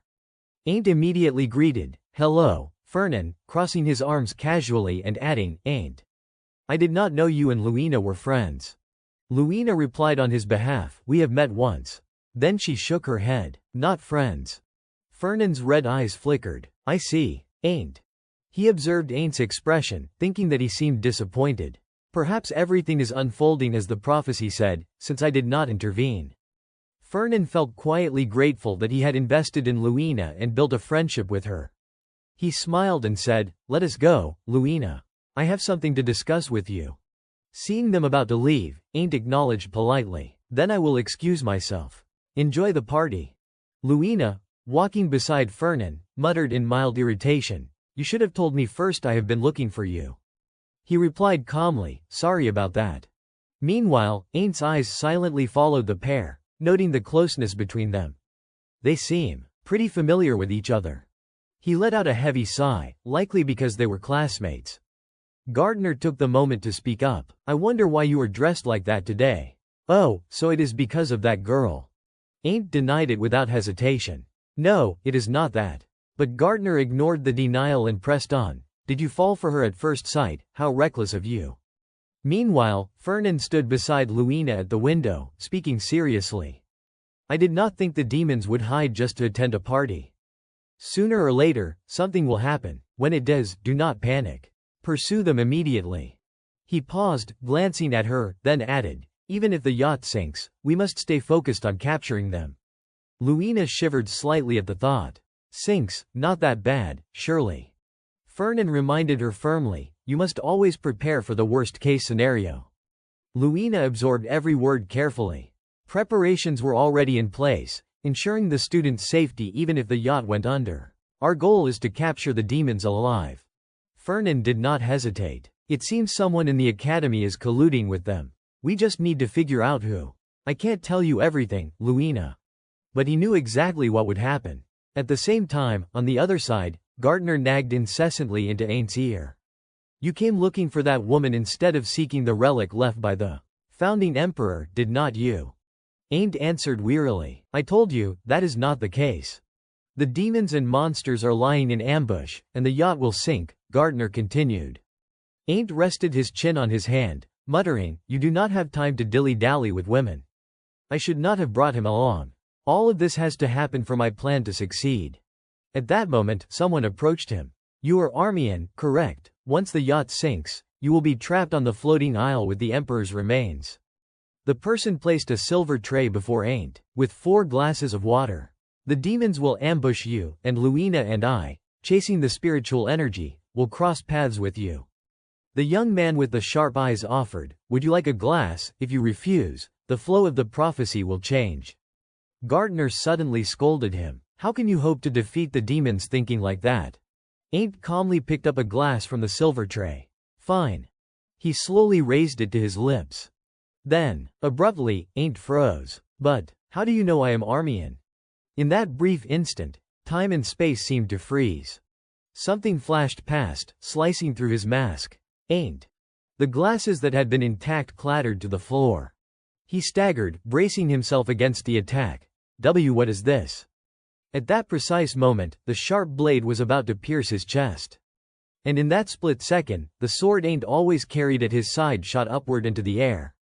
The sword automatically spun around and struck at the young man with the slanted eyes. Then it whirled several times around the two of them, slicing through the air with lethal precision. Finally, it returned on its own into Ain't's hand just as he assumed a battle-ready stance. Clutching the sword tightly, Ain't surged forward without hesitation. He aimed for a vital point, swinging the blade in a precise strike. But in an instant, the slanted-eyed man slipped behind him with unnerving speed. His face darkened, and a sinister aura emanated from his mouth, a chilling, otherworldly energy. Ain't instinctively blurted out, I have never felt a presence like this before. What is this? The man's entire body became enveloped in this malevolent energy. It was demonic chi, he was a demon. Ain't's eyes widened in shock. How could someone from the Pellenberg trading house be like this? Before he could process it further, a deafening crash forced him silent. All the objects on the ship's deck toppled violently in one direction. Even the massive yacht itself shook violently, tilting precariously. Ain't spun around in panic. From the depths of the sea, a mass of gaping maws surged upward. It was a sea worm. The massive ship rocked violently amid the churning sea, already surrounded by a writhing swarm of sea worms. The passengers screamed in terror. Shrill cries of disgust and panic filling the air. Sea worms. How disgusting. 2 masked guests peered down at the chaos, horrified. Why are there so many of them? One whispered, only to be reassured by the other, there are too many. Do not panic. But in an instant, the swarm surged onto the deck, sending everyone scattering in fear. A blonde woman shouted orders over the chaos. Attack them, don't just stand there, wait, do not use fire magic. Amid her panicked cries, she added, you will burn the ship to ashes, idiots. All the while, 2 men were dueling fiercely, their feet pounding on the wooden deck with uncanny skill. Movements so precise and almost supernatural. Before Ain't could even regain his composure, a massive sea worm suddenly appeared behind him, its maw snapping like a demon seeking his life. The lunatic pursuer, black smoke curling from his mouth, charged wildly. Ain't gritted his teeth, reacting in a flash. A lightning-fast slash struck the grotesque worm, forcing it to shriek as if calling for its parents. But the pursuer, seeing Ain't vanish from sight, whirled around frantically, scanning the area in all directions. Unbeknownst to him, Ain't had silently reappeared behind him, sword raised, slicing through his neck with the cold precision of a ruthless executive. The would-be assassin's tricks proved useless against him. Fortune had spared him from joining the ranks of the Headless. The two clashed wildly, eyes locked with a lethal intensity, as Gardner's voice echoed in Ain's mind, this one's a professional assassin, see how he moves. He is stronger than you. Then came another mental prompt, impossibly blunt, throw him into the sea. Without hesitation, Aint did just that, kicking the assassin with his unwashed, tenure-trained foot. The assassin soared through the air toward the writhing mass of sea worms at a speed that defied physics. Aint stood on the ship, expression unreadable, scanning the ocean filled with wriggling teeth and gaping maws. He asked coldly, "Is he dead?" Gardner's voice responded, "He fell into the sea worm nest. He is definitely dead." Gazing down at the swarm of shark-toothed monsters, Aint's brow furrowed. But, what the hell is going on? A streak of golden light cut through the air, scattering green syrup scented like some kind of girlfriend's treat across the deck. Gardner's voice chimed in, "The demons are targeting you." Ain't gritted his teeth, dodging the flying syrup. As Gardner continued, "They have finally started moving." Suddenly, a horrifying sound erupted, making Ain's face blanch as if he would seen death itself. The atmosphere darkened, thick with menace, and the guests gaped in disbelief.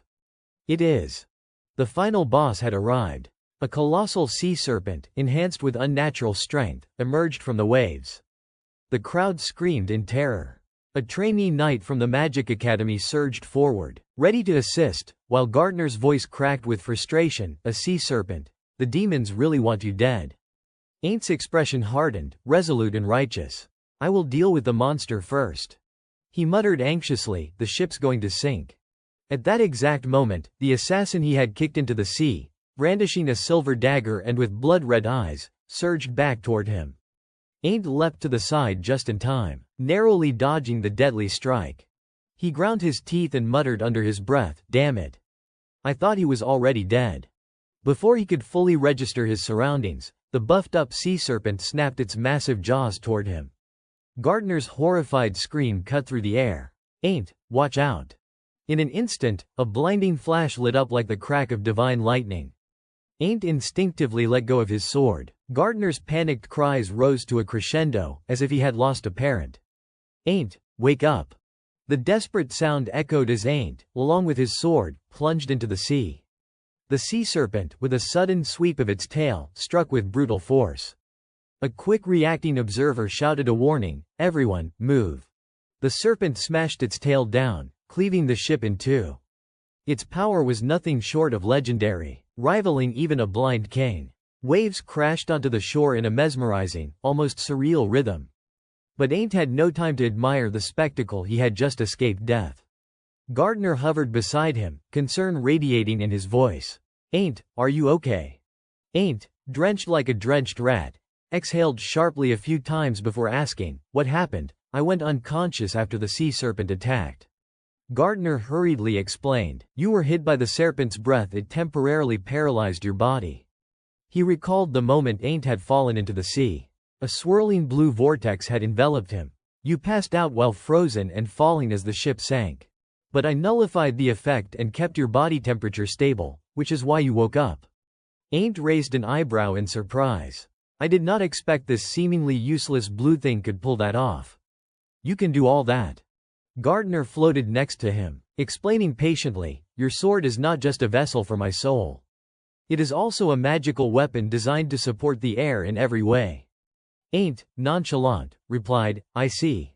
Glancing around, he noticed trees rising from the island beyond the water. "But, where is this place?" he asked, confused. Gardner's voice bubbled with excitement. "Aint, this is it, the very place where the founding emperor left the relic for you." He smiled brightly, like a miniature sun. "You are lucky. The island you drifted to is exactly where we needed to be. The founding emperor must have guided us here." Gardner grew impatient. "Hurry, we have to retrieve the relic before the rescue team arrives." Aint hesitated, "What about the others?" Gardner, far less contemplative than him, shrugged easily. "Don't worry, they are all the most exceptional individuals in the academy." Then he added, "I imagine the sea serpent has already sunk to the bottom." But, a streak of ominous purple light suddenly appeared, signaling impending danger. Aint, having just emerged from the demon gate, immediately tensed, eyes widening. One more second of delay and that lethal, deep purple strike could have sliced him in half. Old, tattered shoes shuffled in from the beach toward the shore, looking like something straight out of an American zombie movie. Aint gritted his teeth and muttered in annoyance, "Damn it, these demons are stubborn." Sensing the danger, Gardner dove into Aint's sword first, agitated. "I did not expect them to chase us all the way here." Ignoring Gardner's words, Aint's attention snapped to the chaotic scene. Another insane-looking figure had appeared, shouting wildly. "Why are there two of them? There was only one at first."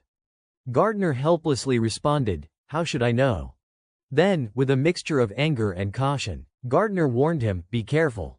These are not ordinary opponents." Aint did not need the reminder. "I know," he thought, already assessing the two enemies approaching him. Alone, he faced both men simultaneously, one mad, one insane, each rushing forward with blades drawn. The clashing of steel rang through the air like thunder. The three of them struggled fiercely, the only thing visible amidst the chaos being black shadows interwoven with streaks of golden-purple light from the swords. The long-haired lunatic sneered wickedly as he charged forward. Ain't held his sword steadily, his expression calm, ready to meet the attack head-on. A powerful golden slash severed the madman's arm. Yet he showed no sign of stopping, continuing forward like a certified maniac. He grabbed Ain't by the neck with bare hands, a move too sudden to defend against. Meanwhile, the second enemy descended from above, twin knives in hand. A purple flash erupted, as if a miniature nuclear explosion had occurred. Ain't narrowly evaded the blast, but his legs wobbled, barely keeping him upright. A deep cut on his shoulder bled profusely. He realized with a grim glance poison. Gardner's voice rang in his ears, "Don't panic. Use your dueling energy to counteract the poison." In the midst of despair, Ain't wondered silently, "Can I even survive this?" He stared at the two furious demons before him. Gardner's voice roared firmly, "You must live. You're an Armian, you cannot die to these petty demons." Again and again, Gardner reminded him, "Ain't, use your energy," but Ain't's vision blurred. His voice weakened, "I have no strength left." Gardner screamed in desperation as one of the attackers swung their blade at Ain't. Then, as if the heavens intervened, two sand whirlwinds suddenly appeared from nowhere, sweeping both enemies away. Shielding his eyes from the blinding sandstorm, Ain't wondered internally, "Who is that?" Through the swirling dust, the figure of a man emerged, striding forward with calm authority. It was none other than Fernan Pellenberg, the hero of our story. Fernan summoned a gust of wind that blasted several demons away. At the same time, a shadow darted past him, surging forward with remarkable speed. A young girl leapt high into the air, sword raised, striking at two demons. Her weapon gleamed as she lifted it to head level, her cold eyes brimming with murderous intent as she locked onto her targets. In one swift motion, Luina slashed horizontally, cleaving both demons in a single strike. They were hurled to the ground with a violent crash, dust and debris scattering in every direction. Luina landed safely, one knee bent and one hand on the ground to steady herself. But the demons were not dead yet. With feral snarls, they rose again, their twisted faces contorted in rage. Luina quickly raised her blade and brought it down, shattering the female demon's dagger. However, occupied with her opponent, she could not stop the other demon from rushing toward Ain't. The male demon moved with frightening speed, lunging at the boy like a savage beast. His claws gleamed, wreathed in dark, pulsating energy as he reached out to strike. Seeing his prey so close, the demon grinned maniacally, certain of victory. Ain't clenched his teeth, forcing himself to fight against the venom spreading from the wound on his shoulder. He struggled to rise, desperate to dodge, but at that critical moment, jagged stone pillars erupted from the ground, impaling the demon from below. It was Fernan's magic. The mage strode over to Ain't, lowering his staff with a faint smile. "You all right, Ain't?" he asked casually. Resting the staff against his shoulder, he added with teasing amusement, "Looks like you got yourself hurt." Still panting, Ain't glanced up at him. "Yeah. Poison," he muttered. Fernan immediately produced a small vial. "Here. Antidote. Drink it." Ain't hesitated, explaining between labored breaths, "I am purifying it with holy light." Fernan kept his hand extended. "This will speed up the process." A few paces ahead, Luina finally had a moment to ask, "Fernan, is Ain't all right?" He tucked one hand into his pocket, the other resting on his staff. "I caught the one you let slip away," he replied. Dragging along the captured female demon, Luina calmly stated, "I did not let him slip away. I let him go on purpose." She tossed the demon onto the ground, her tone almost playful. "It would have been boring if I caught both."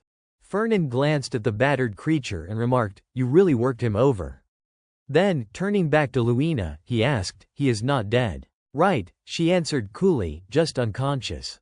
You wanted them alive, remember?" From behind, Ain't, overhearing their exchange, frowned in confusion. "Alive," he murmured. Suddenly, Fernan's voice rose with disdain. "Damn demons. Finally caught you bastards." Aint's eyes widened. What they knew about the demons, he thought, staring at their backs in disbelief. Fernan ignored him, his gaze fixed sharply on the male demon's body. Luina asked, "You know him?" "No," Fernan said flatly. His eyes hardened, his tone turning cold as he continued, "I have investigated every member of the Merchant Guild." Inside, his thoughts were calm but resolute. No one can stand in my way. He grabbed the demon by the collar and demanded harshly, "Who are you?" Pulling him close, Fernan's voice dropped to a hard edge. "Why did you infiltrate my guild?" But before the demon could answer, his skin began to blister with strange purple boils. Aint's face went pale as he shouted, "It is a self-destruction spell, get back." Luina's eyes widened in horror. Fernan. A violent explosion tore through the air where Fernan stood. Aint shielded himself from the blast, squinting through the haze of smoke and dust. When it cleared, he exhaled in relief. No one was hurt. Fernan had erected a barrier in time, protecting both himself and Luina. Luina stared at him, astonished. "You predicted he would self-destruct?" she asked. Fernan shook his head calmly. "No. I was just being cautious." Yet deep inside, he thought to himself with quiet certainty, "After what I have seen in the prophecy, there is no way I would die from such a petty trick." Fernan propped his chin on his hand and grinned mischievously. "How touching you actually ran to save me," he teased. Luina spun away in annoyance, but her indignation showed through. "If anything happens to you, I won't benefit from it at all." He did not press the point. He just smiled slyly and muttered, "Still thanks." Then Fernan remembered something and said, "Right, I forgot about Bella." Aint looked at him, puzzled. "Bella, who else is there?" Fernan brushed dust from his shoulder and reminded them, "We have caught the demons, tell her to come out." Luina called, "Bella." Calmly, a girl stepped out of the trees. Fernan held out his hand toward Bella and asked, "Did you record the demons?" She lifted a crystal orb and gave a short reply. "Yes." "Hand it over," Fernan said casually. Luina eyed the orb and announced, "Now I have got the evidence." He slipped the orb into his pocket. Bella bristled. "That is a little unfair, is not it?" Fernan looked at her, mildly confused. She frowned and protested, "Do you know how much I want revenge on those things, and you just told me to record them?" Luina, trying to soothe her, said, "Bella, you have not even recovered your aura yet. It was scorched when the demonic energy separated from you." Bella refused to listen. She was angry and bitter. "I can still fight one-on-one. I can." Luina relented. "Next time, Bella." Fernan watched her in silence, thinking to himself, "Do not worry, Bella." He was calm and calculating, "I did not bring you here just so you could play journalist." At that moment a strange sound echoed through the clearing. Bella asked, startled and suspicious, "What was that sound?" Luina, on guard, scanned a direction and replied, "It sounded like it came from the ocean." Aint, terrified, blurted out, "That sound." He pointed in alarm. From the sea a gigantic sea serpent burst out, surging up right in front of the four of them. Bella could not believe it. "It actually came this far, are you kidding me?" Fernan, already raising his staff to form a shield to protect everyone, thought, finally. He summoned a gust of wind to carry Aint out of immediate danger and said, "Luina, you handle that thing first." Then he grabbed Aint and they shot away from the shoreline, flying fast into the forest. His voice trailed on the wind to the two women left behind, "I will take Aint somewhere safe and then come back." Bella turned to Luina, uncertain. "Are you sure letting Fernan go like that is okay? What if he runs?" Luina's expression hardened with resolve. "Fernan is not that kind of person. He will come back." Meanwhile Fernan plunged deeper into the woods. As he ran he thought through his plan. "I just need to get him near where the founding emperor's relic is stored." Aint gradually recovered his wits and, embarrassed, pleaded, "Fernan, can you let me down now?" Fernan glanced at him and agreed, "All right, fine." He set Aint down firmly on the ground. Aint breathed a sigh of relief and thanked him. Fernan looked him over and advised, "You will be safer here. Rest a little." Aint rubbed his head, anxious, and admitted, "But that sea serpent, it is not something easy to defeat." Aint looked at him with a solemn expression and made a firm promise. "Once the poison in my body is completely gone, I will come to help." Fernan did not refuse. Instead, he nodded approvingly. "That is good to hear." As he walked past the young man, Fernan's thoughts turned inward. Then I will assign him a task later. Outwardly, though, his tone was casual as he remarked, using holy light to cleanse poison takes a lot of concentration. He glanced back at Ain't, his voice softening with a touch of concern. There is no one around, so you won't be disturbed. Then, without warning, Ain't spoke again, his tone low and grave. Fernan. The sound of his voice startled him. It was not the kind of tone he was used to hearing from the boy. Trying to remain composed, Fernan asked, "What is it?" Ain't's voice came quietly, almost detached. "You already know everything. Do not you?" His serious gaze locked on Fernan, and then, slowly, he revealed what he had realized. About the prophecy. Fernan froze.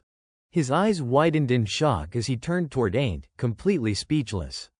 Fernan stared at Ain't, disbelief flickering in his eyes. What? He knows about the prophecy too. The thought sent a chill down his spine. But outwardly, he kept a calm, questioning facade. "What are you talking about?" he asked, feigning ignorance. Ain't placed a hand on his chest, his tone steady and serious. "The demons. The founding emperor once spoke of them." He began to recount what he had heard, a grim vision of the future engulfed in smoke and fire. A prophecy that foretold the demons' return to this world. His sharp gaze fixed on Fernan as he continued, "I am a descendant of the founding emperor, and yet I only learned about this recently." "So how did you know?" Inside, Fernan's thoughts were in chaos. "I did not know anything about it," but he kept his expression composed. Ain't, meanwhile, was lost in thought, his fingers at his chin. It seems Luina already knew as well. His eyes gleamed with insight, as though unraveling a grand mystery.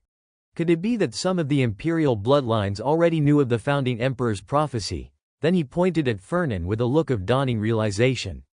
"So you have been preparing for this all along. I will uncover the truth myself." Fernan looked at him helplessly, lips twitching. "Honestly, that makes perfect sense. Should I tell him he is actually right?" He sighed inwardly. He is so convinced he has solved some great secret. If I told him he is wrong, it would almost feel cruel. Finally, Fernan gave a weary sigh and replied aloud, "I only learned about the demons after tracking suspicious spending within the merchant guild's accounts." Ain't blinked, momentarily stunned. "So, you do not know about the prophecy?" Fernan shook his head firmly. "No. I did not even know it existed." Ain't frowned, unconvinced.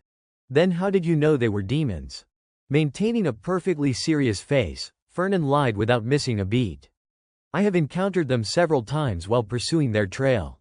Every single one of them gave off a foul, unsettling aura." Inwardly, he thought dryly, that is definitely demonic energy. Not a shred of guilt crossed his face. He kept the charade going smoothly. "I sensed something abnormal, so I began investigating with Lu." He stopped mid-sentence when a massive wave suddenly crashed against the shore in the distance, its roar echoing through the forest. Fernan's face darkened. Damn it. They must be fighting it on their own by now. He quickly cut the conversation short, turning to Ain't. "We should move. We will discuss the details later." Ain't nodded obediently. "Understood." Just then, Gardner materialized beside them, his tone sharp and commanding. "Go." Ain't blinked in confusion. "What?" The spirit drifted close, its ethereal form almost brushing against his face. "The poison in your body is nearly gone. Head left toward the island's center. There, you will find what the founding emperor left behind for you." At those words, Aint's eyes widened as memory flooded back. "Right. That is why I came here in the first place." Gardner's tone softened slightly. "It is not far. The morning light will guide you." The forest around them glowed faintly in the pale dawn.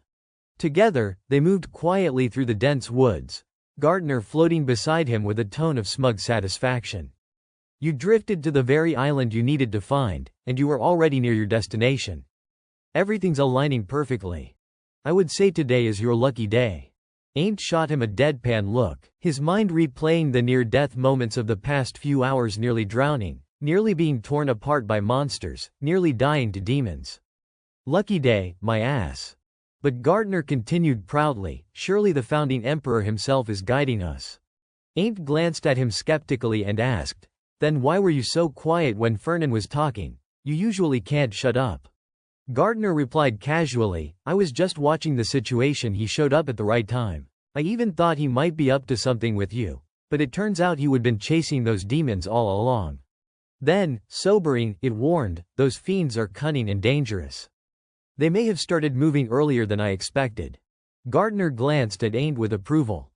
Also, that one's not bad. I knew Bow-Shape had talent, but I did not expect her to be this strong.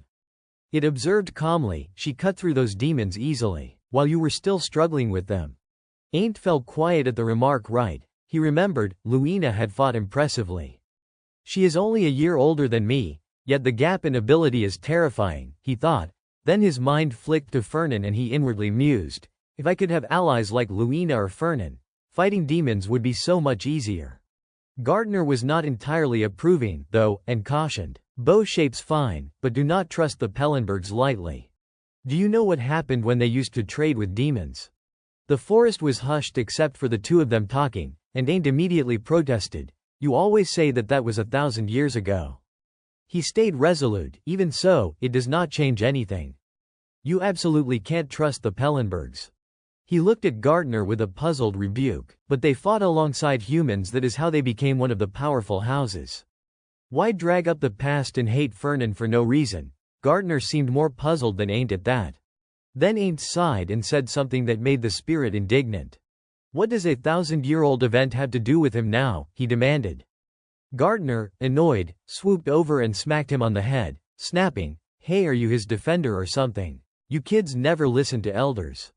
Ain't, a little exasperated, protested, I am only saying you should not be so biased against people. Ain't dropped his gaze to the ground, ashamed, then confessed, besides, if we actually became allies, I would just be dead weight. He is far stronger than I am. Gardner reassured him confidently, do not worry about that. Then it brightened and announced, we have arrived. Ain't looked around in surprise. Here, Gardner turned to him, full of certainty. Yes, you will grow much stronger if you eat what is inside that. Ain't recoiled in bewilderment. Eat what? He stared at the massive tree towering several times his height and shouted, that, the whole tree. Gardner quickly corrected him, no, the miraculous elixir is inside it. Relieved but still curious, Ain't asked, okay, how do I get it out? Gardner instructed him in detail. Stab into the trunk. He followed the directions. The moment the blade came free, a burst of brilliant golden light poured from within the trunk. The crack widened until a glowing orb was revealed, nestled inside. Gardner examined the sight and explained, the founding emperor made this with his own hands. It is unlike any other divine remedy. Ain't stood transfixed, staring at the miraculous glowing orb before him, speechless. Gardner watched proudly and announced, once you consume that, you will be transformed completely. By now the sun had fully risen, illuminating the island in the wide, endless sea. Suddenly a thunderous explosion echoed from the shore. Fernan and the others were still fighting the sea serpent. Fernan had been summoning jagged rock spikes and driving them into the beast's hide. He kept directing more stones, flinging them straight at the serpent. The creature was struck all over and howled in pain, thrashing wildly. Fernan pushed the assault relentlessly, chanting spells as he went. A vast magic circle blossomed in the sky above. From it, countless stone spikes rained down like needles, bombarding the serpent's body. Seizing the opening, Bella leapt forward with her sword and carved a long, powerful cut along the serpent's flank. Luina followed in quick succession, rushing in and channeling force around her blade, slamming it against the creature's scales. Unfortunately, the serpent's scales were incredibly tough. Her blade only pierced a little. Luina gritted her teeth and tried to drive the sword deeper, but she failed and had to withdraw quickly to avoid a counterstrike. She landed beside Fernan and clicked her tongue in annoyance. I can't cut through it. Bella, equally exasperated, assessed the situation. Its outer shell is too hard. Fernan, calm and measured, added, even hurling boulders won't do much. Seeing the serpent still vicious and alive, he warned, decapitating it does not look feasible either. Bella panicked. Then what, is there nothing else we can do? Fernan frowned, thinking quickly. Maybe it is the demon magic interference. It has taken fatal wounds but won't die. He fretted inwardly, I still need Ain't if we are truly going to finish this. Just then, a beam of golden light shot in from the distance and struck the serpent's body, instantly opening a grievous wound. Luina's eyes widened in astonishment. Bella looked on, shocked and fearful, and whispered, "That is." Approaching them, wrapped in radiance, was a figure glowing from head to toe. Fernan allowed himself a small, satisfied smile. Yes. It is him. The wounded serpent before them made Fernan recall an old report. The founding emperor had crafted a special kind of divine elixir. Aint watched with sharp, focused eyes as the figure's brilliant light reflected in them, sparking another thought. In cases where a descendant lacks an innate affinity for light, the elixir forces assimilation with the light element. In other words, it restructures the body and compels synchronization with light, enabling the heir to learn the Armian clan's secret sword techniques, which are based on light. Aint nimbly vaulted to avoid a column of water from the serpent. Fernan observed the fight and reviewed the elixir data in his head. If someone already has light aptitude, drinking this only amplifies their aura. Watching Aint gather radiant energy into his blade and strengthen his strike, Fernan realized that is exactly what had happened to him. Now Aint could nearly perform Armian swordsmanship perfectly. In the next instant, Aint slashed across the serpent's eyes. Its two eyes were destroyed in a blink. The beast howled in pain and snapped blindly at him but missed. Then a series of dazzling, brilliant slashes surrounded the serpent's head. Fernan watched in awe. The old chronicles had called the founding emperor's sword arts humanity's hope, something that could banish despair and darkness. Aint then raised his hand over the sword. A radiant beam poured from his palm and formed a shining blade that seemed to illuminate the world and reach right into the soul. In an instant the whole area was flooded with resplendent, glittering light. Witnessing that breathtaking sight, Fernan smiled in satisfied wonder. The historical records had not exaggerated. The serpent, mortally wounded, began to collapse. Aint finished it with one final, precise strike, cleaving the creature into pieces and killing it outright. Watching the young man's confident form, Fernan thought to himself, "Aint Armian, you are my trump card in the fight against the demons." At the seashore, the serpent's severed head drifted on the water's surface. Aint stood beside the massive corpse, gazing down at his own hand in quiet awe. "This is incredible," he murmured. Gardner, clearly proud, replied smugly, "Of course it is. After all, that is something left behind by the founding emperor." Just then, a voice spoke up, drawing Aint's attention. "So that is the swordsmanship of the Armian clan. Truly formidable, just as the legends claim." It was Fernan. He and the other two approached, their faces full of admiration. "You saved us, Aint," Fernan said. Aint rubbed the back of his head, embarrassed. "It was nothing. I just dealt the final blow. If it were not for you all, I could not have finished it so easily." They soon turned to discuss the matter of returning. Luina looked at the group and said, "We can head back now." Bella crossed her arms skeptically. "And how exactly do we get out of here?" Fernan answered calmly, "I have already sent a signal. Someone will come pick us up soon." Then he gestured toward the serpent's body and added, "If no one objects, I would like to take the corpse." Luina replied indifferently, "I do not need it." Aint followed up, "Me neither." Only Bella frowned, unwilling to yield. "Hey, I helped too, we should split it." Fernan gave her a level look and reminded her evenly, "You still owe me." "Who was it that purified your energy?" Bella stared at him in disbelief before finally sighing in defeat. "Fine, take it, you stingy bastard."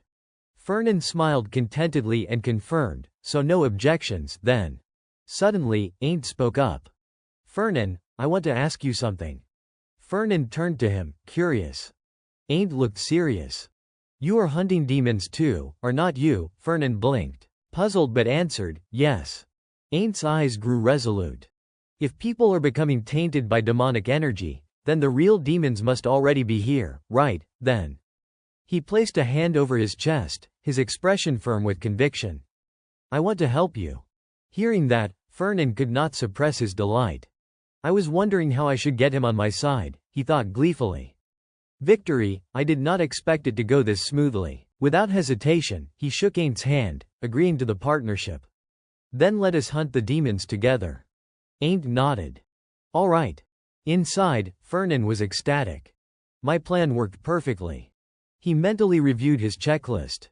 1. Capture the possessed. 2. Clear my name and prove I have no ties to the demons. 3. Bring aim to my side. All objectives complete. Fernan exhaled in satisfaction. Everything's gone exactly as planned. Sometime later, he returned to his sprawling, luxurious mansion. Inside, Hyde stood with a report in hand. Sir, did you hear? They have started holding combat training classes on the river. We have been ordered to start building ships. Fernan was sketching magical formations on paper, humming contentedly to himself. I am making so much money right now. Excellent. Just excellent. Hyde frowned, puzzled. Wait, you knew this would happen?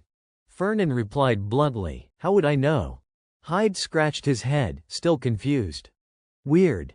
I thought you might have planned for it, but that is quite the coincidence. He eventually gave up and leaned closer, peering at what Fernan was drawing. Anyway, what are you working on? Fernan looked up and answered casually, a golem blueprint. He looked down at the magic circle drawn on paper and sighed. I have been too busy until now. Finally, I have a little time. Then he ended that topic and shifted to another matter. Right, have you figured out how those demons infiltrated the Merchants Guild yet? Hyde reported respectfully, yes, it seems they slipped in a few days before the yacht club meeting. He recounted how he had once shown 2 sketches of the demons to the servants and questioned them, and now he was summarizing the findings to Fernan. I asked the staff if they would noticed anything strange like suddenly having new employees with no announcement. But oddly enough, all of them said those people had always worked there. Hyde rested his chin on his hand, voice serious. That is the answer I got. Fernan's eyes grew sharp at that, muttering under his breath, they thought those imposters had always been here. Magic, then. He studied the paper in his hand, thinking aloud, I would guess it is psychological magic. I will investigate further. Hyde remarked calmly, manipulating minds and souls happens to be a demon's specialty. Those words made Fernan freeze, his thoughts catching on that last word, souls. His gaze darkened as he pondered deeply. Then the possession I experienced. That too must have been the work of a demon.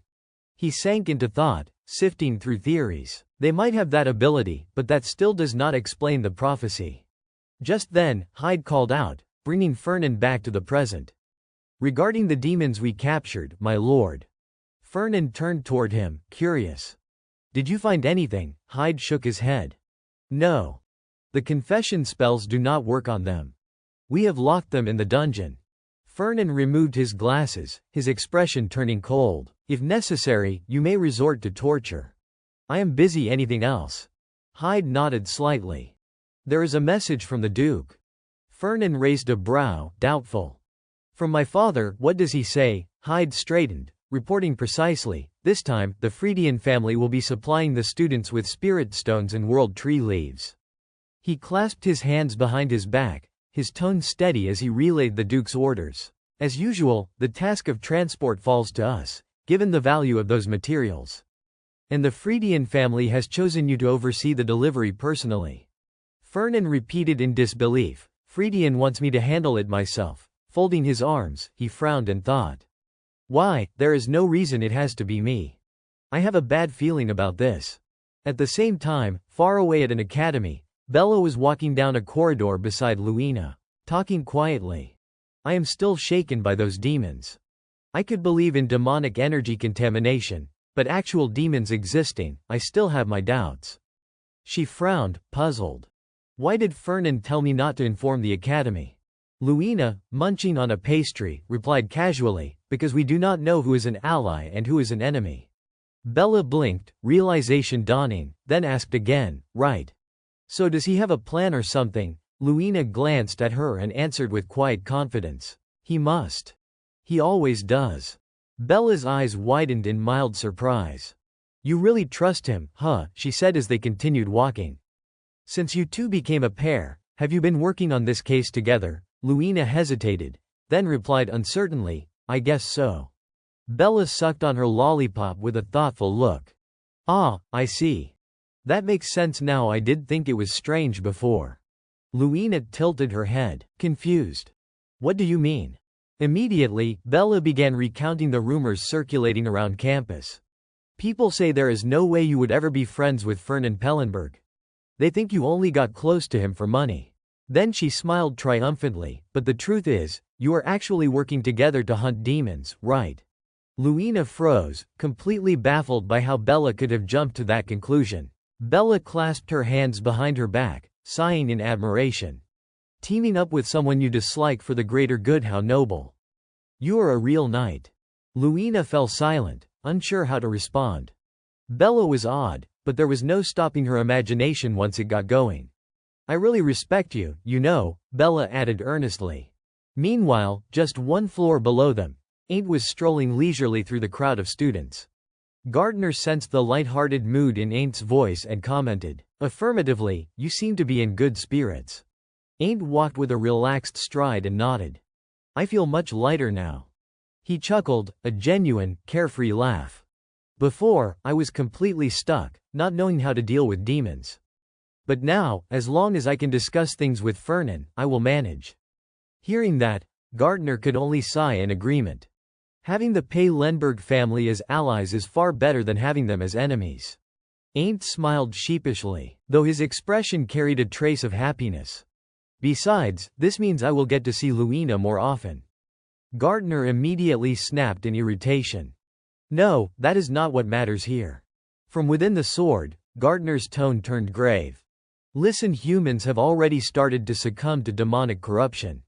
That girl, Bella, she is already infected. His voice deepened as he imagined the grim reality awaiting the infected. Anyone contaminated by demonic energy will eventually become a demon. We must prevent that from happening. Worry gnawed at him as he spoke with urgency. We need to gather as many allies as possible and prepare for what is coming. Ain't did not disagree. In a calm, steady tone, he replied, that is why I am on my way to meet someone right now, the very person you strongly recommended. Gardner responded thoughtfully, I know. At least that man has a good eye for people. At that moment, Ain't finally reached his destination. His face brightened, and he called out enthusiastically, there he is. Ahead stood a handsome young man with striking red hair. Ain't raised his voice to get his attention. Hey, Varian. The young man turned toward him with a puzzled look. Ain't Armian, but as soon as he recognized him, Varian's expression hardened with hostility. Do not pretend to be friendly. I am here to meet someone else. Ain't did not take offense. Instead, he smiled brightly and pointed at himself. I am the one you are supposed to meet. Fernan sent me. Varian's face froze in shock. What?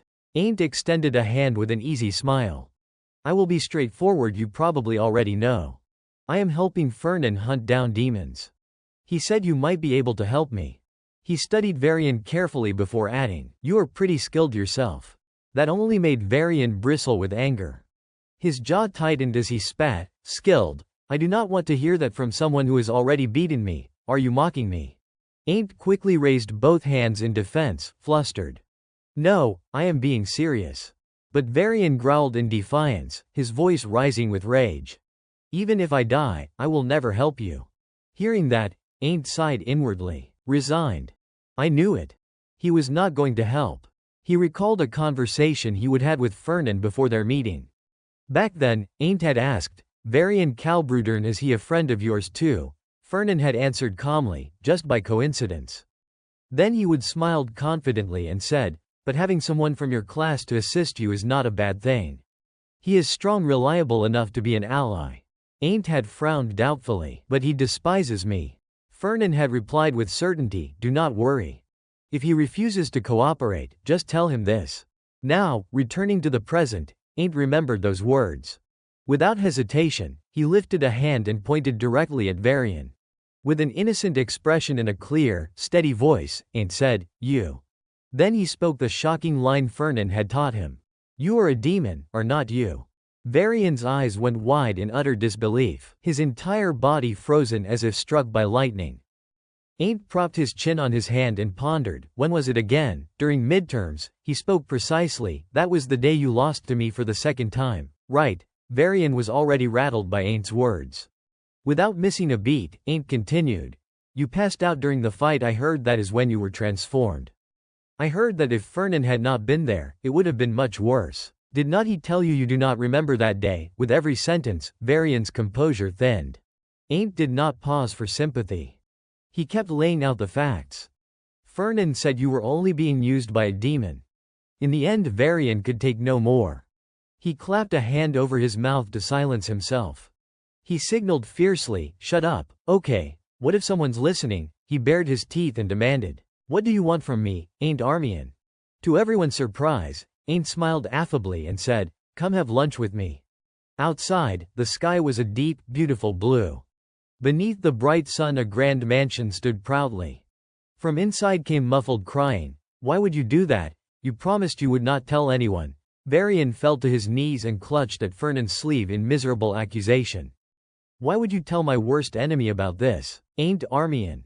Fernan had his hands in his pockets and looked down at the kneeling man, thinking, "I knew he would come to me about this, I just did not expect him to cry." Calmly he countered, "I did not say that. I only said I would not turn you over to the magistrate." Varian immediately pressed on, "And what about Ain't? He blackmailed you?" Fernan protested. "No, he is not that kind of person." Varian clenched Fernan's sleeve like an accusation, voice still bitter, "That would actually be better." Varian's wounded pride spilled out. "Instead I have to suffer the shame of eating lunch with him." He could not hold it back. He replayed the lunchtime scene in his head, how they sat together under so many staring eyes. How Ain't even offered him a bite and said, "Take my piece." Varian's face darkened with resentment. "When did we get so close?" he whimpered, then mashed his face into the floor and cried as if his heart would break. "If everyone knew. If they knew I was his friend." Fernan listened, annoyed, thinking to himself, "Really, what is there to cry about?" He snapped inwardly, "Varian Kalbrudern, I thought you were smarter than this." Then he spoke out, calm but blunt, "Do not you see why I introduced you to Ain't?" Varian stopped crying and looked up, hesitant. "Sorry." Fernan fixed him with a serious gaze. "If you stick close to Ain't the one who hunts demons, you might meet the one who did this to you. Are you just going to sit here and cry forever?" He shifted tone, colder now and disappointed. "I thought you were a knight. Is this the best you can do?" Varian flinched, then, as if struck, snapped to attention. "Then the reason?" He stammered. He stood up, clenched his fists, and declared, "It is so I can have a chance at revenge." Determination hardened his features. Fernan watched, silent, and noted the change in Varian's eyes. "Good, I do not know when he will get his chance, but there is still an opportunity." With Ain't's goal firmly aimed at demons, and Varian steadying himself, Fernan turned to leave. "I have to get to class." Varian called after him with one final summation, "Cooperating with an enemy to defeat another enemy." Hearing this, Fernan paused, glancing at him with curiosity. Varian, sword in hand, declared with unwavering resolve, "I, Varian Kalbrudern, will cooperate with my enemy, Ain't Armian." He raised his sword high, his expression righteous, swearing an oath to eradicate demons in order to exact his revenge. The scene immediately stirred memories in Fernan's mind. He thought of Luina, who had once displayed the same resolute determination, insisting, "If you need help, just call on me." Then he recalled Ain't, who on the island had similarly presented himself with a straight, earnest gaze, inviting others to join in slaying demons. Now Varian, too, mirrored the same earnestness. Fernan sighed internally, thinking, and now him as well. All of them shouting their demon-slaying slogans behind me. Why are all these knights like this? Is that just how people like them are? Meanwhile, at the academy, in a classroom dedicated to the study of monsters and other magical creatures, a man stood at the podium calling roll. Kirillo Denev, present. Ludger Schwaben, present. Luina, standing among the students, scanned the room but did not see any familiar faces. She furrowed her brow, thinking, "Where's Fernan? Today's the practical session." Her irritation grew as she worried he might have skipped class. Just as the teacher was about to call his name, Fernan Paylenberg appeared, raising his hand and answering politely, "Here, sir." As Fernan arrived beside her, Luina whispered a mild complaint, "You are late. Do not you know roll call counts toward participation?" Meanwhile, on the podium, the teacher continued, calling names. "Alia Torta." Fernan muttered softly below, "Luckily, I am here. Sorry, I had to speak with someone." Once attendance was complete, the teacher addressed the class seriously, "Everyone is present. I trust you remember my instructions from last time. In an instant, a magical circle appeared beneath the teacher's feet, and he announced, today's topic is cooperation. He lectured with authority, explaining that some monsters are so powerful that one cannot face them alone. Below, the students, intimidated by the energy radiating from the magic circle, nevertheless listened attentively. In front of the classroom, the teacher simultaneously summoned various intimidating creatures while explaining their traits. Some had stone-hard bodies, almost impervious to attack. Others had high magic resistance, rendering spellcasters nearly useless. Hence, the cooperation between mages and knights was vital. Luina whispered to her neighbor, "These are training targets used by students. It is your first time seeing this type, right? They are a form of golem." Fernan, calm as ever, replied, "I have only heard about them." Above, the teacher warned the class, "They cannot move like the real ones, but underestimate them, and you will fail." He then positioned the creatures opposite the students and signaled, "Begin." Over the following period, each student faced a different monster. A young woman wielding a sword teamed up with a blue-haired youth to defeat one of the golems. When they finished, the teacher announced the results, Kirillo Deniv and Alia Torta 2 minutes 58 seconds. Soon after, 2 more students cooperated to finish their match, Ludger Schwaben and Alman Denertz 2 minutes 15 seconds. The teacher held up his stopwatch, calmly assessing the situation. The next top-tier pair stepped forward. He called out 2 names, Fernand P. Lenberg and Luina Beau Shape. At his command, the 2 stepped out of the line. Then he turned his attention to the creature formed from earth and stone. "The monster you will face is a Goliath." Everyone watched apprehensively as the pair approached. A black-haired youth hesitated, muttering, "Goliath. That is going to hurt." Yet neither Fernan nor Luina showed the slightest fear. Fernan walked steadily, explaining as he went. On average, a Goliath stands about 3 meters tall, its body covered in stone. He glanced up at the massive creature and noted, its resistance to both physical and magical attacks is extremely high. But there is always a way. Consider its traits and weaknesses. Then, calmly, he added, its weak spot is the neck. Luina responded with equal composure, "I know. I will immobilize it." "You strike the neck." Fernan, smiling confidently, shook his head. "No, I will hold it." She frowned, warning, despite its size, it is surprisingly fast. The 2 continued their relaxed conversation, paying little attention to the monster as it raised its massive fist. Luina, serious, instructed, "I will engage it," but before she could finish, the Goliath slammed its fist down toward them, sending sand and dust flying. The teacher watched carefully, frowning, thinking, have they failed? Is the Goliath too much for second-year students? Yet as the dust cleared, the scene revealed Luina holding her sword aloft, blocking the Goliath's strike. She even had time to turn her head and scold. "And you thought you could use me as bait?" Fernan grinned smugly. "Who said I would be the bait?" He summoned a magic circle above the Goliath, clearly instructing, "I am talking about keeping it immobilized." Immediately, massive stones rained down from the magic circle like endless droplets, striking the Goliath again and again. The stones seemed infinite, hammering its body relentlessly. Students nearby gawked in astonishment, their jaws dropping. What is this?" they gasped, unable to believe their eyes. Soon, the Goliath was completely buried beneath the mountain of stones. Fernan, smiling with excitement, nudged Luina. "What are you waiting for? Finish it."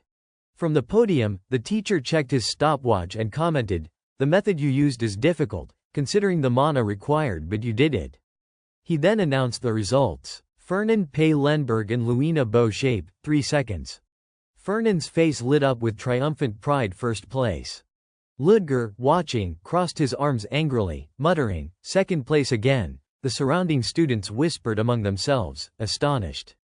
How much mana does it take to do that? He actually coordinated with Luina for a reason. Fernan, pleased, thought, did I just get extra points with Luina? But when he glanced at her, his smile faded.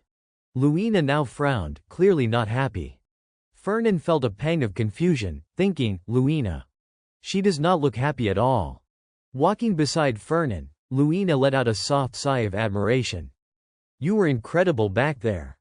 Every time I look at you, I feel like I am discovering a new side of you. Fernan tilted his head, curious.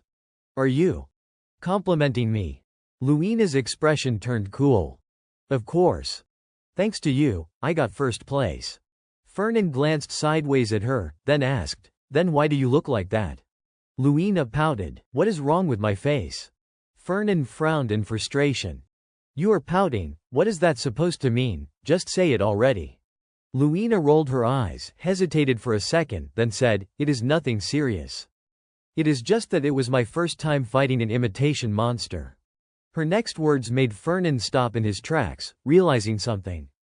I wanted to keep fighting a bit longer, she admitted. He thought to himself, I probably should have given her more time. She came in second, 2 minutes and 15 seconds slower. Maybe I should have stretched it out another 2 minutes. Fernan sighed, feeling a pang of guilt. It is always like this. No matter how many times you do well, people only ever remember the one time you fall short. Meanwhile, Luina kept walking ahead, her tone now lighter. Still, I am happy we won first place. From behind her, Fernan spoke up. My family keeps a few imitation monsters around. Luina paused mid-step, glancing back curiously. You want one? He asked. Her eyes sparkled. No need, that would be asking too much. Fernan could not help but sigh inwardly. Look at that expression. He replied with a calm, practiced smile. It is fine. We do not use them anyway. Luina's grin grew brighter. If you say so, thanks. She was so delighted she practically turned chibi-like, hopping with joy. I had to go to my next class, I won't do that again. Just then, someone poked Fernan lightly from behind and called out, Fernan. Arya greeted him with a radiant smile. Buy me a cup of coffee, will you? But Fernan coolly corrected her, his tone flat. If you want to talk, make an appointment first. Arya Fridian. She puffed her cheeks, clearly irritated. You are so cold, you know that. Fernan started to walk away but froze mid-step when she added, You have already received the message from my family, have not you? He turned sharply. You mean? The item shipment. Arya's smile widened playfully. You are the one handling it, right? A while later, in a quiet room, Fernan sat across from her and asked, The World Tree Branch, you are really planning to donate it to the Academy? Of course, Arya replied casually, spooning up a bit of ice cream. That is exactly why I chose you. If the heir to your family is in charge, the burden will be handled differently. Then she looked up, her eyes gleaming. You do understand how valuable a branch of the World Tree is. Do not you? Fernan leaned back slightly, suppressing a sigh. Of course I do. The image of the World Tree suddenly surfaced in his mind, a single sapling that the World Tree could only produce once every 100 years.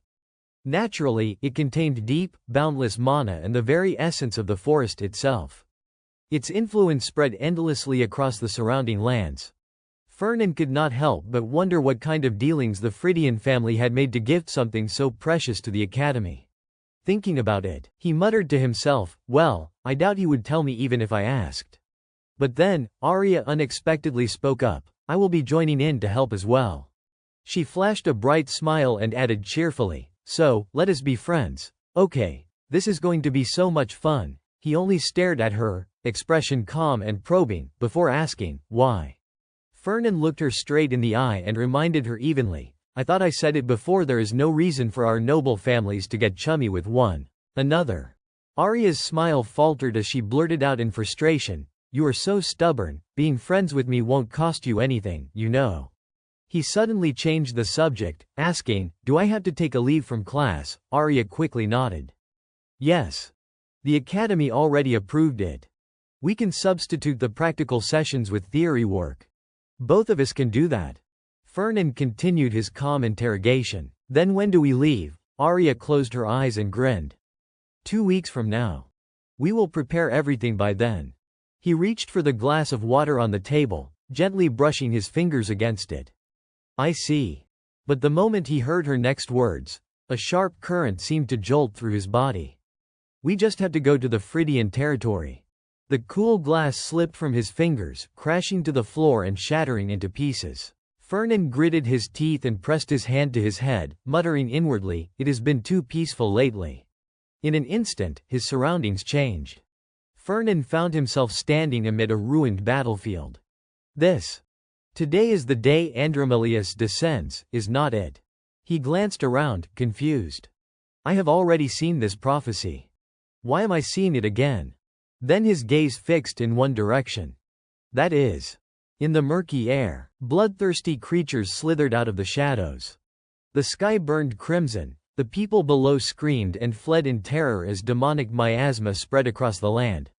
A demon was descending through a widening rift in the heavens, and at the very center of it all stood a branch of the world tree. He turned abruptly. Ain't was standing behind him without a sound. Fernan's voice trembled slightly. It is that, is not it, Ain't, that world tree branch, it is the power source for the summoning circle. Fernan's eyes locked onto Ain't's face, unblinking. I heard that ever since the branch was brought to the academy, it has not grown at all. That is because it has been tainted by demonic energy. Ain't clenched his fist silently. Fernan narrowed his eyes. But that world tree branch was not it delivered here by the Golden Tortoise Merchant Guild. He stood not far from the boy, thoughts flooding through his mind like a relentless tide. Just like that yacht incident before, now this again, it all made sense. The Pay-Lenberg family must be involved. I knew it. That nouveau riche bastard really did betray humanity. Ain't slightly parted his lips. That does sound suspicious. If what you are saying is true. Suddenly, he let out a furious scream that made Fernan's eyes widen. I will never forgive Pellenberg. Fernan, standing across from him, shouted back instinctively, No, Ain't, I am not working with demons. Out of pure reflex, Fernan grabbed someone's wrist. Ain't, wait. Then he blinked in confusion. The hand he was clutching belonged to Arya. Listen to me first, he blurted out, panic in his voice. Arya stared at him, bewildered. Fernan. Are you all right? He did not answer. His eyes just glared ahead, his mind cursing violently. Damn it.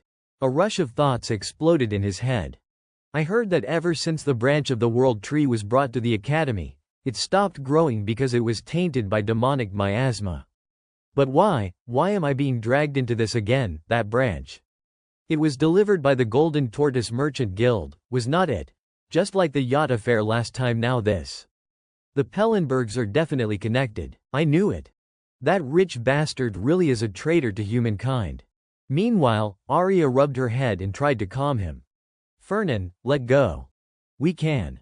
He immediately refused without hesitation. No. She frowned. What did you say? Fernan's tone grew firm, unwavering. The Golden Tortoise Merchant Guild is no longer in charge of transportation. I have already withdrawn from everything. The thought had barely formed when Hyde's cold voice cut through. That is not good. I am afraid I can't allow that. With his hands clasped behind his back, Hyde continued, This is the Duke's decision. Fernan merely nodded, pretending to comply, while his mind whispered, I know. The prophecy never specified how, when, or where the world tree branch would be tainted. Even as Hyde sighed in resignation, Fernan's mind refused to stop racing. Both the Academy and the Phrygian territory have strict security systems. That means the contamination must have happened during transport. He rubbed his forehead in frustration. How the hell am I supposed to stop it? A faint voice echoed in his memory. Have you forgotten, you were summoned once for helping to reduce the Bow-shaped family's debt? But I do not even know how the contamination happened, he thought bitterly. Then Andromalis's face flashed across his mind. Even if I manage to bring the world tree branch back safely, I still can't prevent Andromalis's descent. If he can't use the branch, he will just find another host. Fernan's fingers began to tap rhythmically on the table. 1, 2, 3. High risk. Low success rate. But in the end, the result won't change. Fernan clenched his fists so tightly that his knuckles turned white. The best option is to withdraw, he thought bitterly. Even if it means taking some losses after all, we volunteered for this mission ourselves. He ground his teeth and furrowed his brow. If we get any more entangled, everyone will think our entire family is colluding with demons. His voice dropped into a low mutter. This is not something I can handle alone. Suddenly, Fernan slammed his hand against the table and stood up abruptly. Hyde, bring me the demon containment orb. Hyde blinked, startled. The orb, why, what for? Fernan shot back immediately, I will confirm it for myself. Right now. Night fell over a sprawling, opulent estate. Inside the demon containment orb, a violent reflection flickered a glimpse of the raging demon trapped within. Yvonne watched the projection with furrowed brows and a skeptical tone. This is truly a demon. Fernan was quick to explain, his voice steady but grave. They infiltrated the merchant guild, disguised themselves as staff members during the last yacht club meeting. We managed to capture one alive and have it imprisoned beneath the academy. If you wish, father, I can show you. Yvonne's brows knit tighter as he lifted his gaze. You caught one alive, is that true, Hyde? Hyde responded firmly, yes. I verified it myself. That answer only deepened Yvonne's frown. Demons. In the merchant guild. Then his composure broke.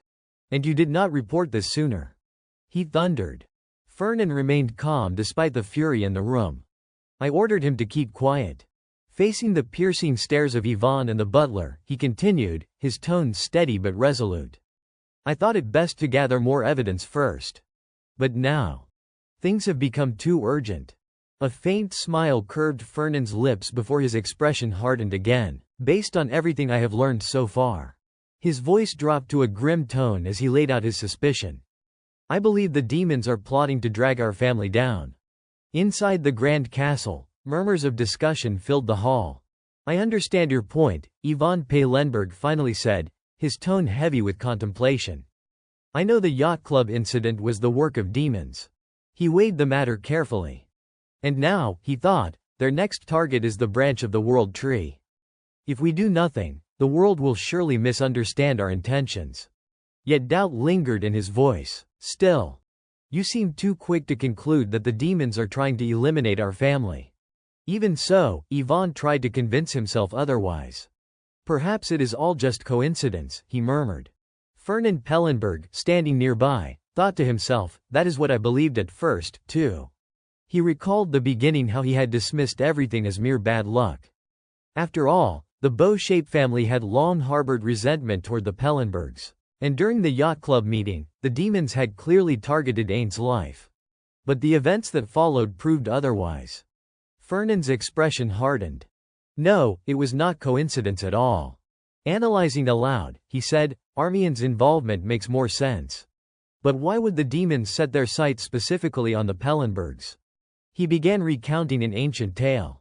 1,000 years ago, when the war against demons first broke out, humanity was utterly powerless. But when the Paylenberg chieftain pledged allegiance to the founding emperor, everything changed. Countless fortunes were poured into the war effort, and that wealth turned the tide. You know that story, father. He looked up solemnly. That, I believe, is what makes the demons wary of us. Fernan continued, reasoning calmly yet grimly. They have already experienced how money can shift the balance of war. They will do anything to make sure that mistake is not repeated. Then his tone darkened further. They have set a trap. Whether we are actually involved or not, the outcome benefits them. If the Pellenbergs are connected, then we will be branded as traitors to humanity. If we are not, then we will be seen as weak and irrelevant. Either way, it sows distrust, especially in Ain't.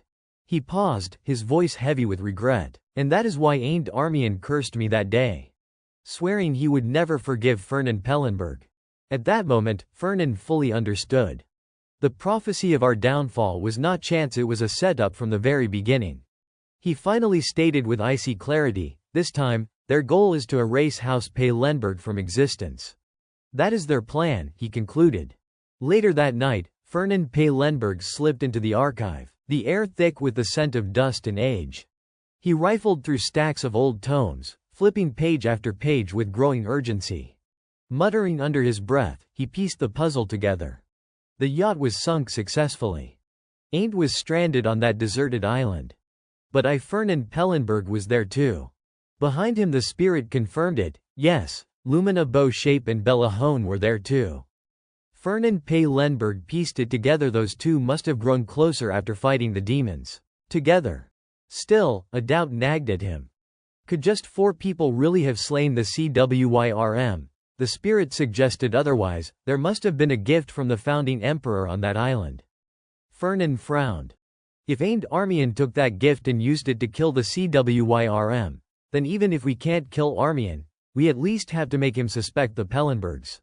He sighed in frustration. This all looked backfired. The spirit argued the opposite. With a new plan, things could be turned to their advantage. Fernan raised an eyebrow. You mean the world tree sapling? He asked. The spirit affirmed it. Yes. Arya Fridian contacted Fernan Pellenberg, but I have not confirmed whether House Pellenberg actually took part in the transport. Make sure, by any means, that Fernan Pellenberg will be involved. Fernan whispered to himself. If Ain't Armian is the razor-sharp blade, then Fernan Pellenberg will be the gold that wraps that blade. He set his jaw. He would see the man fall. Later, when Fernan abruptly withdrew from the transport and asked them to move it up by a week, Arya Fridian blew up. What? I am not doing that. Fernan had hoped the request would sound so sudden and rude that they would get angry and refuse, making his retreat graceful. But unexpectedly, his father agreed completely to the accelerated schedule. Thank you, Arya wrote. I want to grow closer to you. Reading the letter, Fernan exploded. What did he go soft or take leave of his senses? Anyone with half a brain would be furious and refuse. Hyde hesitated. Do you think he has been influenced by demons? He asked. Fernan's face darkened. High probability. He cursed the demons silently. He asked himself how much influence they really wielded. He knew what they were doing and yet he could not stop them. Even holding the Empire's greatest fortune and a seat on the Electoral Council, he felt powerless. The thought made him furious and restless. He scowled. Fine. Then I will do this. Hyde looked up, curious. What do you intend to do? Fernan's voice dropped, heavy as a gathering storm. I will confront them directly. Because he believed that if there was a problem, then it simply needed to be solved. Moreover, Fernan Pellenberg reminded himself that a true merchant never lets his composure waver, no matter how unpredictable the circumstances. With those words, he left in irritation, muttering under his breath, let us see who wins this time. Left alone, Hyde murmured quietly, but right now. You are the one who is the most shaken. Time passed once more. After several days of waiting, 6 days later, the transport convoy departed from the Fridian estate according to plan. 10 horse-drawn wagons, 100 guards from the Golden Tortoise Merchant Guild, 50 elven warriors from Fridian, and 100 workers. As expected, leading them all was Fernan Pellenberg himself. He reminded himself, the world tree branch is hidden inside the 4th wagon. Furthermore, Fernan thought grimly, aside from the most trusted few, no one knows what I am really transporting. The chest containing that branch is protected by dozens of magical seals. Only Arya and I can open it. Yet frustration gnawed at him. How could it have been exposed to demonic energy in a situation like this? A troubling suspicion crossed his mind. Could it be Arya herself is the demon? He immediately dismissed it impossible. He recalled that Arya was supposed to be Ain't's companion, the one foretold in the prophecy, destined to follow Ain't Armian. At that moment, Arya asked casually, how long until we reach the academy? Fernan snapped back to reality. About a month, he replied. He laid out the itinerary in a measured tone. We will need to cross 2 territories to the east before boarding a ship. Arya Fridian smiled brightly. Got it. Ah, that reminds me. She leaned closer, her tone playful. Would you like to invite me to your yacht club? Fernan answered without hesitation. No. Arya huffed in indignation. Why not? I am an excellent student. My family's of high standing too. He replied coolly, some of the elector families do not like you. Fernan did not hesitate to twist the knife where it hurt most. Because you are still an outsider. Arya's face darkened. Do not look at me with that pitiful gaze. She snapped back, you are the one who helped mediate when the Bircheffs sold their golden ox. Were not you? Fernan admitted without shame, yes, that is true, but still no. Arya shouted in anger, you are cruel. A beautiful day dawned, the sunlight spilling across the grand castle like liquid gold. Inside, voices echoed through the hallways. The negotiations should go smoothly, one said confidently. Thanks to the information you shared about the demons with the council through Jace Wines. Orlando added, "We will soon receive their aid and wipe out every demon still hiding among us." Yvonne Pay Lenberg shifted the topic. "All right, any news from Fernan yet? He should have arrived at the academy by now." The butler replied, "They departed just this morning." Yvonne's hand slammed hard against the table. Of course, he thought grimly. This is clearly a trap set by those demons. But even knowing that, I have no choice but to walk right into it. His expression darkened as he recalled Fernan's confident words, "I will make thorough preparations." Yet their opponent this time was not a mere rival merchant or noble house, it was demons. If this transport operation fails, Yvonne realized, the reputation of my merchant guild will crumble. And worse still, I will lose my only heir, my only son. How dare those monsters lay a finger on me? He rose to his feet and barked an order. "No, gather the Crimson Tortoise unit immediately." Orlando hurried to stop him. "My lord, please, calm yourself. If you do that now, things will only grow worse." He spoke gently, trying to reason with him. Young Master Fernan specifically instructed that this matter be handled quietly so the demons won't realize we have already uncovered their plot. "Please, have some tea." "Yes." Then he added reassuringly, "Do not worry, my lord. The young master has known about the demons and our countermeasures long before we even did." Yvonne hesitated. "That is good. But also troubling." He admitted thoughtfully, "I have considered that myself. When he discovered that hidden mana stone vein no one else knew about, I began to wonder." His brow furrowed. It is almost as if he has seen everything before, as if he has come from the future itself. "I have so many questions I want to ask him once all this is over. But aside from that." Frustration overtook him again. Why not just hire a group of mercenaries and send them instead? Orlando offered a calming smile. "My lord, please rest assured Master Fernan will be fine." He said it with conviction, because deep down, he believed it. The young master always exceeds our expectations. Meanwhile, on the road, Fernan Pay Lenberg glanced at the sky in suspicion. Strange. It was not supposed to rain today. Back at the estate, Orlando held firm to his faith. "I am certain this time, too, he will do exceptionally well." And with that belief, he whispered to himself, "That is why. All we can do now is trust him and wait." The sky had turned pitch black, and rain poured down in relentless sheets. As Arya Prydian gazed thoughtfully at the curtain of rain outside, Fernan Pay Lenberg stood behind him, deep in conversation with Hyde. "I am guessing we won't be able to continue the journey today," he said matter-of-factly. "We will have to make camp here. Tell the guards to protect the wagons." Hyde bowed slightly in acknowledgement and hurried off to carry out his orders. Then, out of nowhere, Arya Prydian murmured, "This rain. There is something strange about it." Fernan turned sharply toward him. "What did you say?" Arya removed his hat, his tone sincere. "I asked the spirits," he explained, "and they said the other regions are all under clear skies. Only this area is being drenched like this."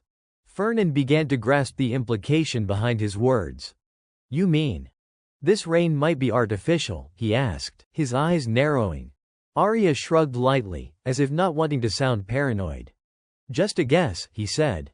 "Maybe someone's trying to mess with us." But then he chuckled and waved the thought away with disarming optimism.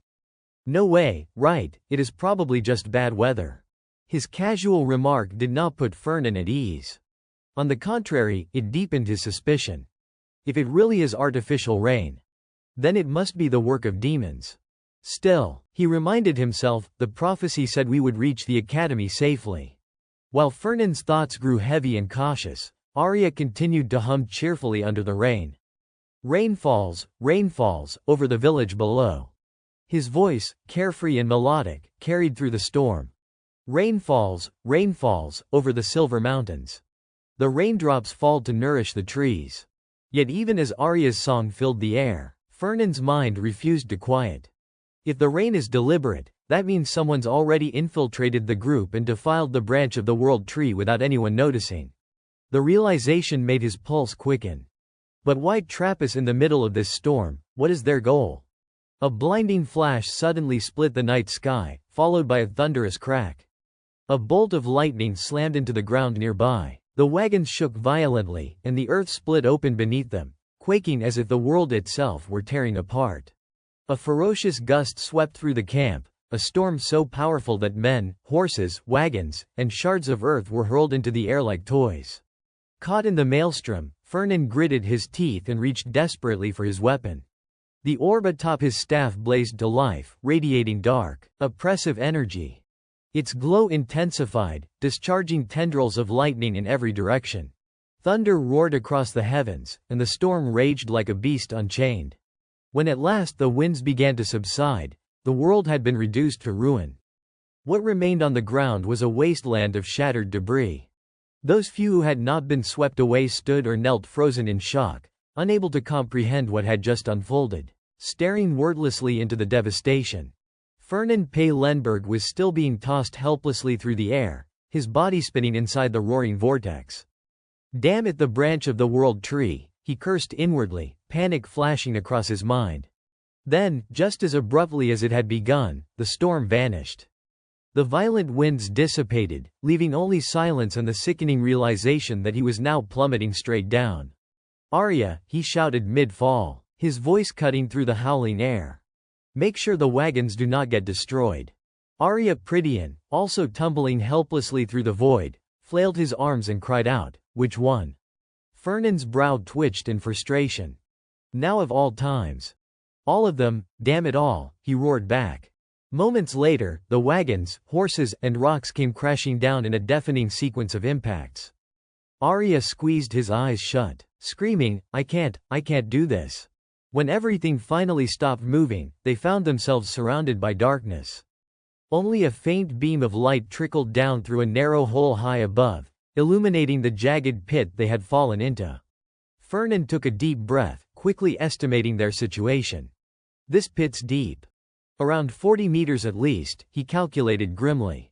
The thought made his face harden. Those damned demons. So this was their plan, to separate the convoy like this. He turned his gaze toward Arya, who was miraculously unharmed, and exhaled in relief. "Everyone's still okay," the young man muttered weakly. Fernan glanced around, spotting the nearby wagons scattered in the gloom. The one carrying the branch of the world tree had fallen along with them, but miraculously it was still intact. He let out a slow breath. At least, nothing catastrophic happened yet. Catching Fernan's stare, Arya blinked and asked drowsily, "What is it now?" Fernan frowned slightly, not understanding. "What?" Once he regained his composure, he said evenly, "We should start climbing out of here." He did not notice that, behind them, several crimson eyes had begun to flicker in the dark, gleaming with malice. A low, guttural growl rumbled through the chamber. Then came the slithering scrape of something enormous moving closer. Fernan stiffened instantly, turning around just in time to see the multi-eyed creature emerging from the shadows. Of course, he thought grimly. Things were never going to be that easy. He raised his staff, pointing it toward the beast. Dark energy flared from the orb at its tip, crackling in defiance as it met the monster's aura head-on. Arya, trembling behind him, gasped, "Fernan. What the hell is that thing?" "A Sade," Fernan replied curtly, his eyes fixed on the enemy. "A what, a Sade?" Arya stammered in disbelief. Fernan shot him a sidelong glance, incredulous. "You do not know what a Sade is, did not they teach you about them at the academy?" "I did study it," Arya protested quickly. "But Sade are not classified as monsters. They are magical entities, and magical entities and monsters are completely different things. Monsters had existed on this continent since the dawn of creation, grotesque, savage beings that resembled humans possessed by demons. But demonic creatures were something else entirely, brought forth by the demons themselves, fiercer and more destructive, capable of obliterating entire villages. They were saturated with demonic energy that was what set them apart from ordinary monsters." That brief explanation was enough. Returning to the present, Arya Prydian, panic rising in her voice, cried out to Fernan Pellenberg, "But how can demonic creatures even exist in this age?" Fernan Pellenberg's expression turned grim. "If demonic creatures exist," he said flatly, "then so do demons." His tone was absolute. "Demons?" Arya Prydian gasped. Her mind flooded with disbelief and questions. "Demons actually exist. How could you possibly know that?" I will explain later, he said curtly, cutting her off. For now, get the carriage out of here. I will handle them. But Arya Prydian, true to form, managed to test his patience once again. She hesitated and mumbled nervously, I do not think I can. Fernand's brows twitched in irritation. He spun around, his voice rising in frustration as he lectured her sharply. How can you say you can't when you have not even tried? How do you expect to survive in this world with that cowardly attitude? When I was your age, I was not even allowed to talk back to my mentors, do you understand? Arya shrank back under his glare but still stammered, I want to follow your orders, but I can't. Because that thing. Her trembling finger pointed ahead. Fernand turned to look and froze. That is Barca. Before them loomed a colossal beast, eyes glowing blood red, roaring with primal fury. TCH. Fernand clicked his tongue in annoyance, finding himself in a truly difficult situation. As the beast prepared to charge, Fernand instinctively shouted, hide. An explosion of blinding light erupted, scattering debris in all directions. Dust and smoke filled the air. Arya coughed violently, covering her mouth, while Fernand stood still, calm amidst the chaos. Through the haze, a figure emerged, hide, sword slung over his shoulder, stepping forward like a god descending from the heavens. He positioned himself between them and the monster, his voice steady and protective. Are you all right, young master? Arya Prydian's eyes sparkled as she stared at Hyde, admiration lighting up her face. Your butler is so cool, she breathed. Fernand Pellenberg, however, showed no reaction. His expression remained blank, though his mind was racing. Barca. The creature was just as it had been described in the research compendium on demonic beasts and monsters. Its outer hide was like metal, thick, sinewy, and tough as steel. Its claws were sharper than most swords, each strike as precise as it was deadly. And those teeth. They could pierce through anything, jagged like saw blades, dripping with viscous saliva. A rank 4 demonic creature. It could easily crush trolls or ogres, an entirely different class from the mere rank 8 Sade. And now, one stood before them, alive, breathing, and seething with murderous intent. Fernand's gaze hardened as he analyzed the beast from head to toe. In that instant, something clicked in his mind. So that is their plan. The demons did not bring a Barca here just to steal a branch of the world tree. They are trying to kill me. He clenched his jaw and called out, tense, Hyde. Can you kill it? Hyde did not dare give a definitive answer. It won't be easy, he said after a pause, but if you give me a little time, I can. Then I will stall it. Kill it when you are ready, Fernand ordered. Yes, sir. Hyde vanished in a flash, moving faster than the eye could follow. Arya blinked, dumbfounded. Where did he go? I thought he was going to fight the monster. Fernand did not even bother answering that ridiculous question. His voice grew stern and commanding. Arya, listen carefully. While I fight, you protect me and the branch of the world tree from that Sade. Wait, she stammered, you are going to fight that thing yourself.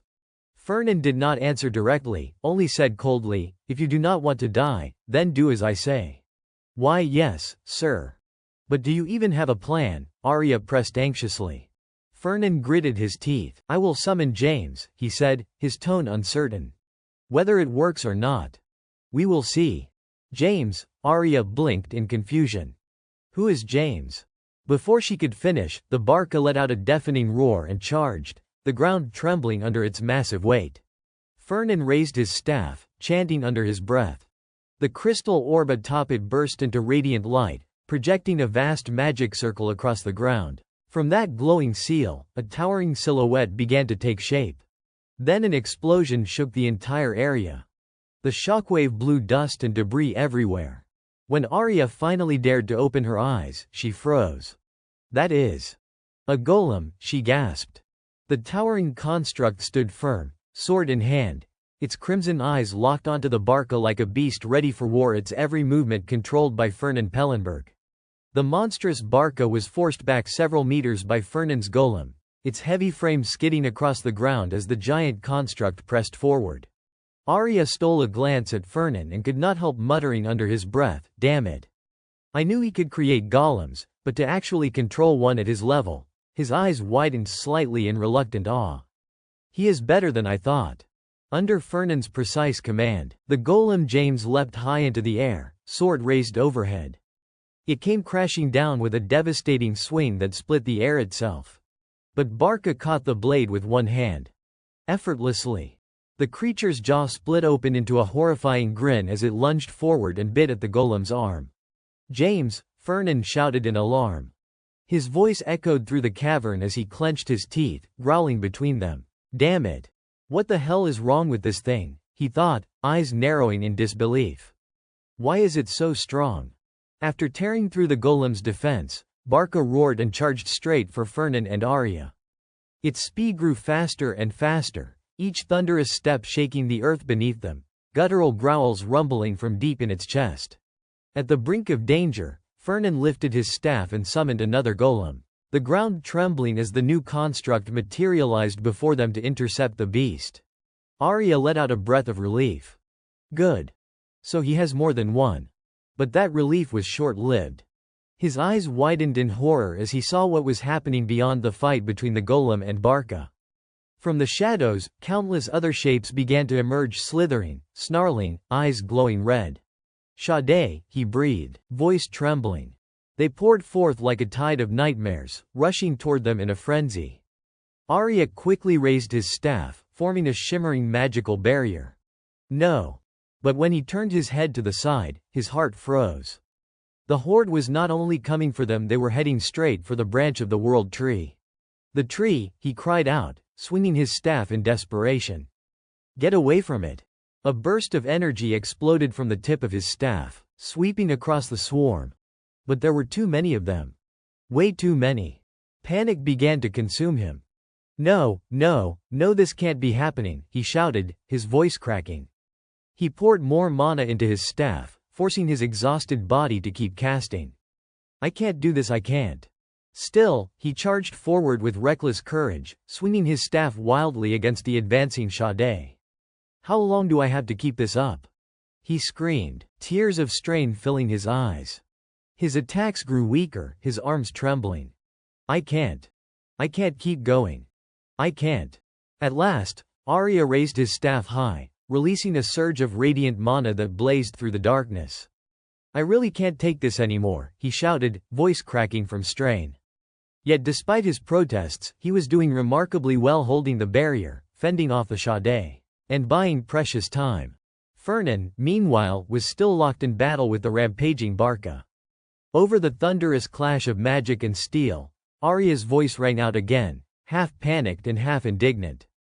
"Fernand, I have saved your life more times than I can count. You would better pay me back properly for this." He hurled another spell at the advancing monsters, muttering breathlessly, "And I do not mean a simple, thank you, either. I expect at least an invitation to your damn yacht club." When no response came, Arya's tone grew more desperate. "Are you even listening to me?" But Fernand could not answer, he was too absorbed in his struggle. His entire consciousness was merged with his golem. Controlling one was not like casting ordinary spells. A golem's master felt the world through the golem's body, not his own. It was like living inside another shell, every impact, every vibration echoing in his mind. That was why, as the fight dragged on, Fernand began to realize something painfully clear: I have no talent for swordsmanship at all. Barca raised a single clawed hand and clamped down on the golem's head. With terrifying ease, the beast slammed it into the ground, the impact resounding like thunder. Through that shared connection, Fernand felt the crushing blow as though it had struck his own skull. It is too slow. Too fragile, he thought bitterly. This body, this golem can't keep up with a creature of that power. He clenched his teeth so hard his jaw trembled, suppressing the urge to spit out blood. Still, a thin line of red trickled down the corner of his mouth. His knees buckled. He barely managed to catch himself on his staff, gasping, "Damn it." Ahead of him, Barca was grinding the shattered head of the golem into dust. The third one, Fernand thought grimly. It has already destroyed the third. Wiping the blood from his lips, he forced himself to focus. When I used them for mining, I did not need to concentrate like this. But battle demands everything. Even so, Fernand refused to give in. He raised his staff again, summoning another golem with a hoarse growl. "I can't die here," he muttered. Sweat poured down his face as he calculated. "I have only got 2 left. And my mana's almost gone." Still, determination hardened his eyes. "I just have to hold out until Hyde returns." Across the field, Barca stood with the mangled corpse of the last golem dangling from its jaws. Upon spotting its new opponent, it spat out the remains with a wet crunch and let out a guttural snarl. Fernand's newly summoned golem dropped its sword with a heavy clang. "No point using a weapon I can't handle," Fernand decided. "It will only get in the way." He closed his eyes, inhaling deeply, and focused every ounce of his consciousness into the golem's body. His breathing slowed. His heartbeat aligned with the construct's core. "Feel it. As if it were my own flesh. Move as one. Think as one." For an instant, a spark of light flashed across Fernand's eyes, an awakening, faint but real. A fragile thread of hope amid the chaos. Barca let out a guttural screech and charged forward, each step shaking the ground like an earthquake. Opposite it, Fernand's golem clenched its massive fists and lunged to meet the beast head-on. When they collided, the impact exploded like a thunderclap, sending shockwaves rippling through the air. Debris and stone blasted upward, raining down in a storm of dust and rubble. Behind them, Arya strained to keep the protective barrier intact, shouting in panic, "At this rate, the whole place is going to collapse, damn it." The golem's arm began to fracture under the pressure of Barca's claw, cracks spider webbing across its rocky surface. Suddenly, a massive boulder came loose from above and crashed down, slamming directly into the creature's back. Seizing the moment, Fernand pushed his concentration to the limit and drove the golem forward. Its massive fist rocketed upward and smashed squarely into Barca's face. The monster reeled backward several meters, roaring as shards of rock and blood scattered across the cavern floor. Fernand did not let up. He sent the golem hurtling forward again, this time launching a brutal kick that echoed through the chamber. But Barca was far from finished. Its muscles rippled, and a pulse of crimson energy burst from its body as it tore itself free from the rubble. "Now of all times, damn it," Fernand cursed under his breath. The beast's blood-red eyes flared. With a roar that seemed to split the earth, Barca lunged forward once more, its claws closing around the golem's head. Fernand gritted his teeth, his mind screaming, "Hide! Where the hell are you?" A moment later, as if answering his call, a streak of light descended from above. Hyde appeared mid-air, his long coat whipping around him, a massive sword gleaming in his hands. His eyes were cold, sharp as blades. With a single, devastating strike, Hyde drove the sword straight into Barca's torso. The steel sank deep, and a torrent of red gushed out as the monster roared in agony. Hyde did not relent. He planted his feet, forcing the blade deeper, crimson light erupting from the wound as if ripping the world apart. Veins bulged across his arms and neck as he poured every ounce of his strength into the attack. Strike after strike rained down, the sound of steel against flesh echoing through the cavern while dark red liquid splattered in every direction. At the same time, another golem materialized under Fernand's command. Even battered and bruised, Barca's bloodshot eyes glared wildly, refusing to die.